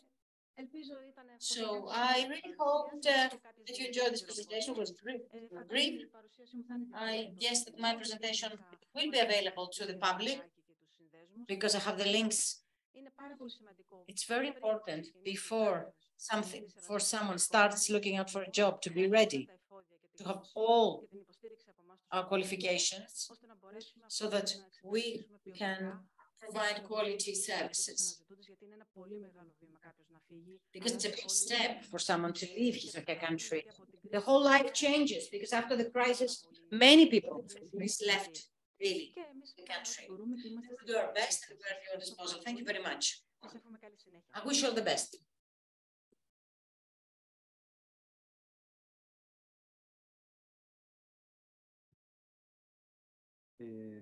Thank you, Mrs. Foulira. And now continue with the last presentation for this session.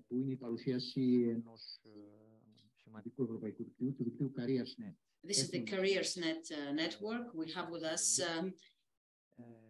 Mrs. Cynthia Harrison from Thessaloniki, CareersNet coordinator, a very important network that carries research and at the same time follows policies and lifelong guidance systems in the EU countries. Thank you, Cynthia, for being with us. Thank you. Hopefully you can hear me now.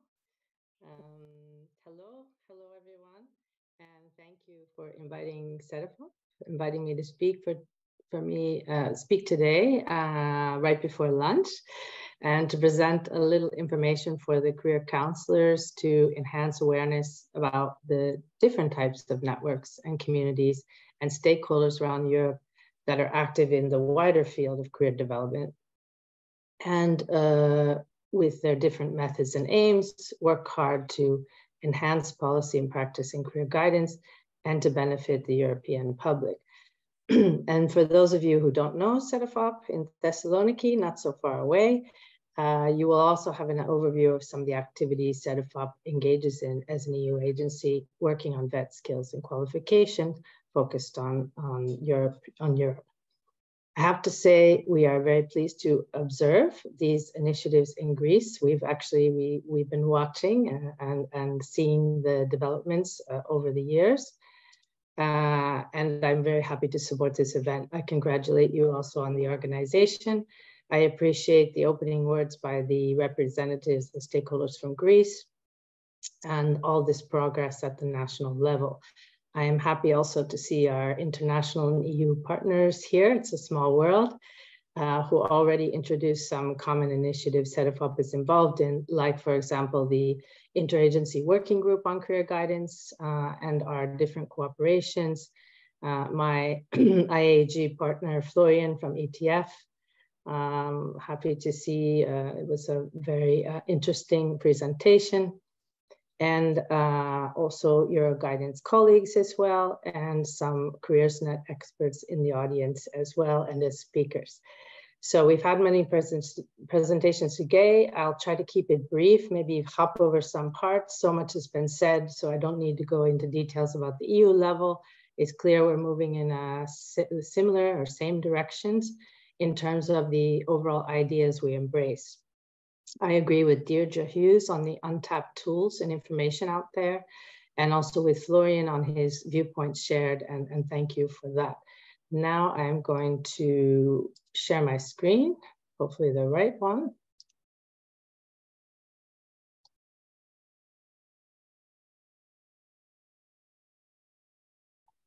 Okay, and okay, now there we go.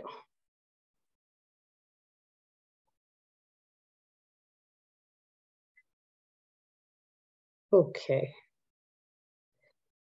My presentation is more practical in a sense, less about concept and views on career guidance and the position we take. I don't have time to go deeply into our research or publications, but I just make an overview to keep the time on where CareersNet is located in our work at the agency. Briefly, I will start, we can say, let me change my slide here. There we go. Briefly, I can start with, let's say, the outermost layer in order to put CareersNet in context of the work we do in our wider team area where I work, and also to indicate some trends we see in policy, in research and practice, and what we do more generally in our vet support policies area. And then the next layer I will go into is lifelong guidance, the project area, and then finally I'll finish with some words about CareersNet, Cedefop's network, as it's already been said, independent and voluntary experts in guidance and career development.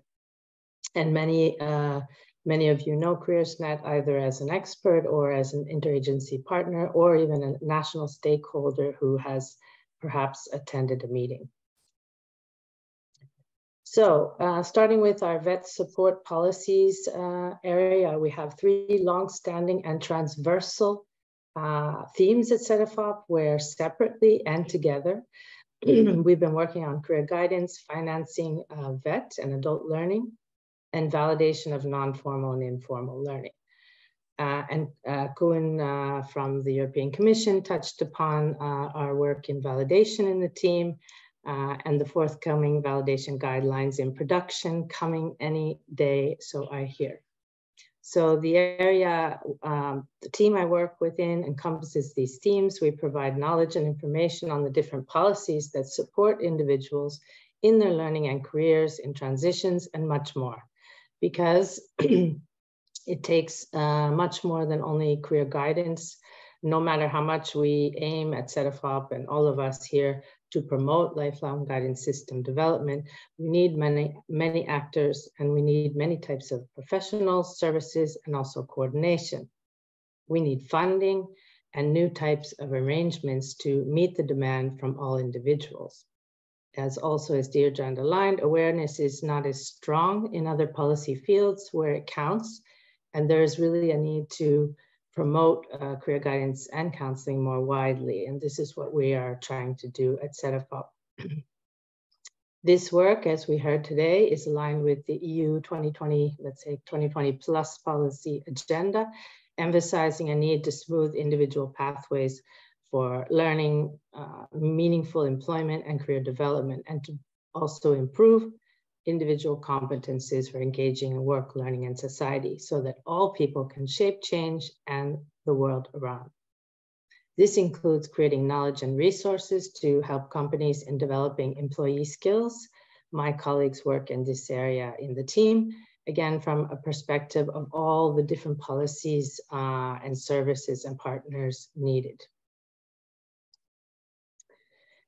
We have common work across these policy fields, but as we will see within the three fields we promote and organize, have different types of cooperation. We bring in stakeholders, researchers, experts, policymakers, social partners, and others.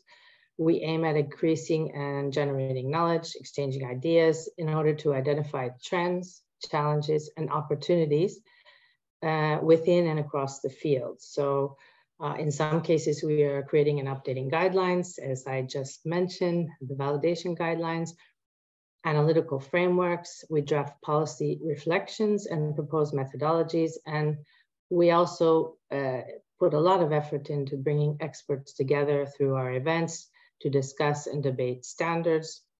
We collect evidence and conduct studies and make this information available online for the public and for us also to use and to create our publications and carry out our research. So we find synergies for better career services and more effective career support. This is the aim. We bring together these areas to make the services more accessible, easier to locate, and to ultimately promote lifelong learning, learning for careers, and support these different transitions that have already been mentioned, green and digital, and to help in implementation of EU policies. What has also been said already is access is extremely important in this, let's say, framework, what services exist and what is known from the view of the users. We use, we're on the same page. We use the definition of lifelong guidance that's used at the EU level from the resolutions from 2004, 2008, and also following the ELGPN guidelines, which are quite well known in the guidance community from 2015, and also the work, the different toolkits and so on that support the guidelines. We emphasize the focus on supporting decision-making for all, enabling users, clients, and we take a systemic approach. And we consider the lifelong guidance system as a whole and its professionalization. So we use systemic thinking, and we consider also network systems and also the rise of the career platform, digital technology, and what is happening with AI, for example, ethical issues. We look at single access service points that can open up more channels and options for finding career information, LMI, linked to professional services, and the important issue already raised as to how professionals are working alongside technology. We define or consider career as meaning life, learning, and work. As I said before, regarding the general vet support area, in lifelong guidance on the slide, you see we have a number of activities in the project, methods and products, and CareersNet, the network, is involved in it's involved in many areas, but in the how domain and also the products, where the exchanges, events, and workshops and studies support CEDEFOP's input to European policy development and its implementation. Peer exchanges, network experts, and so on help us and develop different products and also author papers. CareersNet itself, I was asked to say a few words about CareersNet. As for the objective and scope, it is CEDEFOP's network of independent experts, as I said. The experts apply and are selected by management and coordinated within the Department of Vet and Skills within the guidance project. The network aims at enhancing the role of CEDEFOP in the development of lifelong guidance systems by supporting research, very much focused on evidence collection, knowledge and tools productions, and peer learning activities. We try to create a space for this. This aims to increase mutual learning for policy development, working alongside CEDEFOP in its role as a commission agency. What is really important to stress, let's say the unique nature of CareersNet, is we are made up of independent experts who do not represent a country or an institution per se when they are playing the role of CareersNet experts. All members wear different hats and they come from different national public institutions. Some are researchers from universities, some are program managers, service managers, independent consultants, and others with expertise in the field.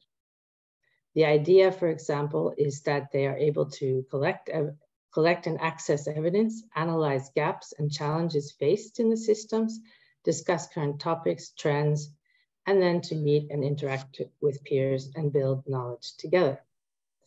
I wanted to show you quickly a map that we just updated and created. Hopefully it's correct. But right now, we currently have 31 countries covered with a core or main expert. We have both core and also alternate or backup experts, and 17 also with an alternate expert. And we have been receiving lately more and more ad hoc applications. And so we're seeing a high level of activity in the field, which is a good sign.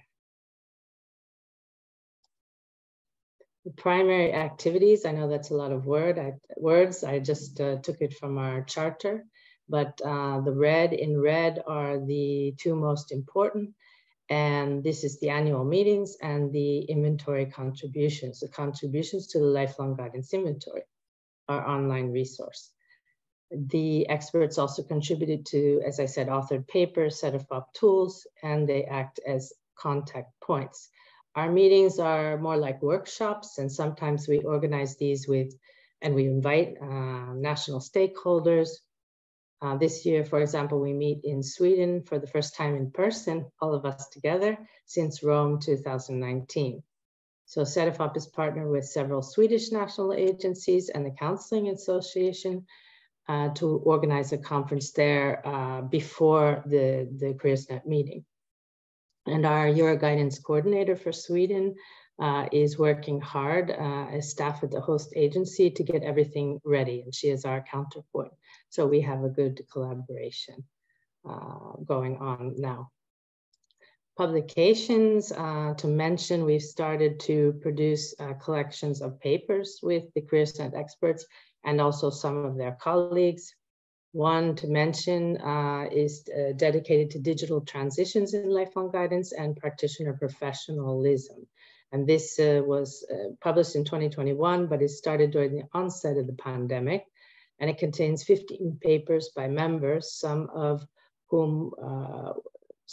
the papers were developed during the annual meeting when we met in 2020 at the onset of the pandemic. And this was a great collaboration with members. Our core member for Greece, to mention Fotini Roulakaki, contributed to the collection with an excellent paper. And for guidance practitioners, I think it's a good resource on professionalization of lifelong guidance in Greece. And we have other papers as well that dive into very digital topics, and some others that relate to professionalizing the career workforce and services. And actually, Deirdre Hughes, who is also a CareersNet expert, with her colleague Fisun, contributed a paper to that collection as well. One of the others, I'm showing the cover here, this was a collection of expert papers on monitoring and evaluation in lifelong guidance towards discussing and developing EU standards, volume 1. And this is a topic that's been touched on many times today in relation to quality, evidence, involving stakeholders, practitioners, service users. Our volume 2 is in editing now, which also incorporates the outcomes of a workshop we had way back in 2022, where papers were presented. Some CareersNet members contributed also solid research papers on that topic, including Deirdre, who's here today, and her alternate expert, Chris Percy, who are experts for the UK. The authors in that volume proposed methodological approaches to monitoring evaluation, models and studies, really good literature reviews as well. And I think also I would recommend new students, counseling students, to read these papers to gain an understanding of the complexity of the field. And as I said, the papers underline the importance of involving practitioners and taking also a cross-sectoral approach, and also considering a user view and looking at monitoring evaluations from different levels of the system. Moving on to the lifelong guidance inventory, which I mentioned before. This is one of the other network priorities, which is a huge undertaking for CareersNet members and for our very small team at Cedefop. This is the inventory which we manage, edit, and upload. The content contribution comes from our CareersNet members. It's a key product and activity for evidence gathering and also for monitoring developments in the countries covered. It's also served as toward capacity development of the network and among stakeholders, because really it's a collective effort in the countries to make it happen. And I can now announce today, I think it's, I just received an email since we are in Greece, that the record for Greece is going online today for 2023. So I want to say thank you to Fotini and her colleagues who supported this work. The lifelong guidance structure reflects the 2015 guidelines. I think I mentioned that before. The guidelines for policies and systems development for lifelong guidance. And also the council resolutions from 2004 and 2008 and those priorities which were outlined in the resolution. It has the inventory has 22 main sections. It was launched only in 2020, so it's still, let's say it's still young. And those 22 main sections cover key policy fields that are, reflecting also the European guidelines that we would expect to see across most guidance systems in Europe. We have transversal in the guidelines, we have transversal guidelines and then also sectoral guidelines in education, training, employment, and the third age, and also social inclusion. Cynthia, sorry for the interruption. We're a bit behind from the program, so you have about 5 minutes more. Okay. Thank you. Thank you. I can make it. Also I'll share some slides later and you can visit the inventory. I was just going to say it's unique, it's modular, it's organized by self-contained sections, and we provide basic guidelines for the members to fill out their records online. I should point out that each record is unique and based on the information we receive. So we're working on ways to increase the consistency of the material across the country, but this is a long-term project. As you know, the systems, lifelong guidance systems, really differ. And now we're editing, reviewing, and checking the drafts we receive, and we will upload whatever drafts we receive during 2023. We've already uploaded some. Okay, and also there was a line there. I wanted to mention that CareersNet is now reviewing and suggesting updates for the 2015 guidelines on lifelong guidance that I mentioned. So we have an ad hoc working group, and then there will be consultations and feedback from outside the group, from different stakeholders, and the network is heavily involved with this and is being asked to provide input along the way. On this last slide, I just tried to, and I'll put some links in here when I send it to you. I tried to squeeze in all the different, let's say, products, building on decades of our work in the agency on lifelong guidance, and then where we draw on the inventory data, and then how CareersNet is involved in the different types of topics we've been working on in the field, the digital quality and effectiveness. We did some work on we did a note on the pandemic. We have published a flyer on career guidance for policy for Ukrainian refugees on coordination, integration. And we are just now about to publish a note on career guidance for persons with disabilities on the topic of disability. That will be coming out soon. And we used evidence from the inventory on that from different countries where we found some interesting practices. So in order to keep it short, I'll just say many thanks for your attention. I know it's lunchtime and we're all hungry, but I really hope, I'm sorry I'm not there in person, but I hope to see you at some point in the future. Thank you very much. Thank you very much, Cynthia. Ένα πολύ πλούσιο μελετητικό έργο γίνεται από το δίκτυο So a very thorough work is being done, as Cynthia said, databases, studies on the latest developments, distance, the issue of these counseling services to refugees, so exchange of best practices and documentation, and the tools are very important. They need to be taught in the training programs of counselors and need to be in flows of counseling services. We try to improve and the services. Okay, let's see if you have questions. Κοιτάω λίγο αν έχουμε στο chat κάποια σχετική ερώτηση. Παρακαλούμε όλους να παραμείνουν. Υπάρχει μια ερώτηση για το εθνικό πλαίσιο που είπε ο κύριος Παπαϊωάννου. There is a question by the national framework. Η ερώτηση ήταν αν the question was if το επίπεδο 5 level 5 includes secondary education.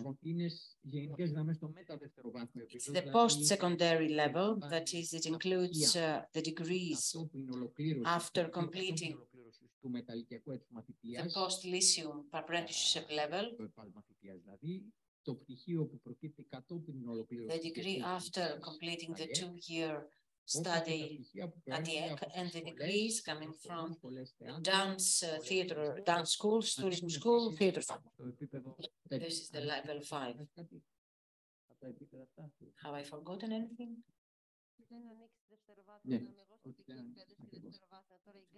It's not purely formal secondary education. Now, for further information, you go to the webpage to see exactly what each degree includes. So, if participants, live participants don't have any questions, now, Mrs. Magliari.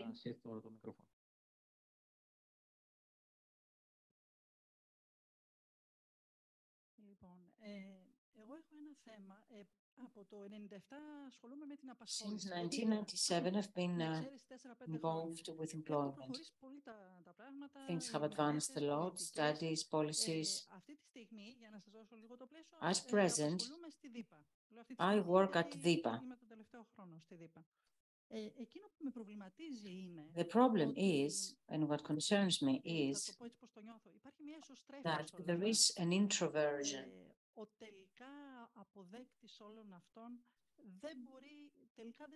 The final recipient of all these things does not receive all these things to the extent, the desirable extent. The question is, have you thought of a cooperation? Maybe this is addressed to Mrs. Doulami. Cooperation with the Public Employment Service.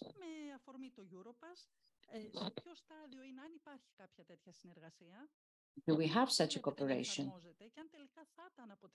And would this cooperation be effective?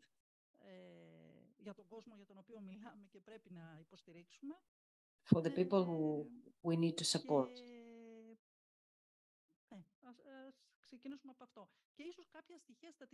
Maybe some statistical data. How many do use Europass and how many employers use and propose Europass? Thank you. Actually, this is a question that spreads a lot, and so because of time constraints, I will try to be brief. Cooperation is not taking place between Mrs. Doulami and Mrs. Foulira. This is a pan-European cooperation. EURES and Europass cooperation action is this one at local level, and to some extent, yes, from the benefits what the European Union offers. This is not only a feature that takes place in Greece, this is a reality in many countries. Sometimes what the European Union offers us information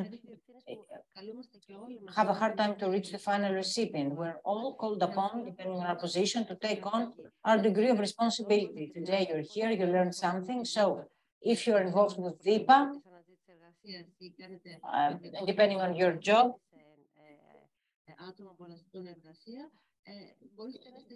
you can be the multiplying factor and say that Europass is available. EURES and Europass are connected.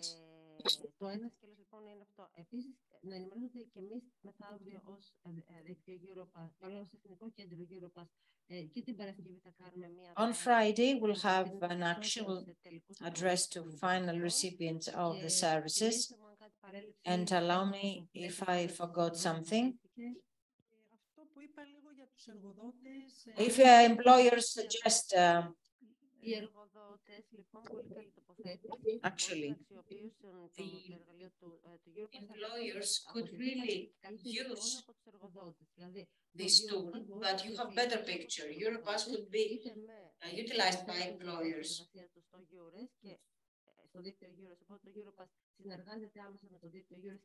EURES and Europass cooperate.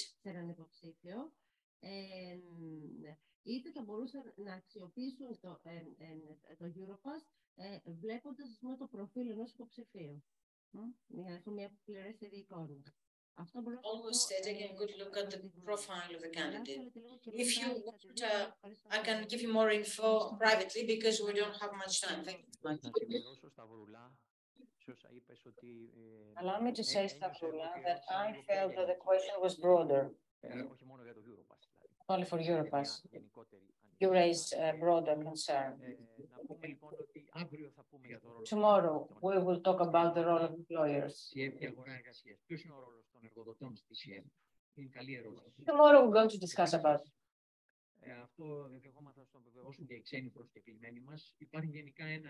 there is overall a deficit at pan-European international level in the way we market these counseling services. And maybe our foreign guests can confirm it. We have a social network at OPEC that we call a national forum of counseling, career counseling, vocational guidance services. But even in this forum, where we invite everyone having an event, taking an event, there we also address this invitation. This forum is addressed to you to be disseminated and to address you for such action services, studies, databases.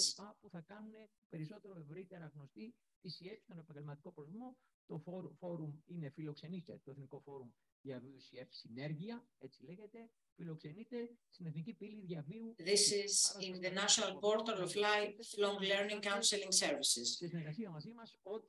So you can upload whatever you want. Μαζί με σε συνεργασία θα αναρτάμε σχετικές δικές σας δράσεις. Δεν ξέρω αν έχουμε άλλο ερώτημα.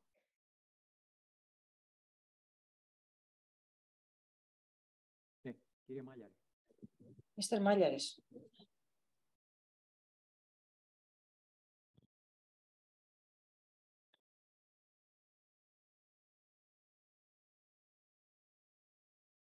Θα ήθελα να ρωτήσω την κυρία Δρούτσα ή αν κάποιος σύντομη ερώτηση. Πώς μπορεί κάποιος σύμβουλος επαγγελματικός How could a counselor of vocational guidance employed in secondary education get training in a European country? Όλη η διεύθυνση δευτεροβάθμιας εκπαίδευσης κάποιο πρόγραμμα και να συμμετέχει και αυτός ή μπορεί και στοχευμένα να πάει σε κάποιο πρόγραμμα could this person actually target a program and take the things that this counselor wants?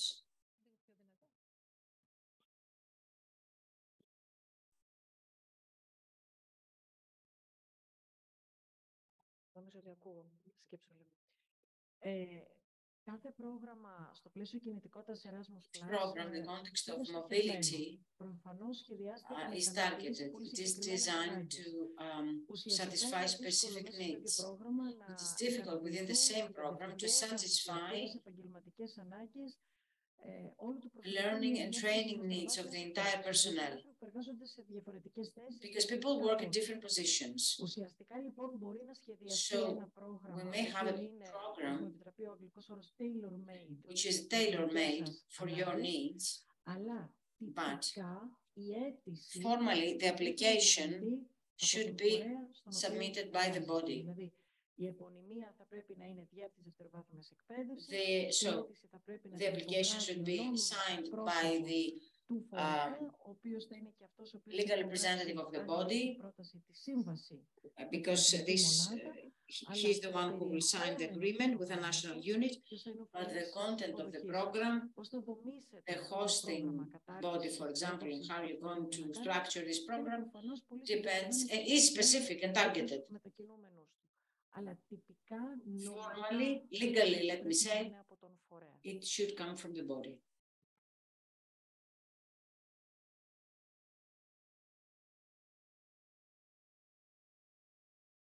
Καλησπέρα. Είμαι ο Πλέαχος Μάλιαρης από το ναυτικό μου Ελλάδος. Admiral Malyaris from the nautical group of Greece. We try to orient young generation to shipping.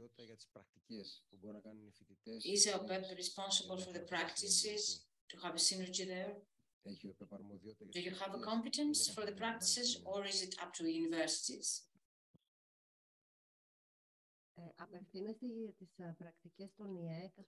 Are you talking about at the EC level, Vocational Educational Institute,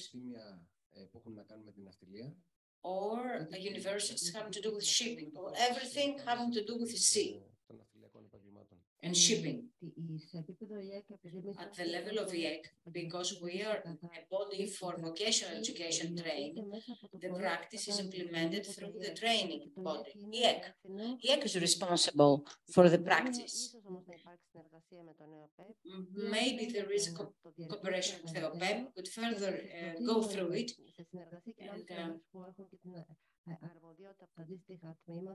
And, you can see whether you can see as regards senior and higher education, we don't have any involvement. Maybe at the level of EC, we could find channel for cooperation.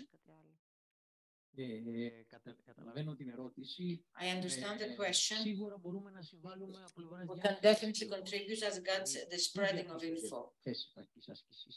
Σε ποιους τομείς της ναυτιλίας, σε ποια επαγγέλματα, σε ποιους... Άρα αυτό είναι χρήσιμο να ξέρει κανείς. So this is useful to know, because ξέρουμε ότι η πρακτική άσκηση είναι δίωδος για κανονική επαγγελματική ένταξη. There is a route for normal professional inclusion. So such information could be spread out by us. Now, as for the rest, we can bring you in contact with General Secretary of Lifelong Learning, which is the supervising body, and maybe submit a more formal question. We can be the in-between body to have more official answer.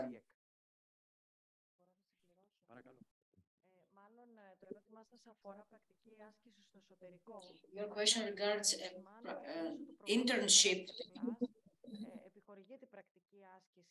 We give grants for internship and hosting body abroad. And all expenses are covered, again, through a mobility program. Students participate. This is typical Erasmus. Students can go there not only to study, but also for internship.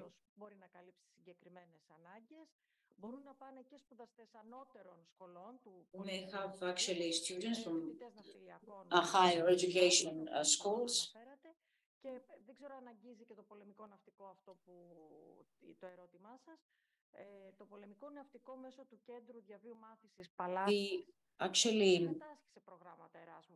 The Navy actually has participated in Erasmus Plus programs for professionals. Yes. This is not an internship, but it is vocational training. Thank you.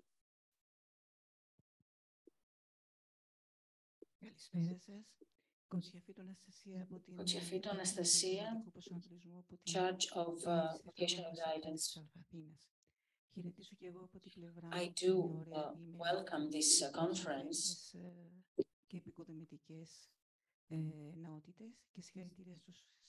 Congratulations.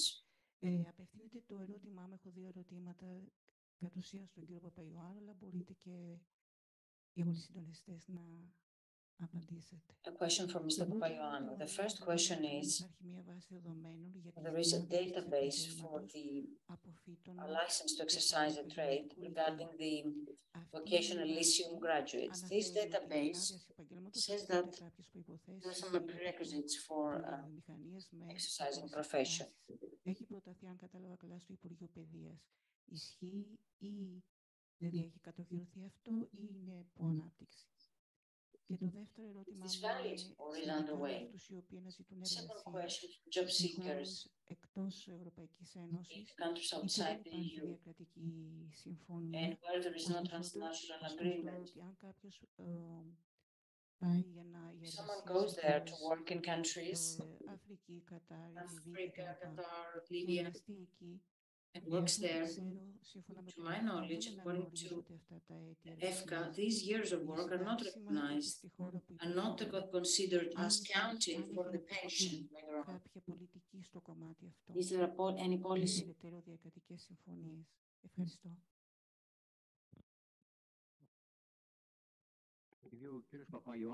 Mr. Papaioannou, you addressed the question.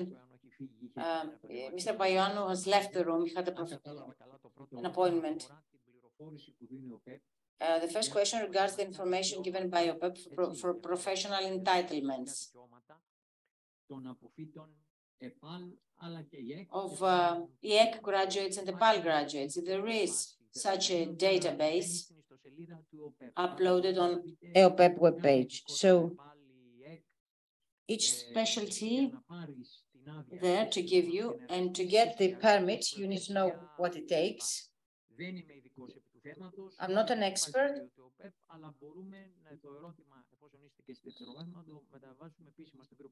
but we can actually transfer the question to Mr. Papaioannou. As regards the second question, transnational cooperations,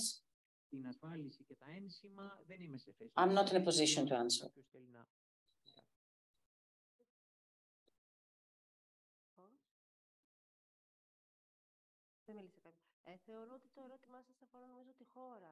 I think it depends on the country. Εξαρτάται από κάθε χώρα τι γίνεται, δηλαδή κανένα σύμβουλο στον κόσμο δεν μπορεί να παρέχει κατά την άποψή μου. I think that no counselor can offer information as to what happens in all countries. What we can do is to ask for valid info. In Europass is of the European Commission, so we're talking about EU countries. But if, respectively, we try to find an official network of a country of destination, we found the bodies and we addressed the question. I don't think there is anything universal. Μπορεί να με αναγνωρίζετε στην ειδικότητα, αλλά κάθε φορά είναι λίγο διαφορετική. Δεν ξέρω εσείς, κυρία Ντρούτσα, αν έχετε εμπειρία ή θέλετε κάτι να προσθέσετε, όχι. Αλλά νομίζω ότι είναι πάρα πολύ γενικό ερώτημα. I think it's a very general question. You cannot have one form of cooperation with all countries. Οπότε ίσως μπορεί να τα καταλάβαμε λάθος.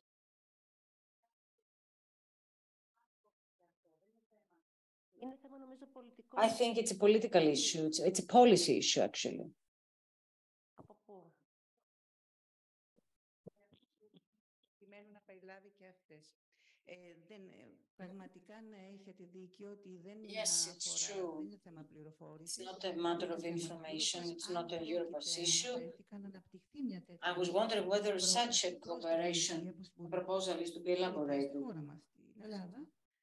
Προκειμένου να συμπεριλάβει και κάποιο τέτοιο διακινήσεις αναφορικά με το αναγνώριση της εργασίας σε κάποιες τέτοιες χώρες. Ενώ υπάρχει διακρατική συνεργασία για τις Ηνωμένες Πολιτείες. There is transnational cooperation with Australia, Canada and States.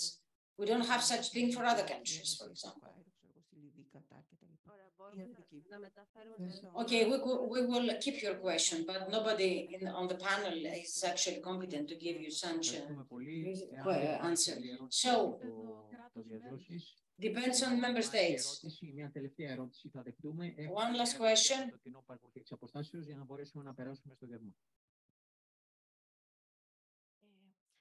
Γεια σας και από μένα.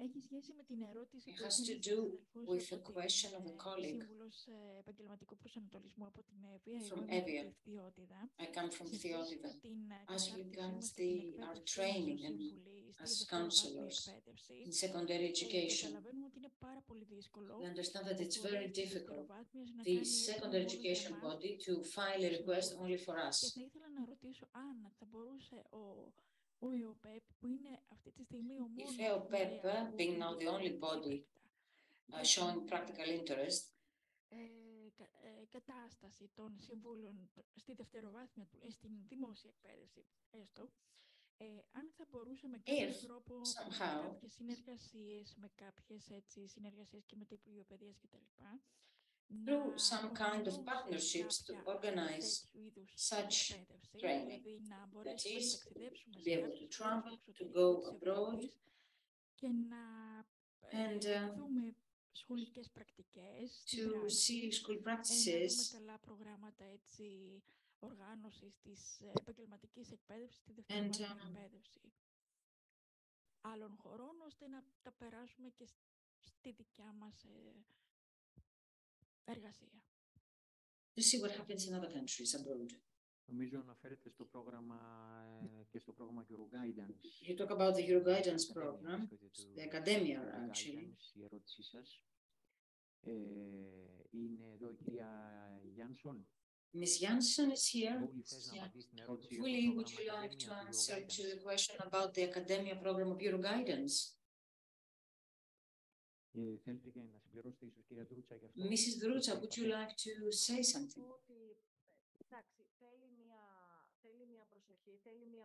Well, it requires actually filing an application. I'm sorry, the speaker speaks very, is not using a microphone.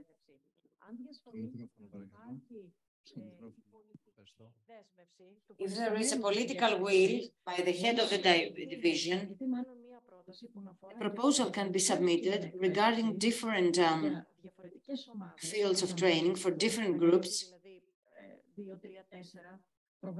It will cover 2 or 3 or 4 training programs in different bodies, different dates.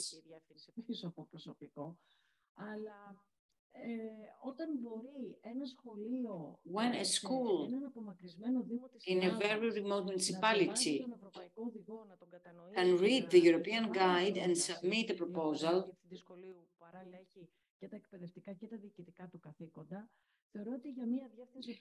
I believe that for a division of secondary education, if there is a will, this is not infeasible. In the national unit, we have this role to offer any kind of support step by step to help you. Thank you. Τώρα, από εκεί και πέρα, το Euroguidance ακόμα και το πρόγραμμα του Ακαδημία, όπως αναφέρθηκε, το να μετακινήσει 10 συμβούλους, γιατί actually, transferring 10 counselors is something that has been done in the past. We sent some colleagues for training, but it's a totally different framework for the whole division to move. That's why we try to do things here. Academia is something that we can run in the upcoming program, but it will have a limited number of participants, not something massive. Anyway. Okay, let's.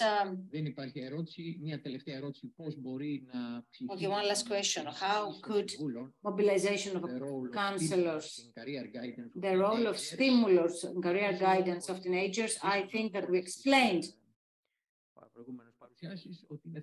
that it's a matter of many factors.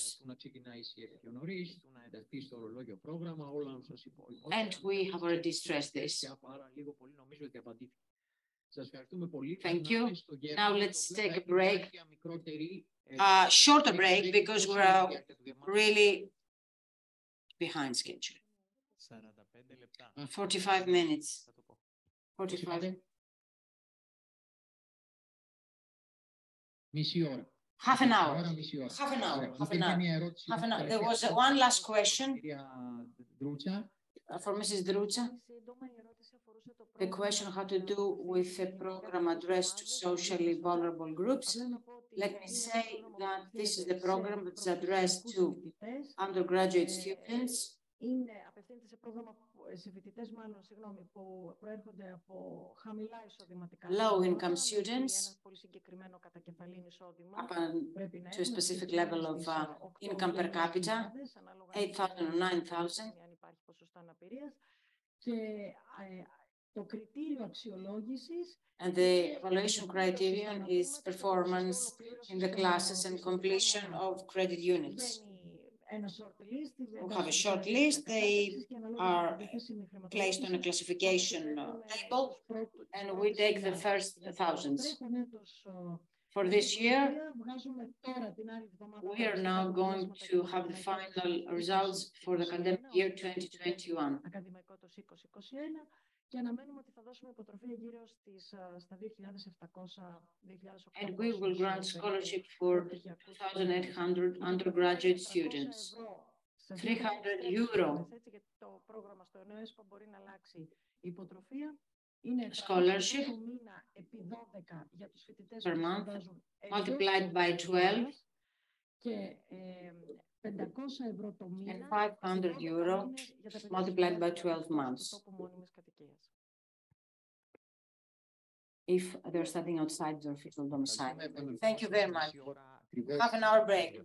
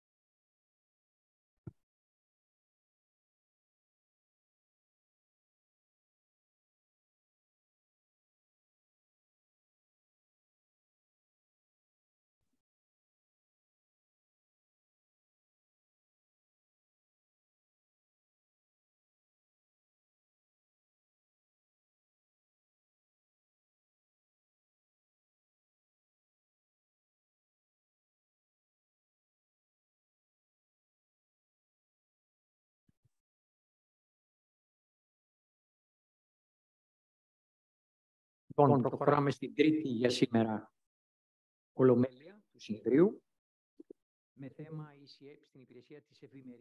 So now we'll continue with the other session. We're going to talk about the counseling services at the service of the prosperity of students, wellness. So particularly as regards education and wellness, we have the honor to have with us from Wales the second key speech, Mrs. Nikki Lawrence, CEO of Careers Wales, to talk to us about career development and well-being across Wales. Thank you very much, Mrs. Lawrence. The floor is yours.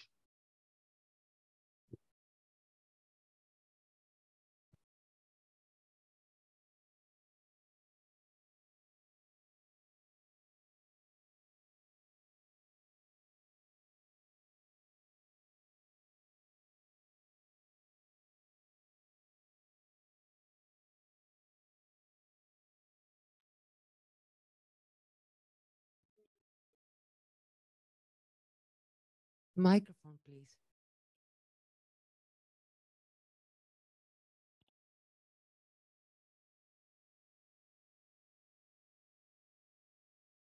Do I have to start again now? Kalispera, everybody. Good afternoon once more. Hope you're all nice and refreshed, and looking forward to hearing the presentations from this afternoon. I'm delighted to be here to talk to you. I'm Nikki Lawrence, as Demetrius was saying, the Chief Exec from Careers Wales. And we're lucky in Careers Wales to have a national career service, and we're wholly owned by the Welsh Government. So I'm delighted to be opening the session on careers, guidance and wellbeing of students. So firstly, I'm going to give you a little bit of an overview of Careers Wales. And then I'm going to talk a little bit about the all-age service, that golden thread that we provide within our service. And then I'm going to talk about Welsh Government wellbeing policies, which is going to lead on to having a bit of a conversation with you around the wellbeing research project that we were involved in recently. And then I'll finish off with talking about the wellbeing toolkit that was developed.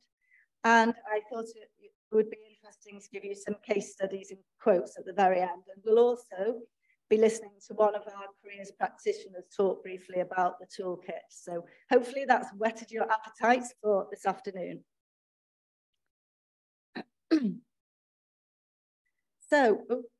So we have a 5-year strategic vision, and we're just moving into the 3rd year of that strategic vision. And it's all about creating brighter futures for the people of Wales. And you've heard from Dr. Deirdre Hughes earlier, and she was helping us to develop our strategy. So that's our vision, and our values are all around putting the needs of the customer at the heart of what we do. So really thinking of that individual, and conversations I've literally just been having were around that. We also know that we need to collaborate if we're going to achieve our own goals and those of other stakeholders within Wales. And we want to continue to be innovative, technology-enabled and insight-led. And Deirdre talked to you a little bit earlier about our Careers Craft, which we're very proud of. We won an award for, and that shows the innovation that's happening within our organisation. So we have 4 goals within our strategy in order to achieve our strategy. And the first goal is to provide a bilingual, inclusive, impartial careers guidance and coaching service for the people of Wales. And as I said, we are a national organisation, excuse me, and we have around 170 careers advisors, practitioners in our education establishments, and we have around 170 who work in our Working Wales service. And our Working Wales service, which is part of Careers Wales, is a service that we provide for young people and adults. So it's around employment. Our second goal is around the work that we do with employers, training providers and entrepreneurs. So we facilitate the links between schools and employers through that goal. And our third goal is around supporting delivery of the curriculum for Wales. And we have got a new curriculum in Wales, which was launched fairly recently in primary schools and is being rolled out over the next few years. And our final goal, goal 4, is around developing a skilled, engaged and agile Careers Wales workforce, which enables the delivery of high-performing, customer-centred services. So now I'm going to talk to you a little bit about our all-age guidance model, and hopefully it will sort of link in many things that were discussed earlier on today, but also starts the conversation around that well-being and guidance. So we are providing that golden thread throughout life to support lifelong learning.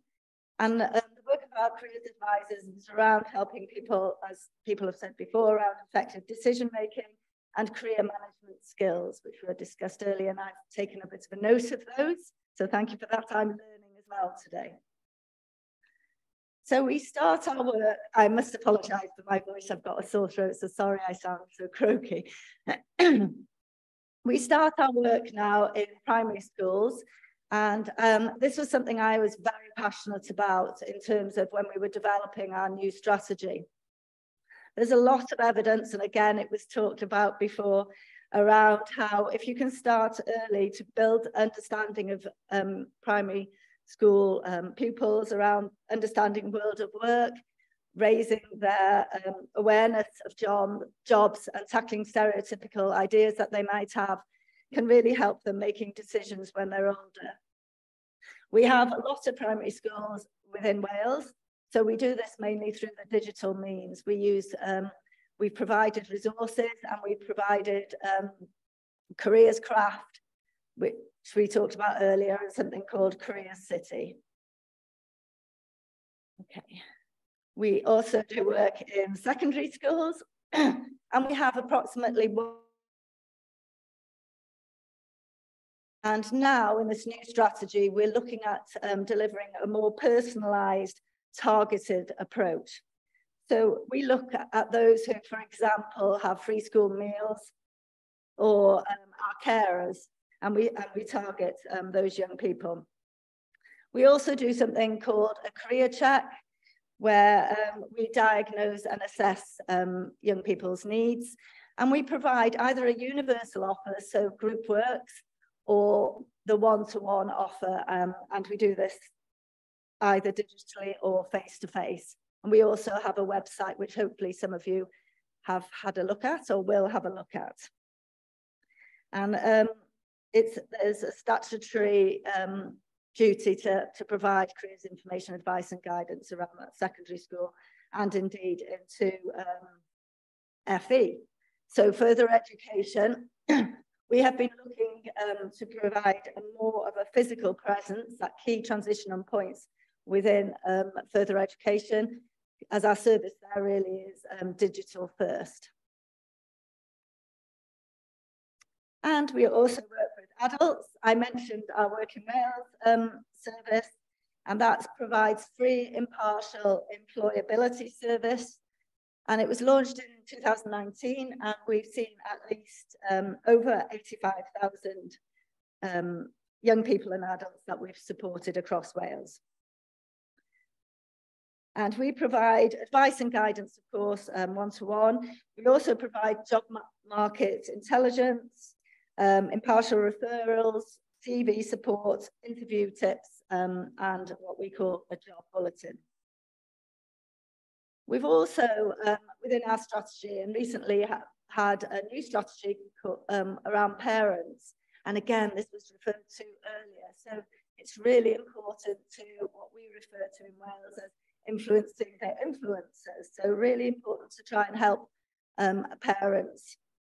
So provide them with information that will help them to help their young children when they're having those career discussions with them.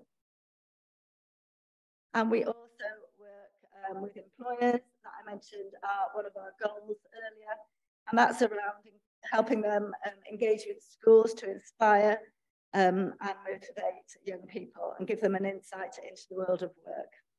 And we've got a library of over 1,000 employer videos where employers talk about their sector or how they've come to be in those roles.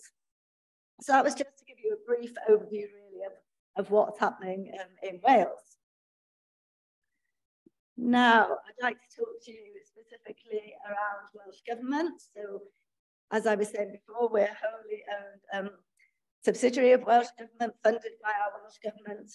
And in Wales, there are 7 wellbeing goals. And these have been set out by government to improve the social, economic, environment, and cultural well-being of Wales. And differently in Wales, these are all contained in law. So it's under the Wellbeing of Future Generations Act, 2015.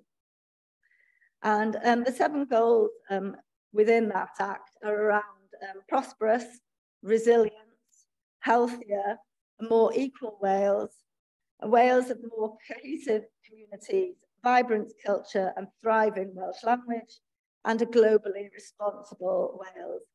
And our Brighter Future strategy that I mentioned helps all 7 of those wellbeing goals through the career guidance that we deliver. And I'll just pick out a couple of those to demonstrate that. So we contribute to the health and well-being, which is the topic I was asked to talk about today. And that comes from better access to opportunities in education, employment and training. We help build resilience in our customers to overcome any barriers that they're facing. And we work at the heart of communities, contribute to more cohesive communities. So we have various offices within Wales that we own or rent, but we also go out and we speak in various outreach locations. So you can see where we hit on those 7 important goals. The other policy I just wanted to mention today was around the Young Persons Guarantee, and that a Young Persons Guarantee has been provided since COVID and because of COVID, really. And it says that all 16 to 24-year-olds will get support with access to education, training, or self-employment.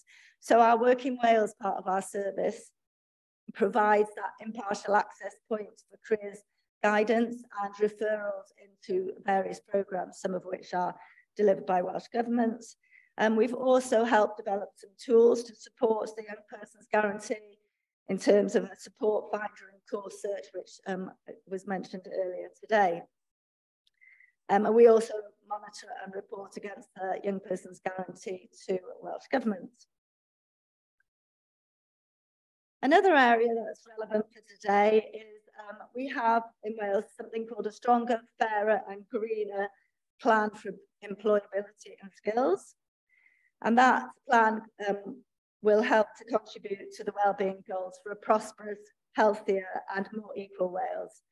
And Careers Wales are part of that plan in terms of providing that impartial, high quality careers guidance, making sure that we're accessible to all.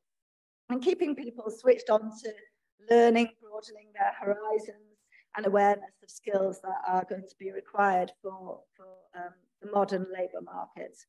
We're also recently, as part of that plan, been tasked with doing mid-career reviews. So we've been looking at providing psychometric testing, careers guidance for those in mid-careers, really helping to enhance the skills, retainment and motivation of those people. And lastly, there are many other plans, etc., within Welsh Government, but these are the 4 that I felt were particularly relevant for today. There's the new curriculum for Wales. And the new curriculum for Wales has 4 purposes. And one of the purposes is to have a healthy and confident learners who experience personal growth and strengthen their well-being. So you can really see that link to the discussion of today. And the new curriculum also has careers, work-related experiences as a cross-cutting theme across the whole curriculum. And again, that's been touched on in terms of the importance of careers, work-related experiences. And as Creative Wales, we've provided tools and a toolbox to help schools with this. So that might be something that I could put in as a link, and you might find that useful to have a look at after today.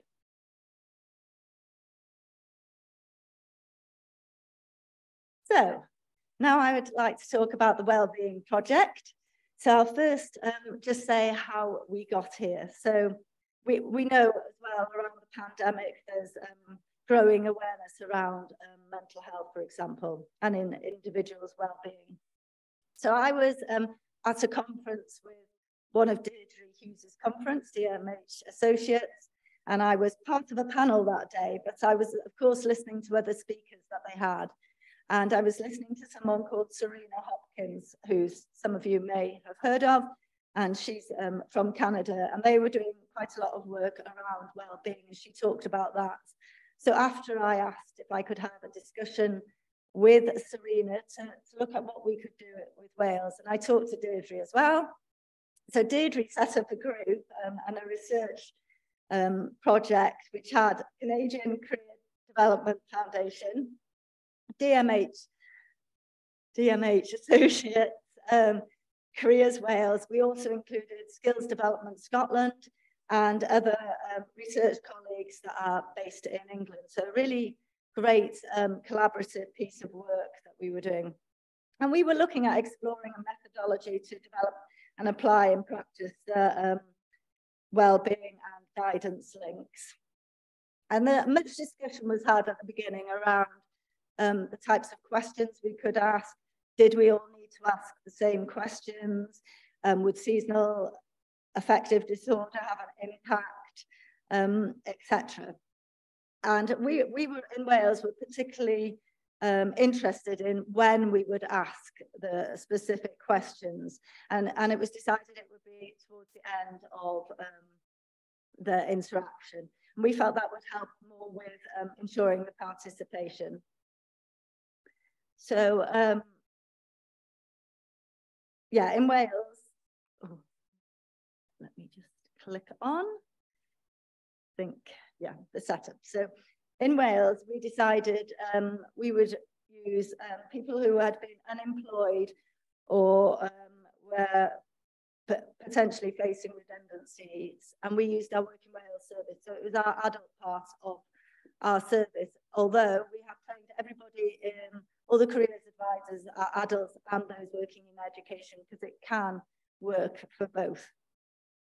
And the aim was to develop and trial a guidance protocol for gaining insights on customer well-being, using careers guidance to support well-being, and measuring the benefits of career guidance on well-being in a more systematic manner.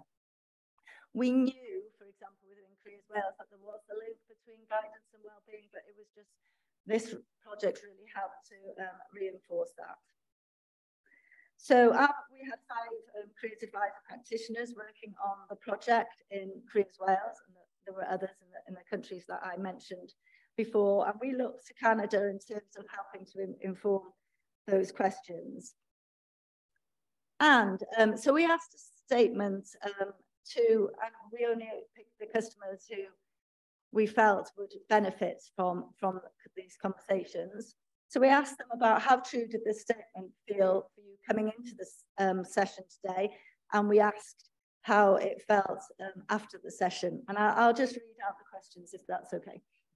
So one of the questions was around, I'm able to make up my own mind about things that are important. Then I feel my life is meaningful and I make a difference to my family, friends, or community. I feel optimistic about finding relevant and valued work that will fit in with my life. I'm taking action, being proactive to help overcome the barriers and challenges in my life. And lastly, we asked, do they feel positive about their ability to handle the demands, barriers, challenges coming up in their life?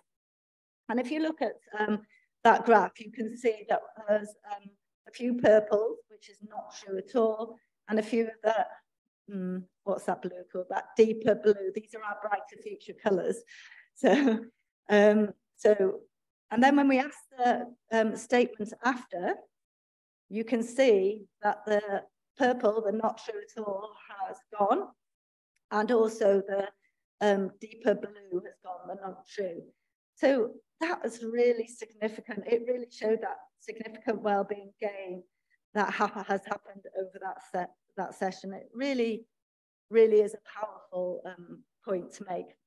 And those questions were co-developed between us all. And as I said, we've trained our careers advisors on these questions, etc. And sorry, I'll just go to the next slide because I jumped around a bit.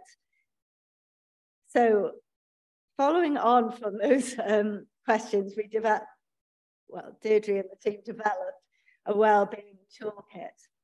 And that's what our careers advisors have been trained up on.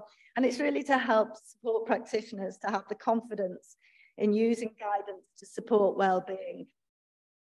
So, and we did ask our careers advisors before the training sessions where they were in terms of their confidence of building in well-being, where appropriate in their guidance conversations. And there was quite a lot with low confidence. And after the training, again, we spoke to our careers advisors and there was nobody with that low confidence after. So this wellbeing toolkit, which has flashed up on the screens a couple of times today, and it's there to help senior leadership teams, managers and practitioners with responsibilities really at this time for working with adults, but it can be used, we've found, for young people as well. And the toolkit's really there to help practitioners understand the changing context of career development and well-being in society, and knowing how best to help, in this case, adults experiencing different types of transition in their lives. And we in Careers Wales, and I think it's similar in most places, have 3 stages of guidance. I'm looking to see Deirdre to see if she nods. Yeah, thank you, Deirdre. And this toolkit sort of builds on from there as a 10-stage process for embedding well-being more explicitly into people's career conversation. So I'll just quickly run through some of the steps. Step 1 is to consider the environment. And there are exercises available and evaluation approaches in helping with that.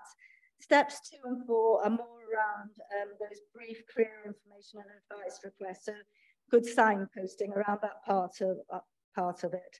And steps 5 to 9 are around that more in-depth stages of professional career development, action planning and careers guidance. And there is an additional step 10, and this is around measuring progress to inform the evidence base underpinning practitioners' skilled practice. So now, hopefully, I'm going to show you a brief video, and this is what. My name's Elena Bruto. I'm a careers advisor based in Swansea in Wales, and I support people aged 16 and over in a range of circumstances, including unemployment, leaving education, seeking a career change, or redundancy, to name a few. I joined the Careers Guidance and Wellbeing Project to explore effective approaches to career development and wellbeing and learn from other practitioners. By incorporating a wellbeing element into guidance practice, we are holistically bringing the whole person into view when considering their future plans. Using the 10-stage interview process from the toolkit, let's review steps 2 to 4, which are all about beginning the conversation. Here are some of the most useful questions that our practitioners started the conversation with. It allows the student to set the agenda and to triage if they're willing to explore wellbeing in more depth. You may encounter people who are shy or reluctant to talk at the start, so identifying what to work on can be a real challenge. Shifting focus away from an intense one-to-one conversation to paper-based or on the screen can diffuse some of the intensity of the meeting. Advisors reported that this was also beneficial for some students with learning disabilities or difficulties, as it relied less on verbal communication and relationship building. These cards can be adapted for use in your own settings by changing the language or adding colourful pictures or emoticons. Once the initial goal is agreed upon, practitioners found that this was often a really good time to further explain to the student how talking about wellbeing may enable more effective future planning, as making a plan without reference to an individual's well-being, motivation, support networks and responsibilities may lead to a plan that doesn't work in practice. really eager to offload what's happening in their lives, it may be difficult for you to get a chance to speak. In these instances, give space for the student to speak, uninterrupted. Afterwards, you can reflect on what you've learned together. One tool that's quite useful for this is the body outline. Inside the body outline, you write thoughts, feelings, views, and health concerns. And around the body, you note external factors, such as support networks, finances, or transport. Once the student has finished speaking uninterrupted, reflect back on what you've heard. Highlight common themes or patterns, such as confidence or confusion, and encourage the student to prioritise what they'd like to work on. Circles of support works in a similar way, inner thoughts and feelings, and the second circle is the external support and pressures. Using coaching questions, and specifically cognitive behavioural coaching, can enable the student to reflect on what's happening and begin to imagine how a different future may look and feel. Here are some of the most powerful questions which can help the student to explore what is possible, challenge negative thought patterns such as negativity bias, and practice self-compassion and build resilience. Some of my favourites are things such as the exception-seeking question. Can you think of a time when your anxiety wasn't so much of an issue? What was different then? I hope this has been helpful, and I encourage you to seek out a copy of the research for yourself, as there are many other tools that we've not covered today. Thank you for your time, and I'll pass you back to Nikki. Thank you. I just thought it would be helpful for you to hear from one of our practitioners. I thought that would be useful. So now I shall continue. So within the Wellbeing Toolkit, and I'll just skim through these, but there are strategies for yourselves as practitioners. So making sure you make time and space for yourselves. So techniques after you've had difficult questions, for example, stretching, going for a walk, and talking to other colleagues, and really encouraging that reflective practice. That's all around the personal reflection. And then within the strategy as well, there are strategies for team support. So encourage to talk to each other and find solutions or conversations that you found difficult, techniques around that. Okay. So I was asked to talk a little bit about evaluating impact. And in terms of evaluating impact of the Wellbeing Toolkit, we've only been training our careers advisors and really finished doing that relatively recently. So it's something that we haven't evaluated yet, but that is part of our plan over the next year. And we do, for example, Brighter Futures, we're doing a longitudinal study. So we have 400 young people who we've identified, and we'll be looking at their journey throughout Brighter Futures. And just really quickly to say that's a new product or our strategy. We did identify this as part of evaluation, look at the processes, our immediate outcomes, medium-term outcomes, and the impact, of course, which is really important. And we've been doing a lot of work around return on investment, again, with Deirdre and her colleagues. So I'm going to finish off now with some quotes that I really thought would be powerful for you all to see at the end in terms of the topic that I've been introducing this afternoon, that links between wellbeing and guidance. So I cannot express my gratitude to Fake for introducing us. You appeared in our lives at a time when we really needed it. That's a powerful statement. Another one is thanks to you giving me this opportunity when I was in a dark place. It meant such a lot for me. Your empathy towards me has genuinely changed my life. And these are real life quotes from our customers. And I have some real life experiences as well. And I'm just gonna, I know we're pressed for time, but I'll just quickly talk about one. So somebody had been made redundant. He struggled with IT. He struggled with accessing to online services. He was 61. He was in a really rural location. He felt that employers preferred to employ younger people. He had no one to talk to. He didn't talk to his family. He didn't talk to his friends because he didn't feel able to. He said things such as, I was in such a dark place.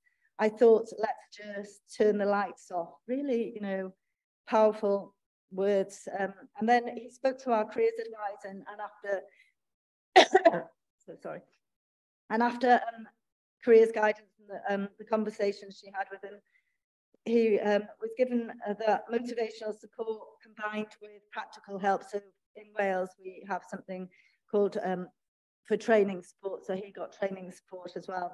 And he said they did everything and more. I was in the dark place, and then it was like, there's the key, the door is open, the lights are on, let's go for it. You know, so powerful, isn't it?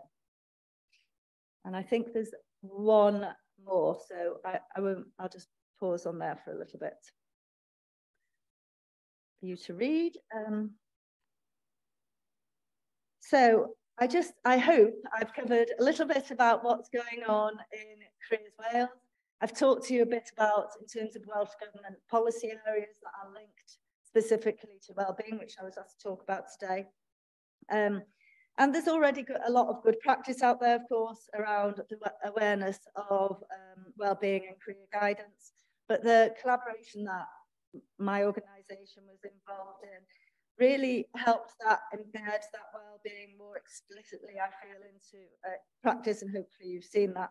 And hopefully you've sort of seen some tools that could help those of you who are practitioners in the future. So thank you very much again for the invite. It's been a pleasure to be here from my point of view. Thank you.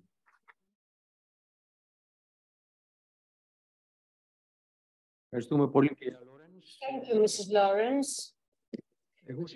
Now, I just took note of some things. For example, bilingual counseling service besides the English, which is the international language, and how it's considered to be a requirement. We should know it. So you also talked about the importance of language when we communicate and provide counseling services to citizens who are refugees or nationals, but the language they use, their mother tongue, is different from the language used by the council. We talked about cooperation with employers. We don't have the time, but tomorrow we can think of some things and discuss some things about the role of employers. But you also talked about things of wellness, showing us parts of this toolkit that we will be happy to upload on the National Portal of Lifelong Learning Counseling Services portal. We will upload them there, and you will have the feedback from the Greek audience. Thank you very much. Now we continue. Actually, we'll have a small shift to the program. We have with us the second speaker. The change actually was for to enable our participants from abroad to go back and leave the premises in due time. We have our guest from Malta, National Center Euroguidance of Malta, Ms. Dorian Gravina. Ministry of Education, Sports and Research and Innovation. She will talk to us about a new interesting framework of counseling.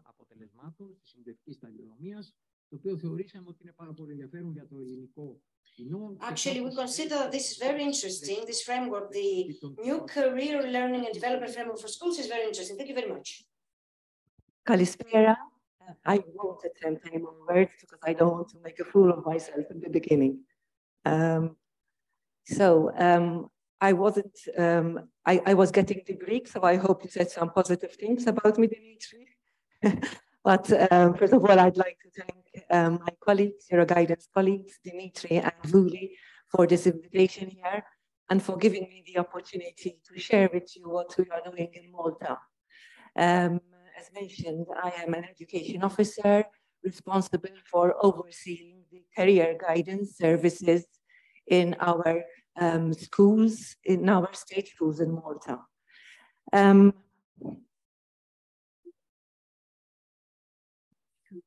This seemed to be easy.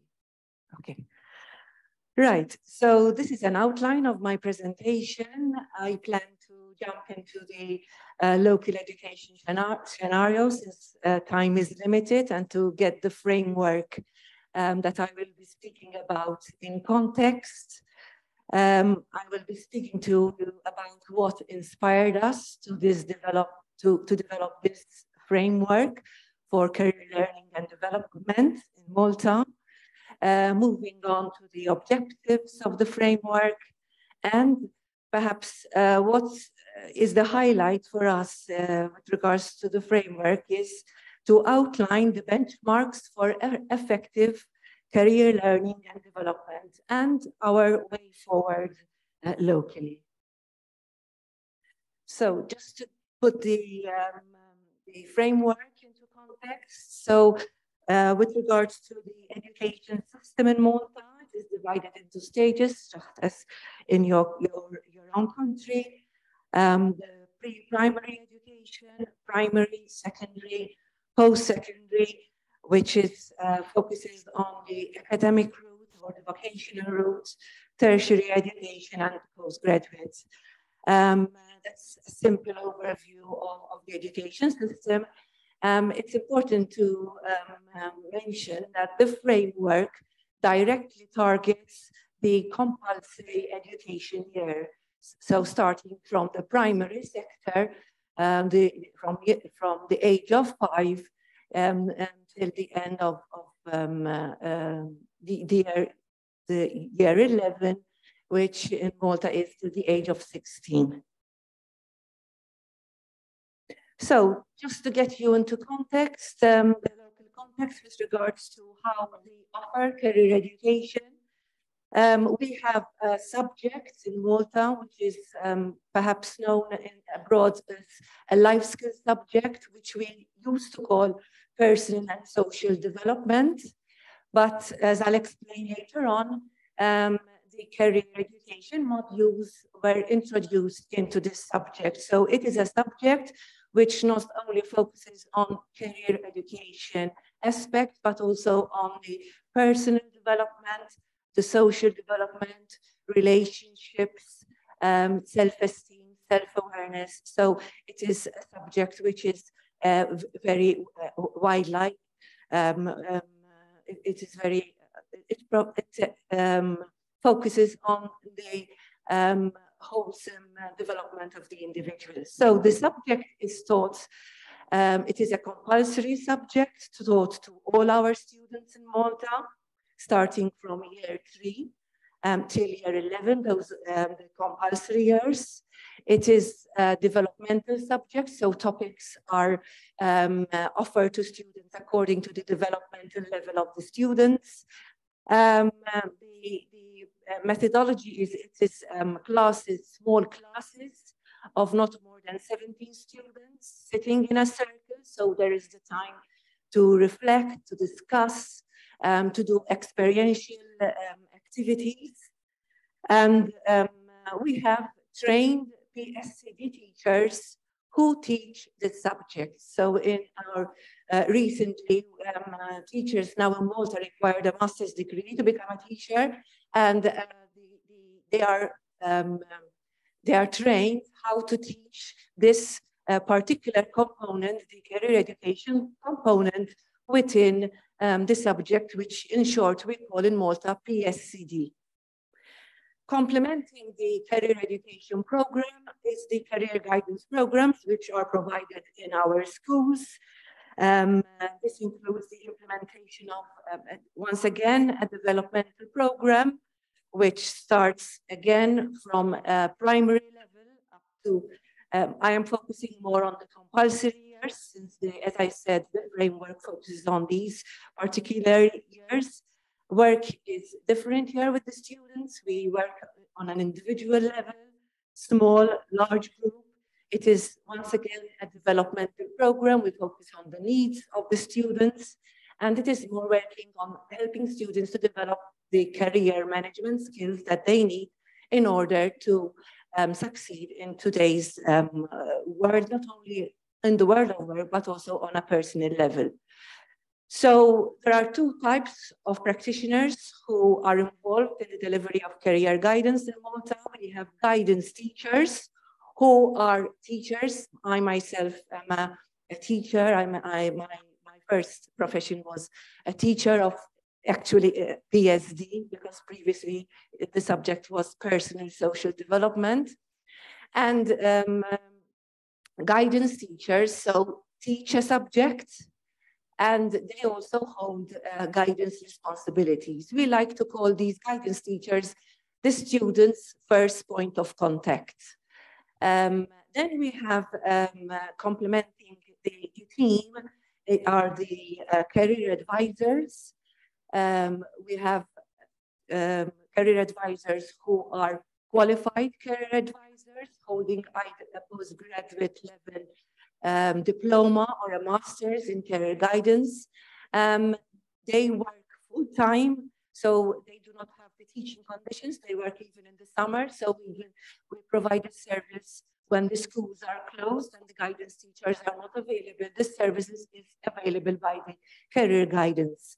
And so the career guidance team is made up of a number of professionals, guidance teachers, career advisors, working together with the PSD teachers and other teachers who teach career-related topics in their subjects. For example, in business studies teachers, the social studies teachers. So there are many stakeholders who, in fact, are involved in the delivery of career education and career guidance.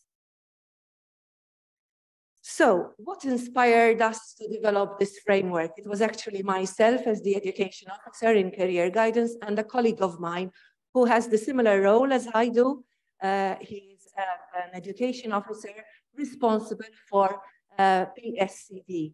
So yes, in Malta we have many documents in place which directly highlight the importance of learners understanding themselves and the environment in which they live, and giving them opportunities to develop outside the school context, so they are better informed about education and learning. So we have many documents. First and foremost, we have the legal mandate for career education and career guidance through our Education Act, other documents, but of utmost importance is the document in the center, the career guidance policy for schools, whereby the government at the time had asked us to conduct a review of the career guidance service in Malta, and we came up with a number of suggestions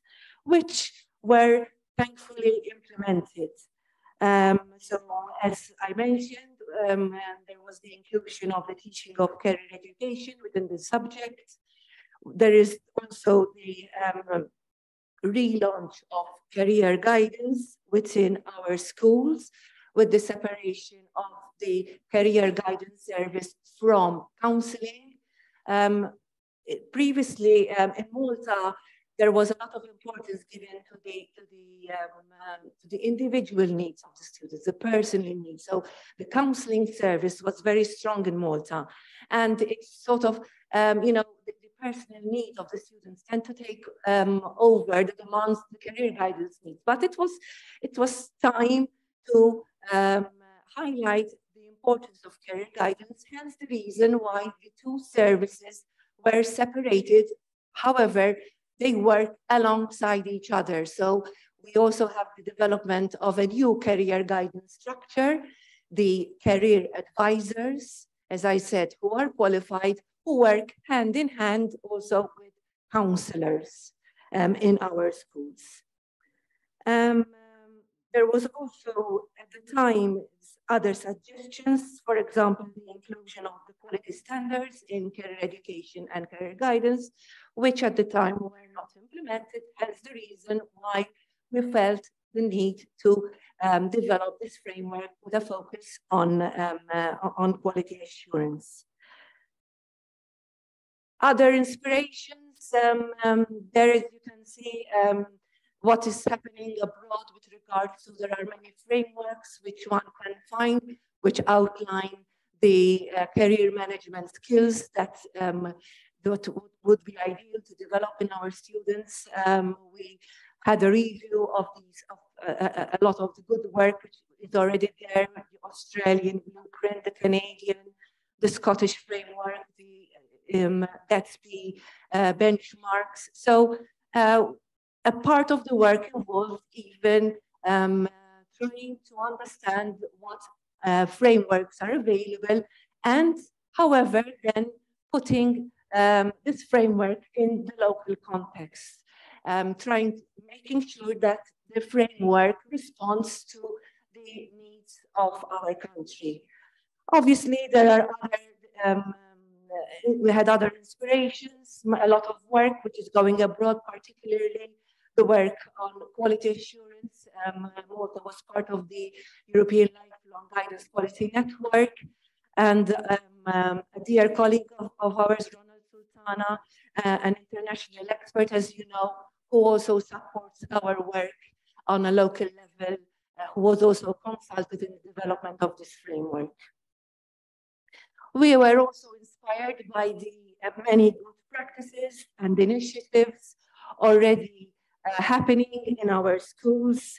There you can see a number of initiatives, job exposures, visits at the places of work, career fairs, PSCD sessions, sitting in a circle, meeting with the career advisors during one of the national career fairs for year 11 students. So all these good practices encouraged us to develop this framework. Also, the good collaboration that exists between all these stakeholders involved in the delivery of career education and career guidance, not only within the schools, but also with outside entities. Like we have good collaboration with the PES, Public Employment Services, with employers.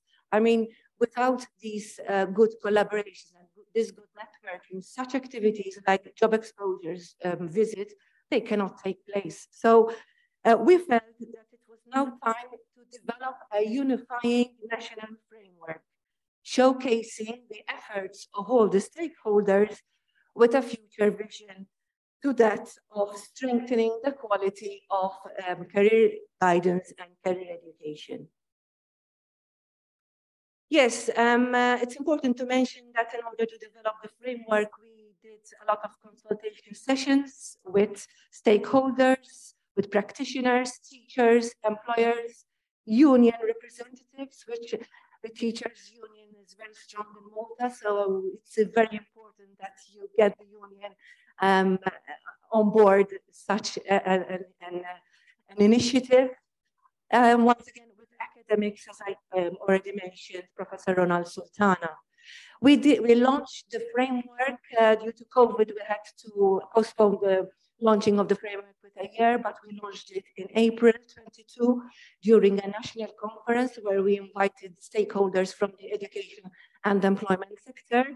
There you can see us still in our masks.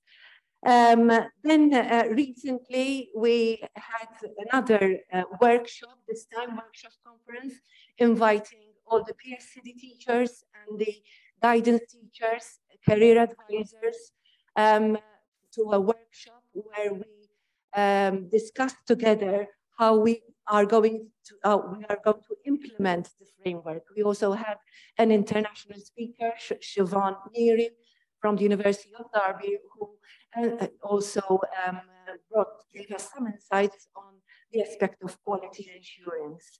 The future plans is that we meet with individual schools and we continue supporting its implementation. So what are the objectives of the framework? First and foremost, the framework can facilitate the better coordination that exists between the stakeholders, as I said, not only inside, but also outside the schools. Establish national guidelines for career learning and development in Malta. One of the main aspects, and it was mentioned previously, that perhaps not everybody is informed of what career guidance really involves. So we hope to develop a shared language, a common understanding of what we mean by career guidance and what is to be expected from career education and career guidance. We want to ensure also an element of standardization to ensure that all students have access to the same support and provision. Another aim is to focus on quality provision, to provide benchmarks as to what can be expected. And another aim, which we think is important in the local context, is that our practitioners, our professionals need the support in order to strengthen their competencies. And here is where even Euroguidance supports us in our work here. And we need to offer our practitioners, our teachers, the possibility to undertake continuous professional development. So what is the definition of career learning and development? This is the term that we are using locally, career learning and development. So we are combining career education and career guidance. And the definition is helping learners understand themselves and the environment in which they live, whilst providing them with opportunities outside the school context so they are better equipped to decide on their education, training, and work pathways. I have left the link there, so you can access the framework at your own time. So the framework covers 3 areas of learning identified as the areas which facilitate the personal, social, and career development of our learners. This is nothing new. As I said, you can find similar frameworks, but the main focus is that of helping students to develop personal exploration, understanding themselves, their abilities, their interests, their weaknesses, and how to work on their weaknesses. Learning exploration, we find that it's very important that students learn even effective learning strategies. They understand the relationship between how they are doing at school and how this links to their future opportunities, how to make educational choices based on their personal aspirations. And we try to work on aspirations, as previously mentioned, starting from a young age, from the primary sector. Career exploration, the career information is important too. So helping students to find how to find the information. We know that there is a lot of information on the internet, but helping students to adopt also that critical stance about the information that they receive and the critical understanding of the world of work. We do not want them to adapt to the world of work. We want them to think critically about the world of work. Hopefully then link these decisions to their career life roles. The framework adopts a learner-centered approach. I was happy hearing Fabian's previous contribution. We think that students should be given the right space where they can gain understanding, knowledge, skills, and competencies. A learner-centered approach, in fact, empowers students to take control of their learning, take responsibility for their decisions, and to understand themselves better. Hence, Kolb's cycle of experiential learning is adopted by our PSCD teachers and our career guidance practitioners during their interventions and activities. Knowledge and learning is created through experiential learning. So we adopt this hands-on approach because we feel that it is the way that students learn most. So experiences are real or stimulated through such activities such as job exposure experiences, visits at the place of work, role plays, brainstorming activities, case scenarios, and others. As previously mentioned, the framework covers the primary. The secondary years is we divided into two sectors, the middle and the secondary years.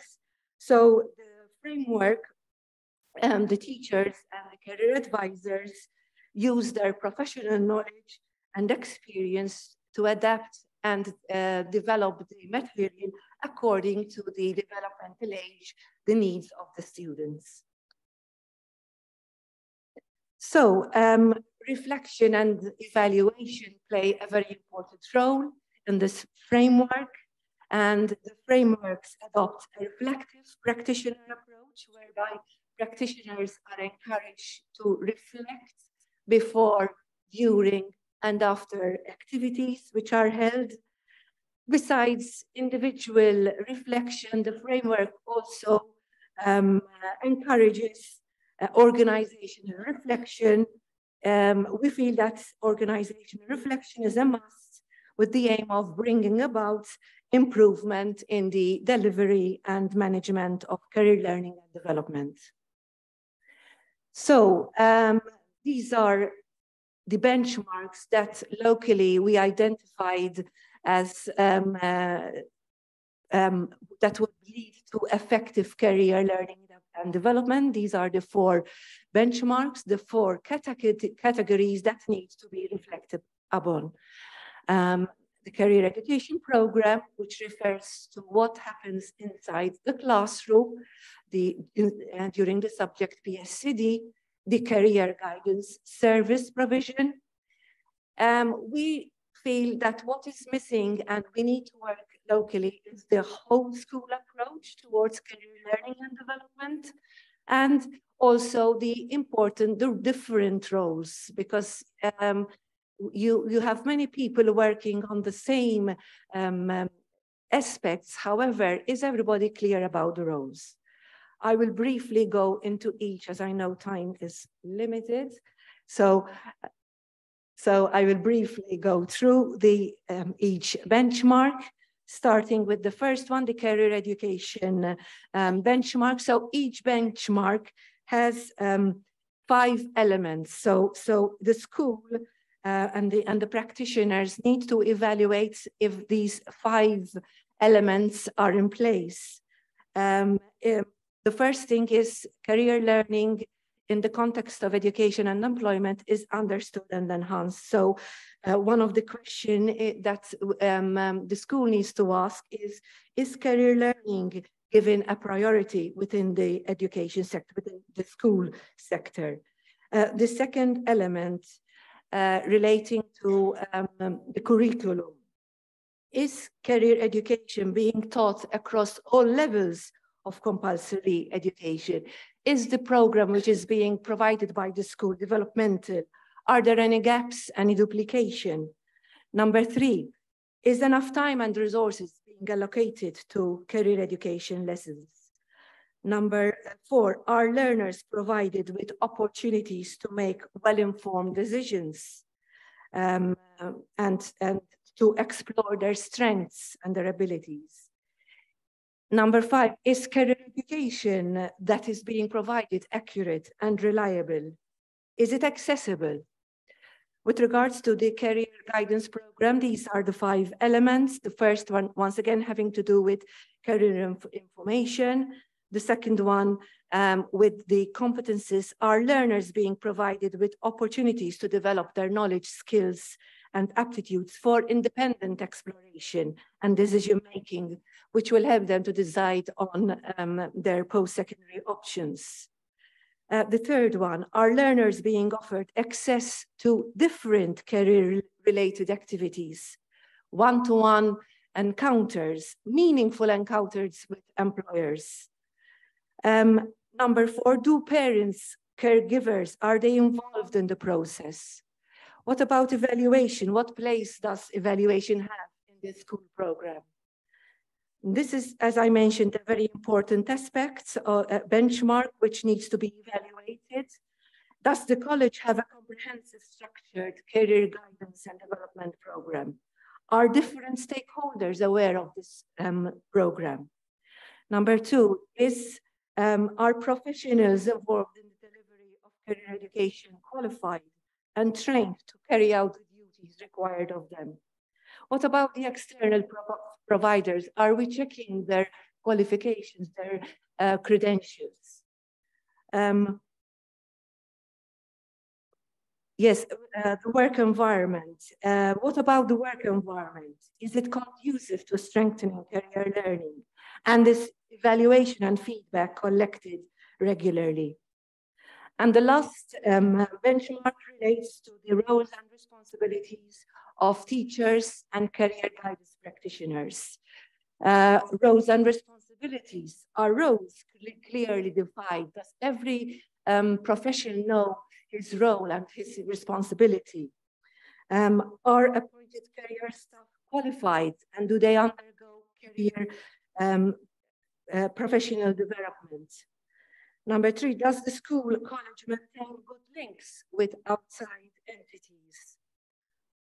Are the needs of all learners being addressed? Is there use of different teaching methodologies, practices, use of IT, social media, etc., to ensure that all learners are catered for? And finally, are the needs of all stakeholders being taken into account? So as a conclusion, we are working on the framework as presenting a practical tool for the organization and classification of career learning and development in Malta. The idea is that the schools review the 4 benchmarks on a regular level, and then once reflection is undertaken, simple and achievable action plans should be put into practice to improve effectiveness of career learning and development. I leave you with a number of references that we used, and thank you. Thank you for your attention.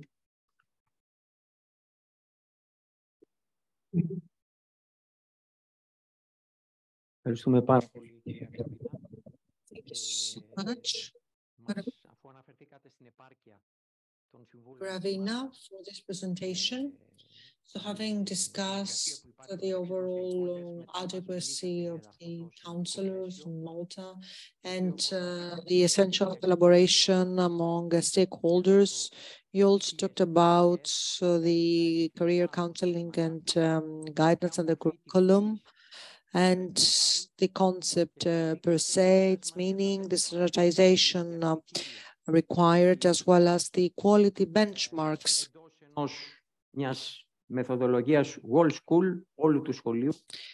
So what is required is an inclusive methodology about the school and how all this should be monitored by the counselors' system. So just let me remind you that 3 years ago, Ronald was here in this hall where he delivered his speech. So in some way, you further forwarded Ronald's questions. And the next speaker that is about to follow suit is going to be directly linked to this previous one. So Madam Charakopaki, who is a career counselor, represents the Educational Policy Institute. Thank you. Thank you very much.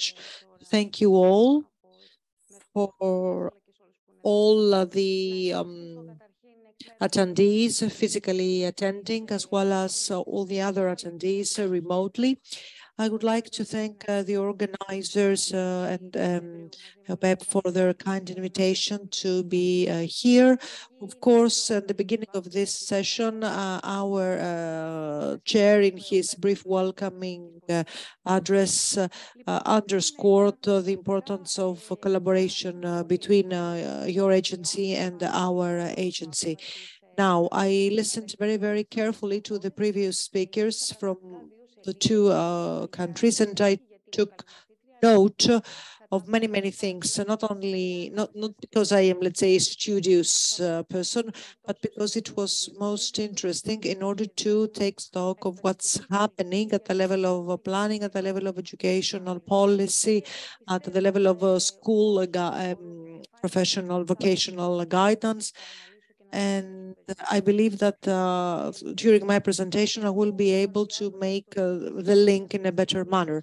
So allow me to present to you what is the state of play at the level of schools and vocational guidance at schools. So there is a project that is running, and this is an educational measure that was awarded with a distinction at the level of innovative educational activities in 1 year ago, and it has to do with the skills labs and vocational education at schools. So before getting into the crunch of this matter, it is very important to know that to share rather with you some theoretical elements that ought to govern the vocational guidance at the level of schools, and also share with you some, let's say, points of concerns in practical terms. What can one do at the level of the secondary education, or even not, but always having as a target group students? Or might that be a professional in the career guidance and counseling? So, coming back to the beginning of my agenda, of my presentation rather, about the state of play at schools. First of all, a couple of words, however, for our Institute of Education Policy Institute. So it is, let's say, a scientific advisor to the Ministry of Education in the competency of the ministry across all education.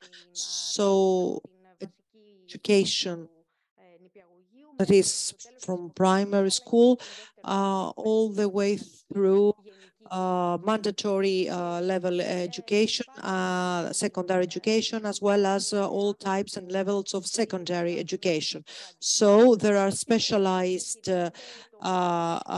professionals who are responsible for the policy design and competent to propose specific measures and actions, among which school vocational guidance and orientation, and to put it in the current context, allow me to say that for us who have been involved in this specialization for many years, and we serve this profession at the level of the secondary education, we feel very glad and very honored, because for many years in the past, we had been very much understaffed, and I would say not so much at the forefront of interest. However, now we see that there is a revival, let's say, of interest for our role, and there is a trend to enlarge, let's say, our role, our position, and our duties.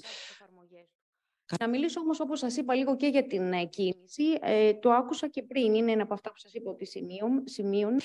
So to link with my notes as well, our point of initiation at the level of life is always the age of teenagers, so the age, let's say, of 15. This is a landmark year of age in the Greek educational system, because at the age of 15, so with the completion of this school year, the students are called upon to make a selection, whether to continue at the level of general lyceum, secondary education, or other types, other categories of secondary education schools. So it is a very critical age in the life of a person, because it is the age during which they have also, let's say, started to make representations about themselves in the future, at the level of profession, vocational positioning, and so on and so forth. So we need to include here sustainability as well at the level of the sectoral policies and involve all aspects, social, environmental, and economic. So what is the need here, the necessity rather? Individuals and the state need to make sure that there is equality in life as well as well-being. But this also goes for the individual. So this objective is a bit vague, says the speaker. However, at the level of practices, it becomes more tangible. The last point has to do with their career. We have all talked about the volatility of careers, many specialties, the change of professions in the life of a person. To that, we add sustainability. So the individual needs to be motivated. So the objective for us is to motivate the teenager, as we say, and the theorists in literature also place the emphasis on this concept, on motivation. So we want the teenager to be motivated and become involved. So our today practice as counselors does no longer involve our role as providers of magic, let's say, advice, but we are there to facilitate in order for the young student to become motivated to develop skills, so on. So at the level of literature, you see the importance of career awareness and motivation. So the explore experience and think, this is a triptych at the level of the OECD. So you need to put behind the stereotype that the teenager is a passive, let's say, recipient of the advice. But on the contrary, we need to render them aware. Now, develop skills. So the colleague from Malta talked extensively about the development of skills and also the two pillars, that is individual resources and how we tap on those resources and how we enrich them with what we have available at the level of the setting, educational setting, societal setting, and so on. And this does not only involve self-reference and self-assessment methodological tools, but it also involves important, let's say, individuals, or rather important individual achievements from the life of the teenager. This can be very enriching and sustainable as well.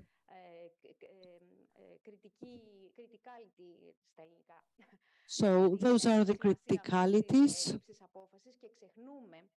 when it comes to decision making. So we tend to forget that before a teenager can make a decision linked to their future, for example, educational orientation, studies, and so on, this process involves similar or identical elements with any other decision making at the level of their family life, school activities, and private life, and so on. So there is a common, let's say, ground when it comes to skills development.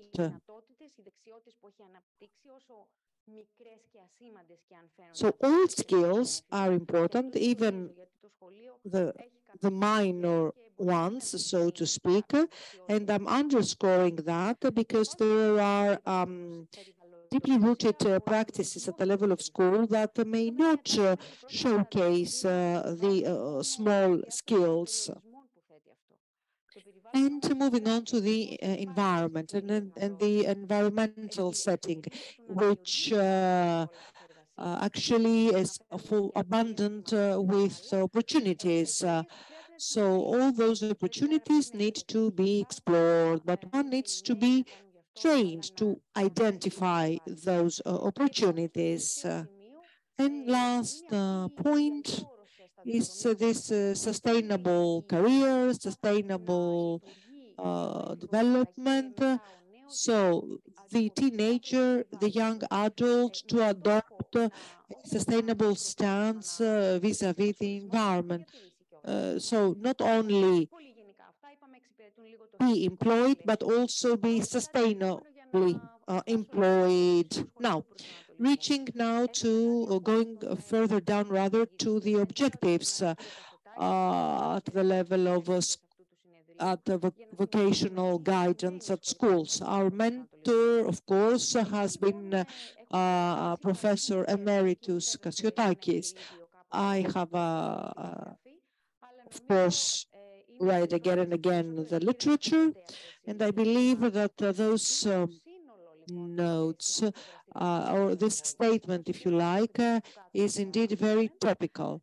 So the definition provided by Professor Kassiotakis is the following. It is the totality of services and activities related to the educational, let's say, formation and the support of the vocational professional development of students which take place at the school setting and in an organized and systematic manner by specialized services.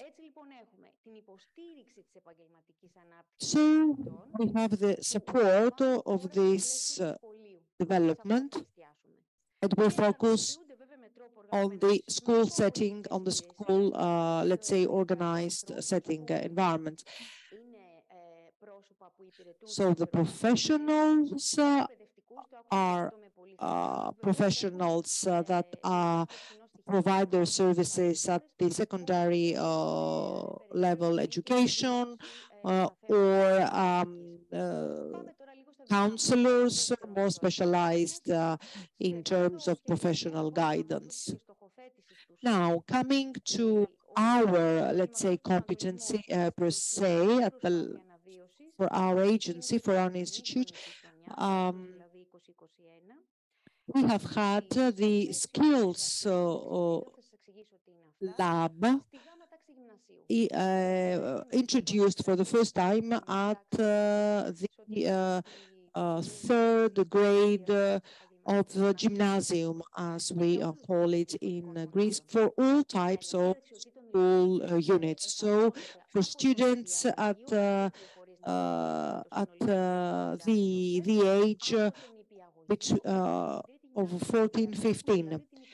However, the school labs are cross-cutting at all types of school units and school levels, primary schools, kindergarten, and second and low and lower secondary schools. And what is imminent, what is about to happen? Because as is, we have the school counselor who assumes the role of the coordinator, but very soon all the school units will be staffed with school professors, with school tutors specialized in guidance and vocational counseling. So this is a very important pillar. So what you have is the setting, that is the classroom. You have the professional, you have the process, guidance, etc., taking place at the level of schools and taking into account the individual counseling needs. And among others that take place under the umbrella of guidance and career counseling, what is also provided is material, content,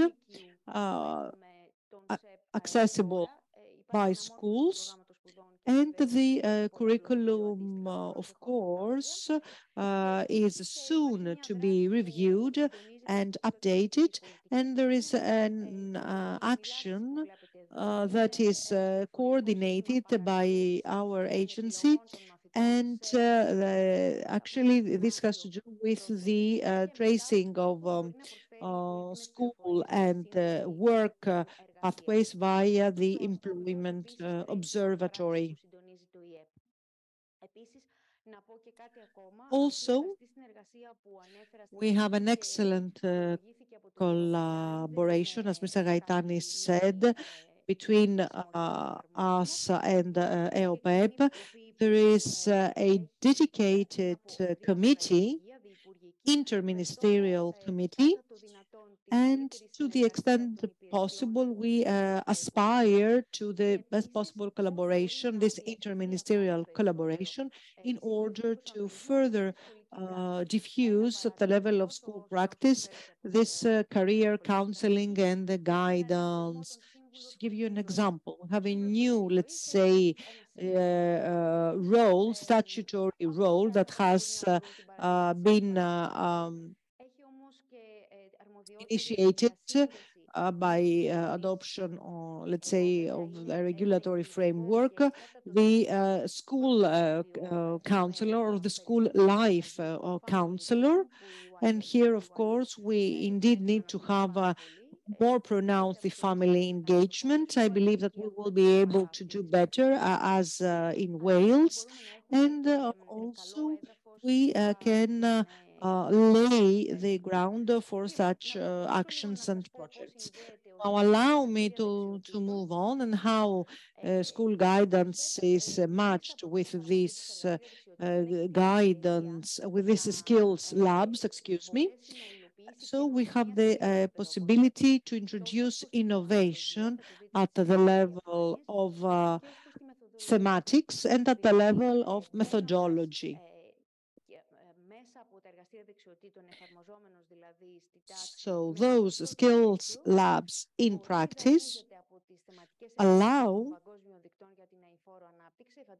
for the introduction of the global indicators for sustainable development to be introduced in practice, and it also lends, it also borrows, so to speak, knowledge at the level of methodology. Somebody has to depart, yes. So have a very nice and safe trip back home, says the speaker. Yes, thank you. Thank you very much for your coming here, and have a safe trip back home. Αυτή την πεταλούδα έλεγα ότι μπορεί να την έχετε δει ενδεχομένως σε περιήγηση στο site του Ινστιτούτου Εκπαιδευτικής Πολιτικής και στα εργαστήρια δεξιοτήτων. Εδώ απλά βλέπετε τις στοχευόμενες δεξιότητες. Το αυτό σας συνδέω με τις σημειώσεις μου που σας είπα πριν. Άκουσα για τα career management skills. About career management skills όλοι εντάσσουν στο πλαίσιο της στοχοθέτησης τους συμβουλευτικών.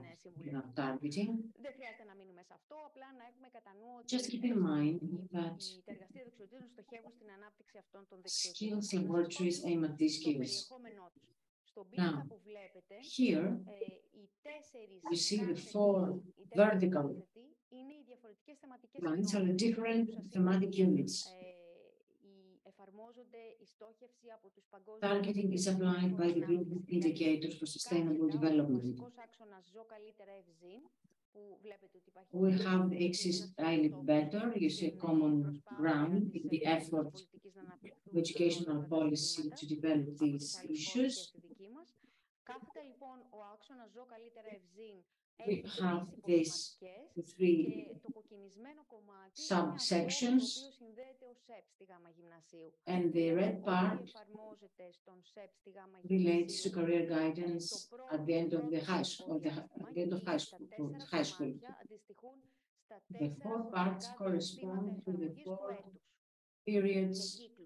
Δηλαδή, το πρώτο κομμάτι που στόχος είναι να εξυπηρετηθεί και η επεξεργασία ζητημάτων ψυχικής και συναισθηματικής υγείας. And so the issue is to process emotional health and mental health. It lasts for a circle of hours.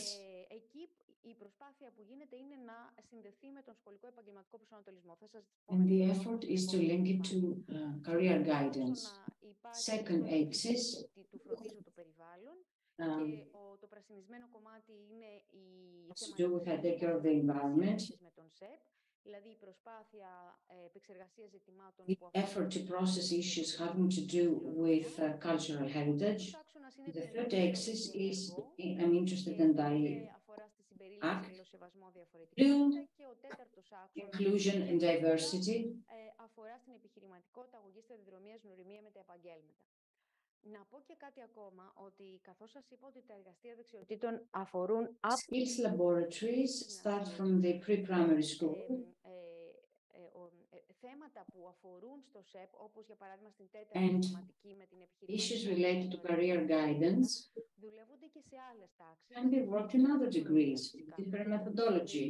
Στην τετάρτη δημοτική, for example, 4th degree and 6th degree.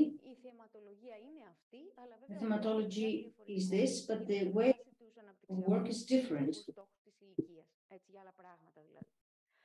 Τώρα, πάμε λίγο στη σύνδεση με τους άξονες του ΣΕΠ. Αν παρατηρήσατε πριν στην... How they link to career guidance. Earlier, Mrs. Gravina mentioned some axes. Μιλούσε για το θέμα της εφαρμογής του σχολικού προσανατολισμού. School guidance. Αντίστοιχα, λοιπόν, και εμείς έχουμε school guidance, and we have these four axes that are uniform for. Να πραγματευτούν οι νέοι θέματα που αφορούν. We want young people to talk about labor market. The second axis is to find their characteristics, interests, etc. Αξίες και χαρακτηριστικά, etc. The third axis is to find studies, and the fourth is having to do with what I can do in the labor market, innovation, etc. Να σας δώσω ένα παράδειγμα της σύνδεσης. Όταν συζητούμε when we discuss το φροντίζω το περιβάλλον για την I take care of the environment, ο τρόπος που μπορεί να δουλευτεί αυτό είναι μέσα the way to do it is through the axis of career guidance, talking about the local labor market, what are the opportunities, what are the professionals in place. Ποια επαγγέλματα μπορεί να ασχολούνται με αυτό το αντικείμενο, έτσι, ή για παράδειγμα πώς ζητήματα μπορεί να αφορούν the issues related to resilience. Μπορεί for example, αφορούν στη σταδιοδρομία. What it has to do with their career guidance. You may have heard that any natural disaster affects the ambitions and the thoughts of people. So, hence the planning as regards the future of adolescents. Now, in inclusion, our aim is for everyone to be involved with science, technology, engineering, mathematics. Λίγος πολύ μπορεί να κρατάμε λίγο τις διαφοροποιήσεις και τα στερεότυπα για το φύλο, έτσι, σε σχέση με τα επαγγέλματα. Άρα εδώ εντάσσεται αυτό. Και βέβαια τη γνωριμία με τα επαγγέλματα, την... αλλά θα πούμε και παρακάτω κι άλλα. Πώς υλοποιείται αυτό? How do we implement this? Εδώ λοιπόν από δεξιά από αριστερά, συγγνώμη, βλέπετε ότι τα εργαστήρια δεξιοτήτων μπορεί θεωρητικά να ακούτε τη σύνδεση, το άνοιγμα του σχολείου στην κοινωνία, στους τοπικούς φορείς, αυτό που χρησιμοποιούμε ως stakeholders, έτσι, τους κοινωνικούς εταίρους. Εδώ λοιπόν τι συμβαίνει. What happens here is that there is a repository, digital repository, whereby bodies ή το αντικείμενο ενασχόλησης και προσφοράς τους στην κοινωνία, επιστημονικά και στην κοινωνία, whereby they can, and they have submitted, and you will find many programs that the teacher may take and apply in the workshops, in these laboratories. Η δυνατότητα είναι ανοιχτή γενικά στους φορείς. Εδώ τι εννοώ με αυτό. Προσεχώς μέσα από το Υπουργείο Παιδείας θα βγει μια εγκύκλειος που θα καλεί τους φορείς να κάνουν αιτήσεις για προγράμματα σχολικών δραστηριοτήτων. Actually, they may file applications for programs and they may submit material and indicative structure.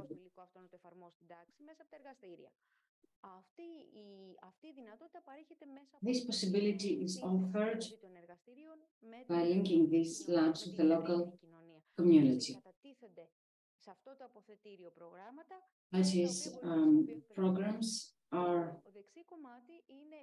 can be used by teachers, so you can find για την εφαρμογή του σχολικού επαγγελματικού προσανατολισμού στους 4 άξονες που είπαμε πριν. Με υλικό, information for the 3 axes we talked about earlier. The material was used through cooperation with EOPEP in open databases.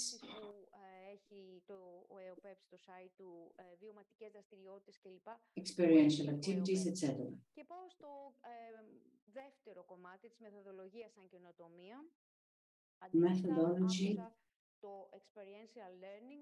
I heard about experiential learning, and this is the 2 δευτερόλεπτα discovery learning. You can see all the methods and strategies, because you will see all the things we heard. Με το πεδίο, με την κοινότητα, με την κοινωνία, δηλαδή πλέον the contact with the community, etc. ο μαθητής να βιώσει, να We want the συστήνεται λοιπόν στους εκπαιδευτικούς να children to have experience, to organize visits to workplaces, να καλέσουν επαγγελματίες στην τάξη, κυρίως ομοτήμους, all peers in the classroom. Δηλαδή ένας νέος στην ηλικία, ένας φοιτητής μπορεί να αφηγηθεί την ιστορία. A young student may narrate his story. Και να πει πώς εκείνο σκέφτηκε, τι έκανε, έτσι. Έχουμε μέχρι και προγράμματα που συνεργάζονται τα εργαστήρια δεξιοτήτων, μη κυβερνητικές οργανώσεις που έχουν... We have non-governmental organizations called databases that connect the teacher with professionals. Επίσης, προτείνουμε την αξιοποίηση πολυμεσικού υλικού που μπορεί να υπάρχει ήδη, δηλαδή βίντεο του ΕΟΠΕΠ για επαγγέλματα. We suggest different tools and contact with society and the activation of students. Οι μέρες καριέρας που μπορεί να διοργανωθούν στο σχολείο Career days. Είναι πολύ σημαντικό για την ανάπτυξη δεξιοτήτων να διοργανωθούν με την μεγαλύτερη συμβολή των and they need to be organized with the contribution of students. Αυτό, πιστέψτε με, συνιστά ανάπτυξη δεξιοτήτων. Λοιπόν, αυτά βέβαια θα υπάρχουν διαθέσιμα για να τα δείτε. You will have all this available, participation in competitions, even visits to other bodies and other associations, cultural heritage, sustainability. Γιατί εδώ είναι η τελευταία διαφάνεια. Αν το τελευταίο που θέλουμε, που με πολύ χαρά επίσης το άκουσα ως κοινό σημείο, and if we want to imagine the future for adolescents και να αναπτύξουν προορατικές και ενεργητικού τύπου συμπεριφορές, and να αξιοποιήσουμε το πεδίο και have τις ευκαιρίες active που προσφέρει. Το πεδίο είναι δίπλα μας. Δηλαδή, attitude, we need to make use of the local community, the broader society, and all these things opened up by the new technology to the student. Contact with σας έχει συμβεί να μην σας ακούει κάποιος έφηβος όντας εκπαιδευτικός που τον συμβουλεύετε.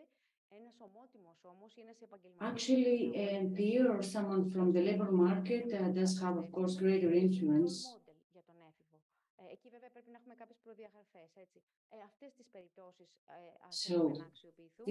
These are the cases we want to capitalize on. Βλέπετε με την κοινότητα και την κοινωνία, την ενεργοποίηση του ενδιαφέροντος είναι τα τελευταία σημεία, τον αναστοχασμό του εφήβου που προκύπτει μέσα από την πληροφόρηση. Ο τάδε έφτιαξε την τάδε επιχείρηση, εγώ τι μπορώ να κάνω για να συνεισφέρω στην...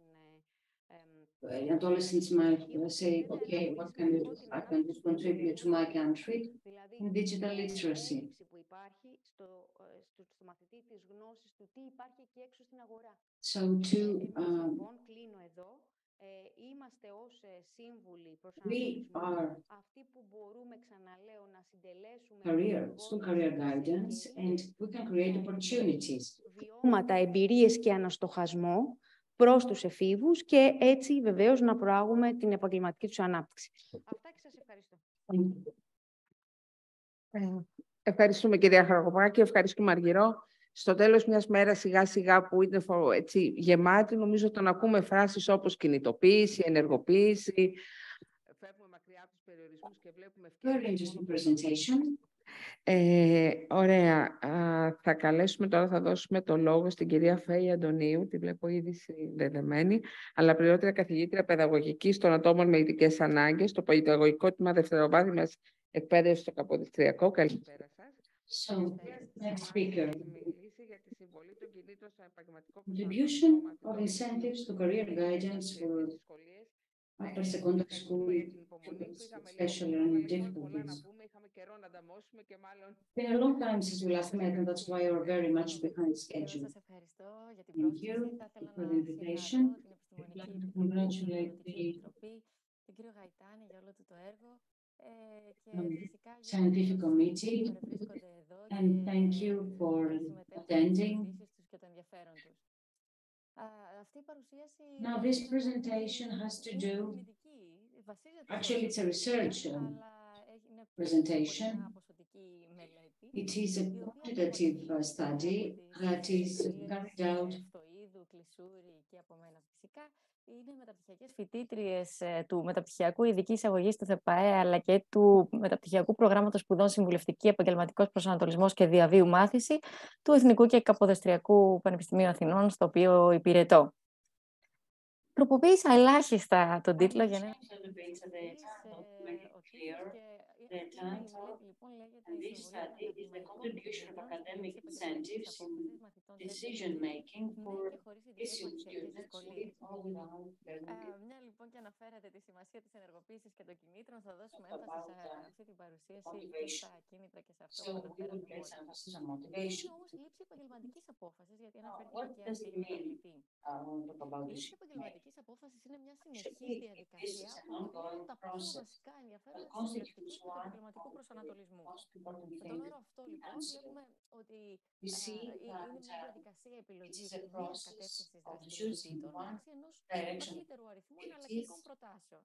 Και βασίζεται σε τρία στάδια: στην προεργασία που θα κάνει κάποιος για να περιορίσει τις εξαιρετικές του επαγγελματικές προτιμήσεις βάσει αξιών. Θέλω να δώσετε προσοχή σε αυτό, γιατί θα το συζητήσουμε και στη συνέχεια. Να διερευνήσει σε βάθος, δηλαδή να αναλύσει και να συγκρίνει τις επιλογές του και στο τέλος να πάρει μια τελική απόφαση. Κατά τη διάρκεια αυτών των σταδίων εμφανίζονται όμως κάποια προβλήματα. Αυτά τα προβλήματα χωρίζονται χρονικά και αναφερόμαστε στα προβλήματα που εμφανίζονται πριν την έναρξη της διαδικασίας, αλλά και κατά τη διάρκεια της διαδικασίας. Προετοιμασία κατά την έναρξη της διαδικασίας. Πολλοί μαθητές, ιδιαίτερα του Λυκείου, δεν είναι έτοιμα να επιλέξουν, να λάβουν μια επαγγελματική απόφαση. Έχουν κίνητρα, φαίνεται να έχουν μια αποφασιστικότητα, υπάρχουν κάποιες λειτουργικοί μύθοι, κυρίως για τα παιδιά για τα οποία θα συζητήσουμε σήμερα, τα παιδιά με ειδικές μαθησιακές δυσκολίες.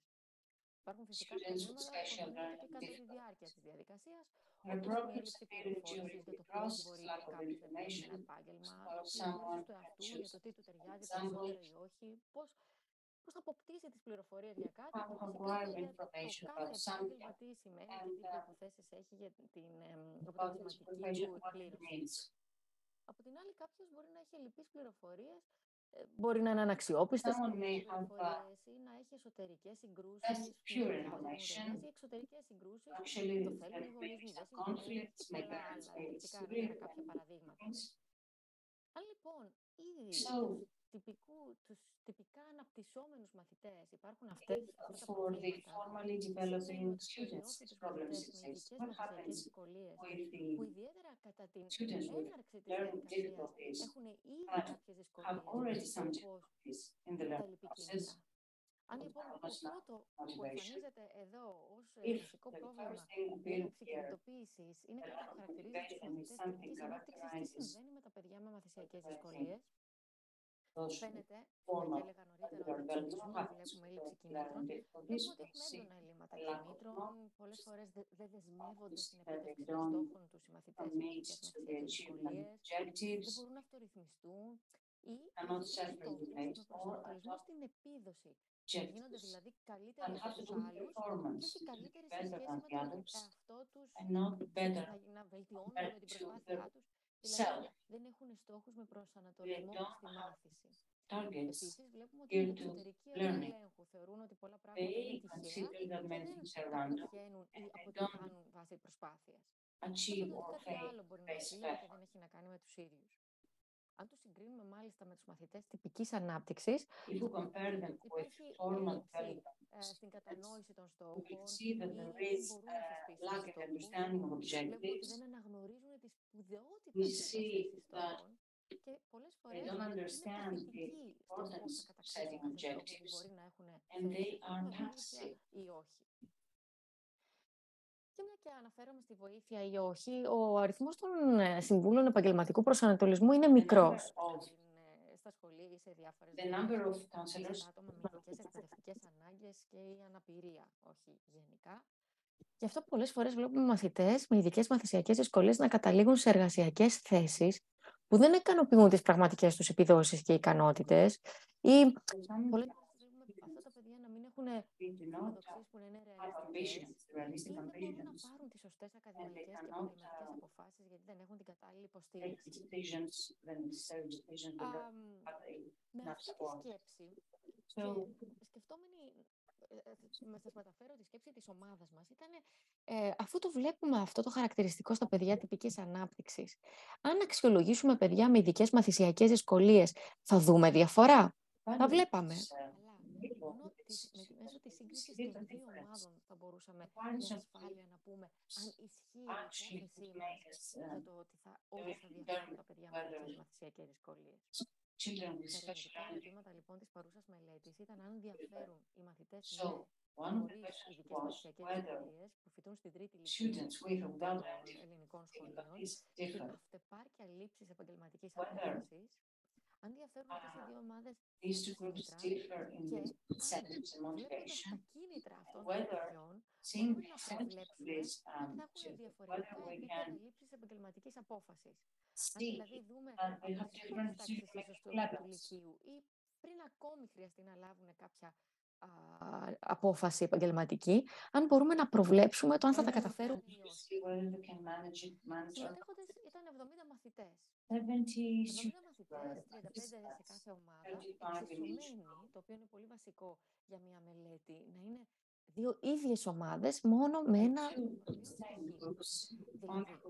Δηλαδή, οι μία και οι δύο ομάδες είχαν ακριβώς την ίδια ηλικία, το ίδιο αριθμό ατόμων σε φύλλο, τον ίδιο αριθμό παιδιών που μιλούσαν την ελληνική γλώσσα ήταν δύο παιδιά, ήταν από την ίδια δημογραφική περιοχή ζευγάρια και φυσικά είχαν το αντίστοιχο δίκτυο νοημοσύνης. Δύο δίπλα ήταν λοιπόν ανά ομάδα.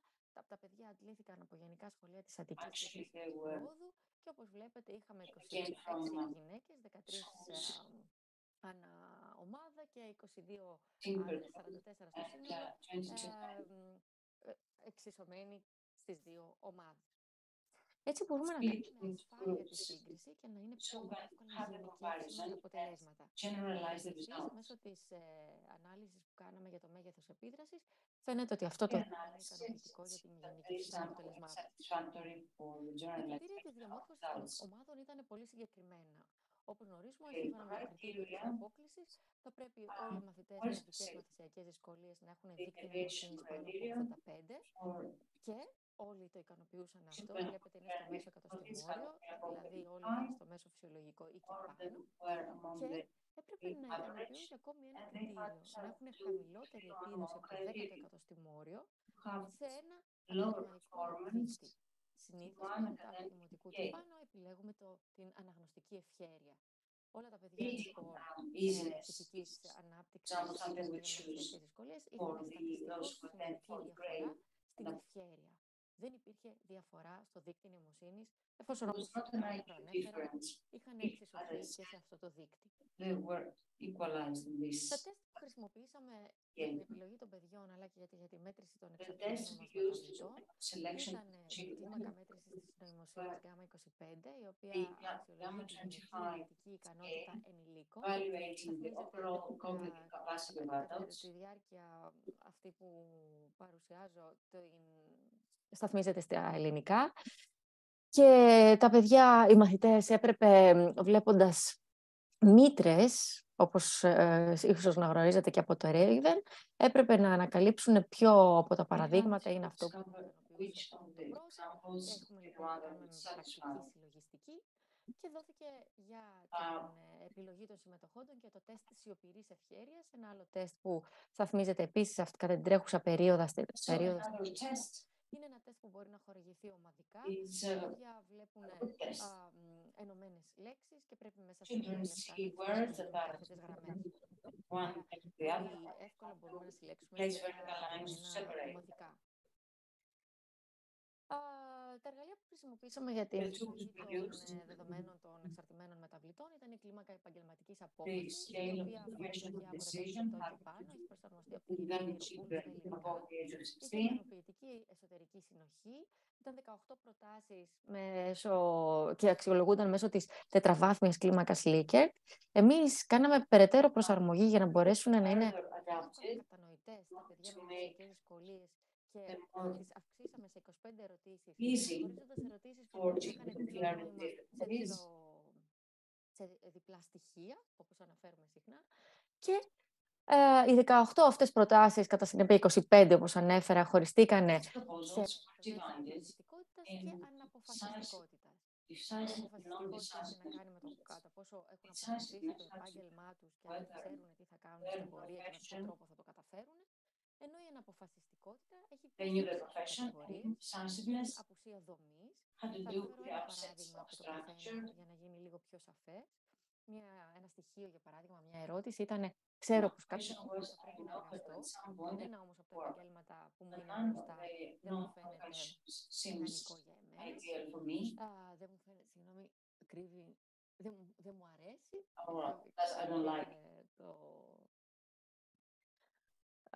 Και τις οθόνες που μου το κρύβουν. Η δεύτερη υποενότητα είναι η ανάγκη επαγγελματικής καθημερινής. Όπως, για παράδειγμα, μια χρειάζομαι περισσότερες πληροφορίες για τα διαφορετικά επαγγέλματα πριν μπορώ να καταλήξω σε μια επαγγελματική απόφαση. Η διάχυση ενδιαφερόντων, παράδειγμα, με ενδιαφέρουν τόσο πολλά πράγματα και ξέρω ότι με κάνουν να τα καταφέρω ανεξάρτητα από το επάγγελμα που θα επιλέξω. Είναι όμως πολύ δύσκολο για μένα να βρω ένα μόνο πράγμα που θα ήθελα να κάνω επαγγελματικά. Και τελευταία, η προσωπική σύγκρουση.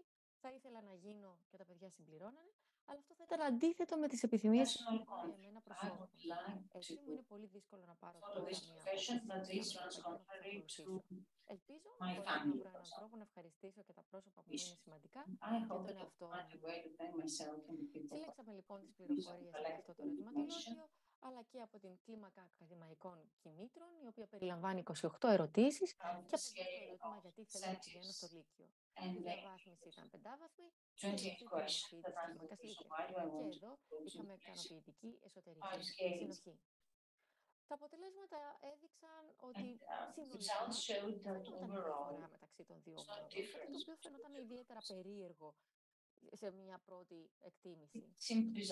Δεν θα ήταν όμως και σωστό να πάρουμε ολόκληρη την κλίμακα και να την αξιολογήσουμε μόνο σαν σύνολο. Κοιτώντας λοιπόν τις επιμέρους μεταβλητές, βλέπουμε ότι οι δύο ομάδες διαφέρουν στις επάρκεια της λήψης επαγγελματικής απόφασης.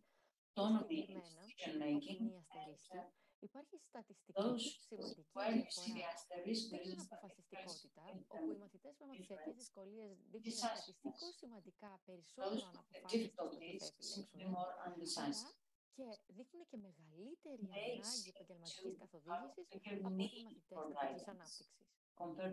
Κοιτώντας επιμέρους στις προτάσεις, αν δούμε τις υποκλίμακες βεβαιότητα κτλ., βλέπουμε ότι εδώ οι μαθητές με μαθησιακές δυσκολίες δείχνουν ότι είναι σαφώς καλύτεροι, πάντα στατιστικό σημαντικά, ότι ξέρουν πώς θα το κάνουν αυτό, θα το συζητήσουμε στην πορεία, ξέρουν τι θέλουν, ξέρουν πώς θα το καταφέρουν, δείχνουν να μπορούν.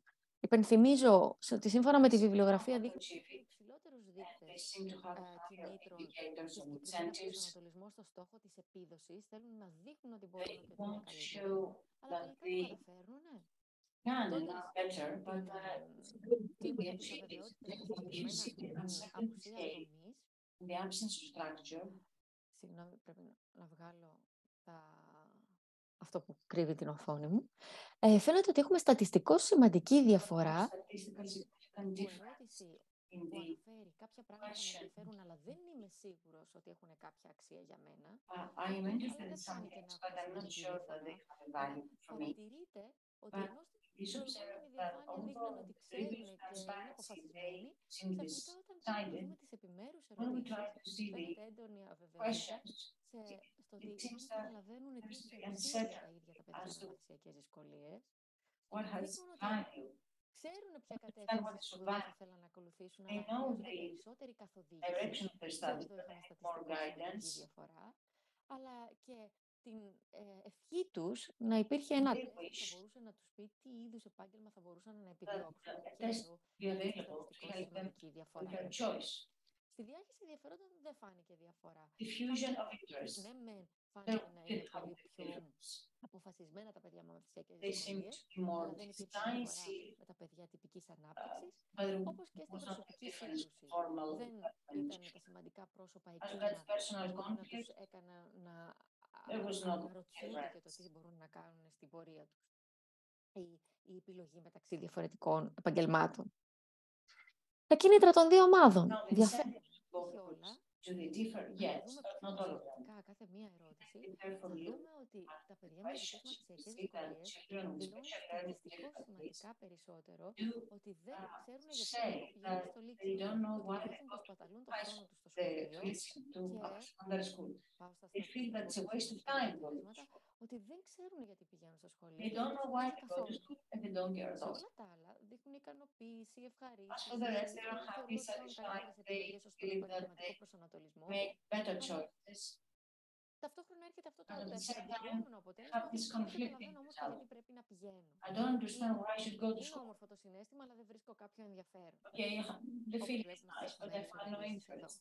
Ή βλέπουμε ότι θέλει να αποδείξει κάποιος μαθητής στον εαυτό του ότι μπορεί να τα καταφέρει, αλλά όχι τόσο υψηλά όπως τυπική ανάπτυξη. Κοιτώντας λοιπόν ακόμη πιο βαθιά στα αποτελέσματά μας, θα δούμε αν προβλέπει η επίδοση που έχουν οι μαθητές της τρίτης λυκείου με και χωρίς μαθησιακές δυσκολίες στα κίνητρα, τα διαφορετικά επίπεδα επαγγελματικής απόφασης. Και τι είδαμε με λίγα και απλά λόγια. Ότι τα κίνητρα των μαθητών προβλέπουν κατά 14,1% και στατιστικό σημαντικά. Μπορεί να σας φαίνεται λίγο, αλλά είναι πάρα πολλές παράμετροι που επηρεάζουν τη λήψη μιας απόφασης, όπως ακούσαμε κατά τη διάρκεια όλης της ημέρας. Και το 14% οφείλεται στην αναποφασιστικότητα, στην απουσία δομής και στην ανάγκη επαγγελματικής καθοδήγησης. Μάλλον να το πούμε με μεγαλύτερο εύρος, 10 με 14 για να αναφερθώ σε όλα. Άρα, αν δούμε ότι κάποιο παιδί έχει χαμηλό ακαδημαϊκό κίνητρο και δεν θεωρεί ότι έχει αξία το να πηγαίνει στο σχολείο ή δεν βρίσκει κανένα νόημα να πηγαίνει στο σχολείο, θα δούμε σίγουρα υψηλή αναποφασιστικότητα απουσία δομής, lack of absence, ανάγκη για επαγγελματική καθοδήγηση. need for professional Τότε στα guidance. παιδιά της τυπικής ανάπτυξης, Looking at the ξεχωριστά, formal δεν υπήρξε development, καμία σημαντική πρόβλεψη. there was no Ναι, υπήρχαν σημαντικές συσχετήσεις τόσο στις ειδικές significant μαθησιακές δυσκολίες όσο και στην τυπική ανάπτυξη. forecast. Αλλά αυτό ήταν αναμενόμενο.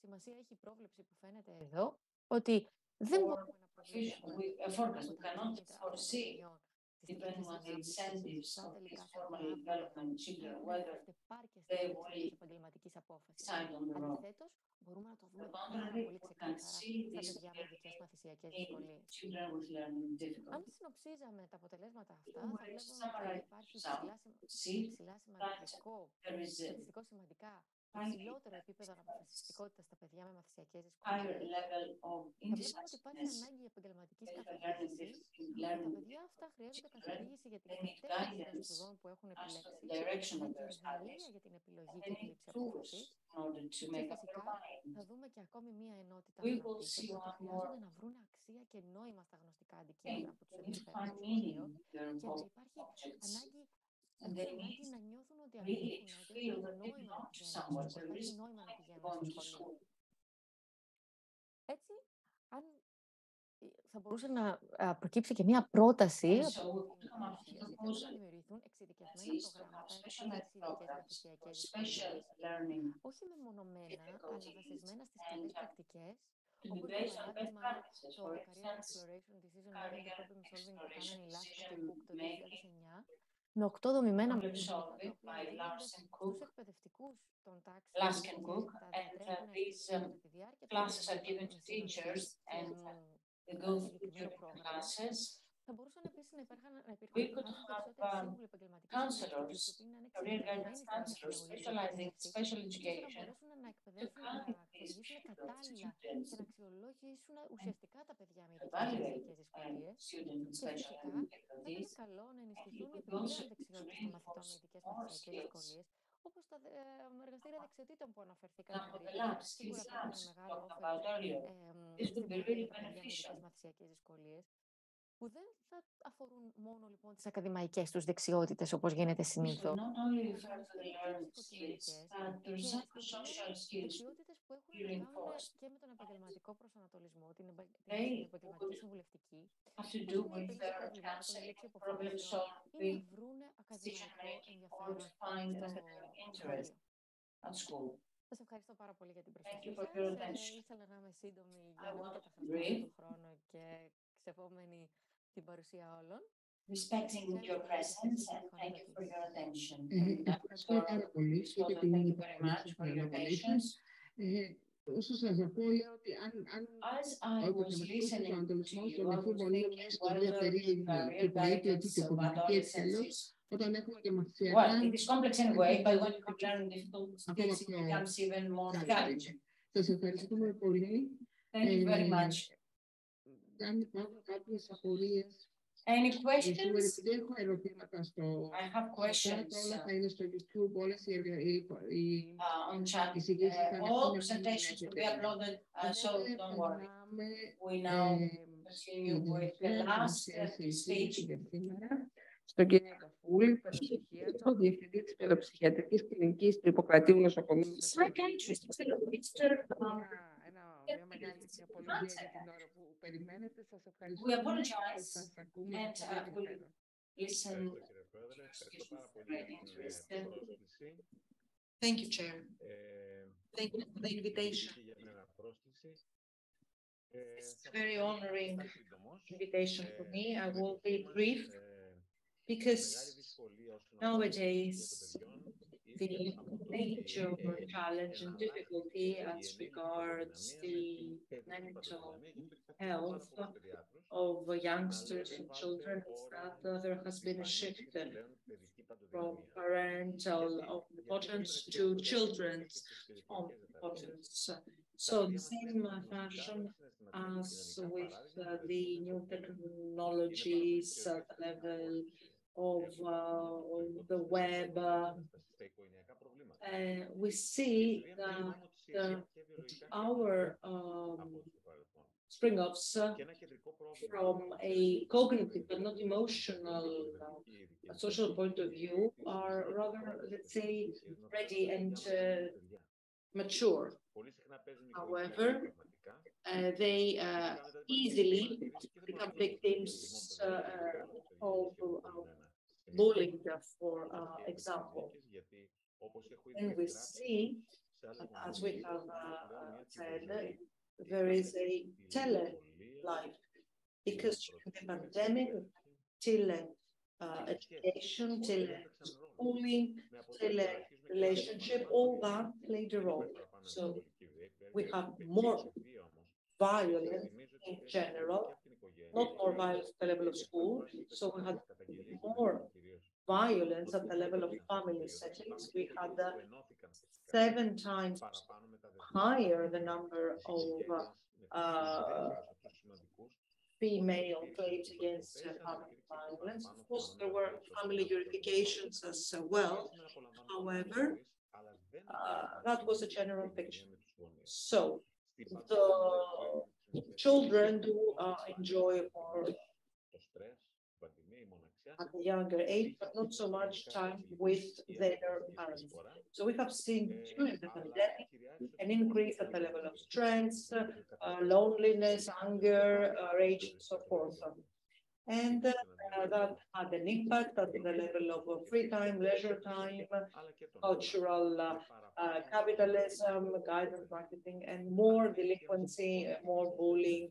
So we have seen the development of capitalist services, and it has been such that the virtual reality became more important than the reality, physical reality. So more isolation, more mental health problems. The main emotional array had to do with anger, concern, anxiety, fear, insecurity, sadness, uncertainty overall, and many problems did not become, let's say, so manifest because there is the mainstream individual, and all of those different emotions did affect them, but they were more, let's say, introverted and not extroverted. So there is this negative spirit, and there is a lack of positive energy. So, on the contrary, the fact the accepting the reality and to exchange, let's say, emotions at the level of hope and optimism, especially for parents and tutors, is a major challenge, and we need to have them reincorporate at the level of the community. Those are some facts about the cases per diagnostic category at Hippocrates Hospital. So the rise of hospitalization cases, and some of those cases were related to suicidalness as well. And other cases were also borderline cases, and also cases of children or youngsters who have adopted recidivist behavior at the level of self-destruction. So in the post-COVID period, we have very resilient mental health resilience. And there are specific groups in society, for example, with learning difficulties or disorders at the level of autism. And those are more, let's say, specific groups to care for. Σας έχουμε χάσει λίγο μισό λεπτό. Ναι. Τώρα ακούγεται? Can you hear me? Yes, because there was an interruption. So, maybe an increase at the level of claims and cases about, for example,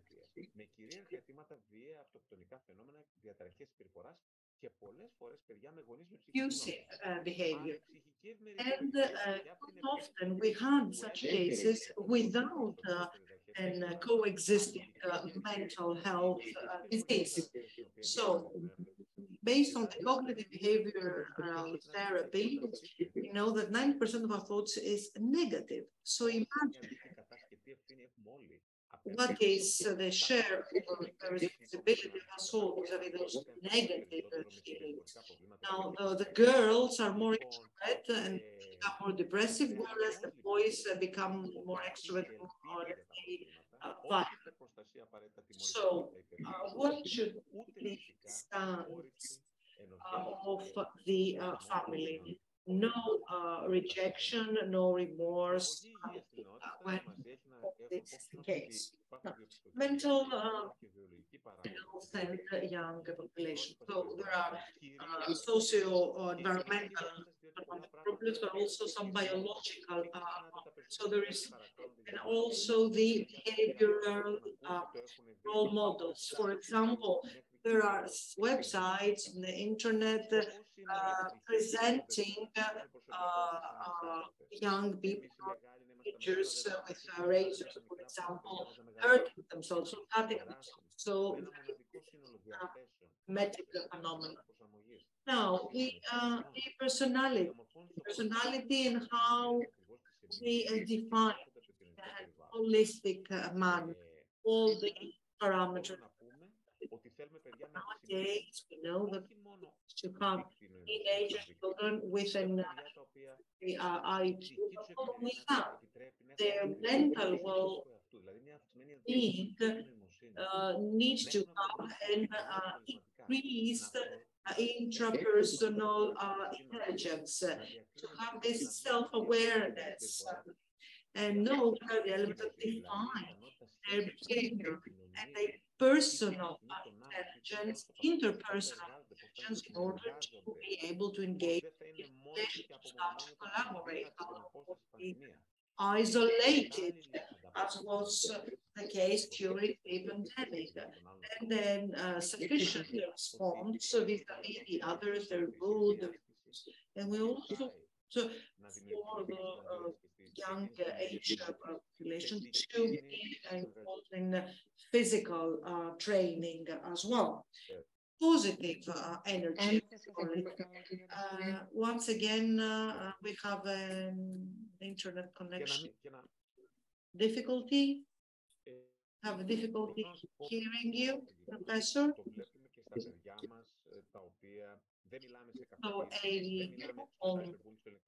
problem, we're not referring to abuse or cyberbullying. So a common concern is that we have parents who feel helpless. Why? It's the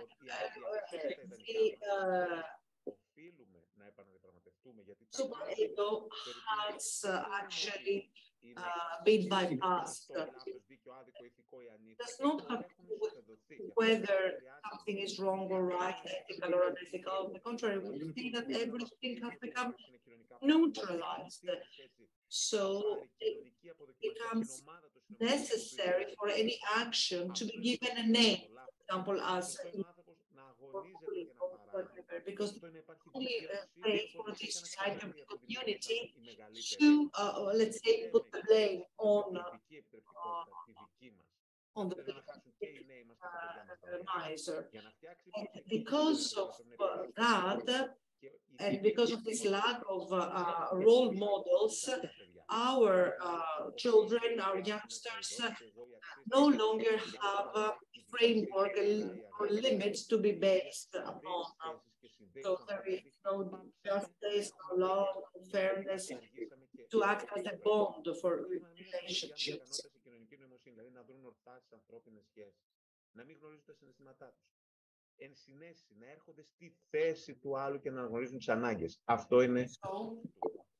Εδώ Now, I believe that I have shared with you all the key concepts because I need to be respectful of your agenda and of your time frame. I know that we are running very, very late, and I would like to thank Professor Gaitanis for this. Σας ευχαριστούμε πάρα πολύ και εκ μέρους του κ. Γαϊτάνη που για ένα θέμα οικογενειακότητα να φύγει λίγο νωρίτερα και σας μεταφέρω τους χαιρετισμούς του. Δεν ξέρω για τους υπολείπους, εγώ νιώθω στο τέλος μιας ημέρας. Μίλησαμε για δίκτυα, πολιτικές, ενεργητικές, ό,τι είπαμε, ξαφνικά βάλετε ένα αξιακό, μια αξιακή ομπρέλα και μια ευμερία και μια ψυχική υγεία που αν δεν υπάρχει, νομίζω τίποτα άλλο δεν δουλεύει και μας δώσετε αυτή τη διάσταση και σας ευχαριστούμε πολύ. Αν θέλετε να αφήσετε εδώ ή και μέσα στο chat, έχω ένα ερώτημα για την κυρία Χαροκοπάκη που θα το μεταφέρω. Έχετε κάποιο άλλο ερώτημα, κάτι? Αντιλαμβάνομαι ότι όλοι είμαστε πολύ κουρασμένοι και μπράβο για όλους που είμαστε εδώ. Κάποιο ερώτημα? Ωραία, μεταφέρω ένα ερώτημα λοιπόν στον chat για την κυρία Χαροκοπάκη για την ένταξη στο ΠΕ22 Επαγγελματικό Συμβούλιο. Which is a specialized question about the professional competency rights as a counselor. And this relates to the first, let's say, university degree of mine, despite my specialization at the level of master's degree.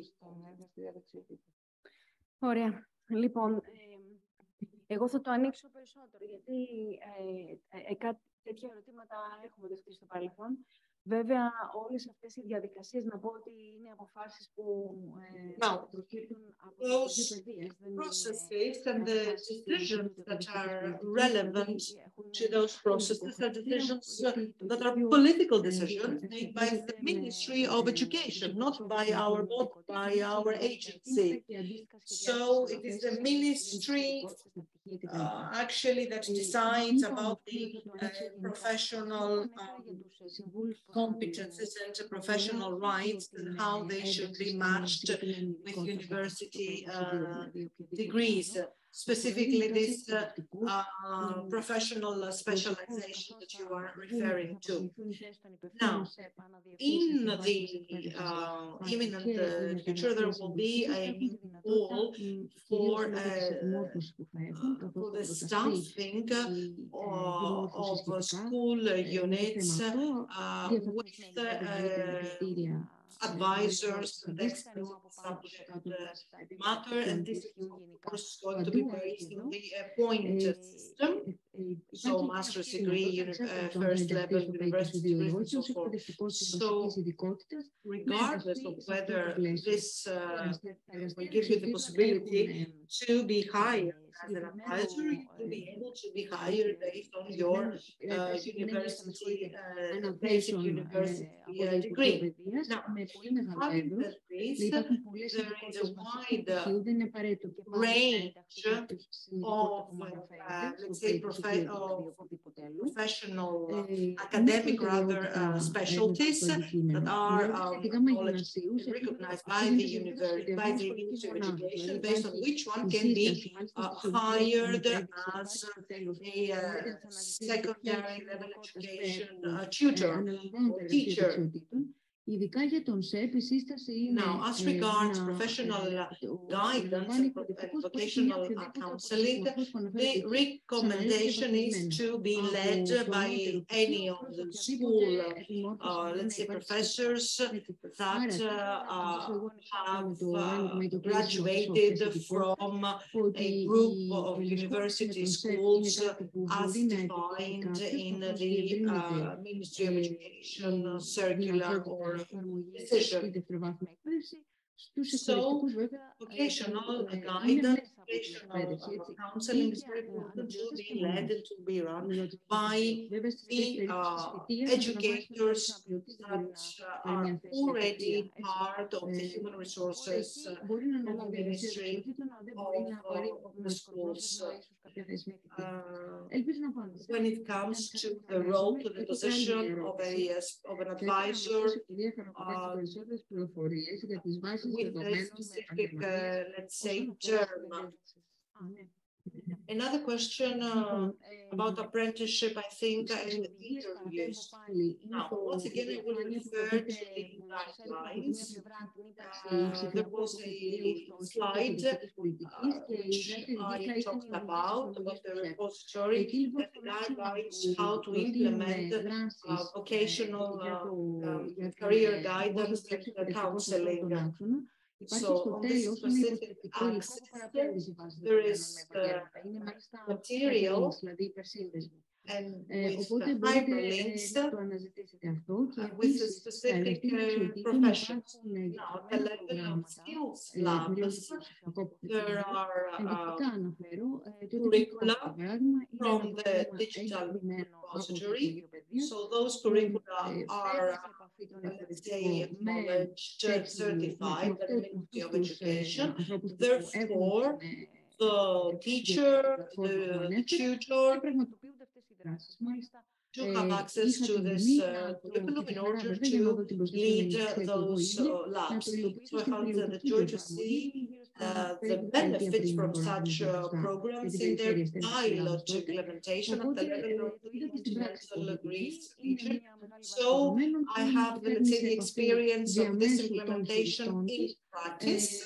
So via the users, both the tutors and students can be part of this lab, and they participate in these labs via teleconferencing. Or rather, we can also hold teleconferencing at the level of the school unit with experts from across the globe. For example, we had a teleconference with a medical doctor, a surgeon, who was on call at the time, 4 a.m. in the morning, their time, in the States, who would describe his role, his profession to the students via teleconferencing. Okay. The last point that I will share with you, that will be indeed the very last point, because it is 6 o'clock in the afternoon. Anyway, this is an interesting question, but we will discuss it tomorrow. How would you support teenagers who lack interests, but however, they all want to be involved in entrepreneurship. So the entrepreneurial spirit sometimes is related to the role of the manager without really being involved in hands-on work, if you like. Now, it makes sense for a student who does not, who lacks rather the opportunity to come into contact with the professionals, counselors, that is, as compared to somebody else who does have this opportunity. So a teenager who is a member of a vulnerable group, of a disadvantaged group, so limited opportunities, limited potential, may have this inclination. This is why it is very important to broaden up their horizons, to be aware of other opportunities at the level of education, at the level of the labor market, businesses, and business people as well. Because when an entrepreneur discusses their business story, their life story, with the students, will describe all the difficulties, the difficult journey, the obstacles. So then that will be the critical, let's say, juncture, whether this is a difficult or an easy step for any student. Okay. Tomorrow, there is a dedicated session on the labor market. We will discuss entrepreneurship, digital skills, professions. Thank you. Thank you very, very much. All those of you who endured until this late hour and stayed tuned. Thank you all for being here physically in this auditorium. And until tomorrow, I wish you a very nice evening. Thank you.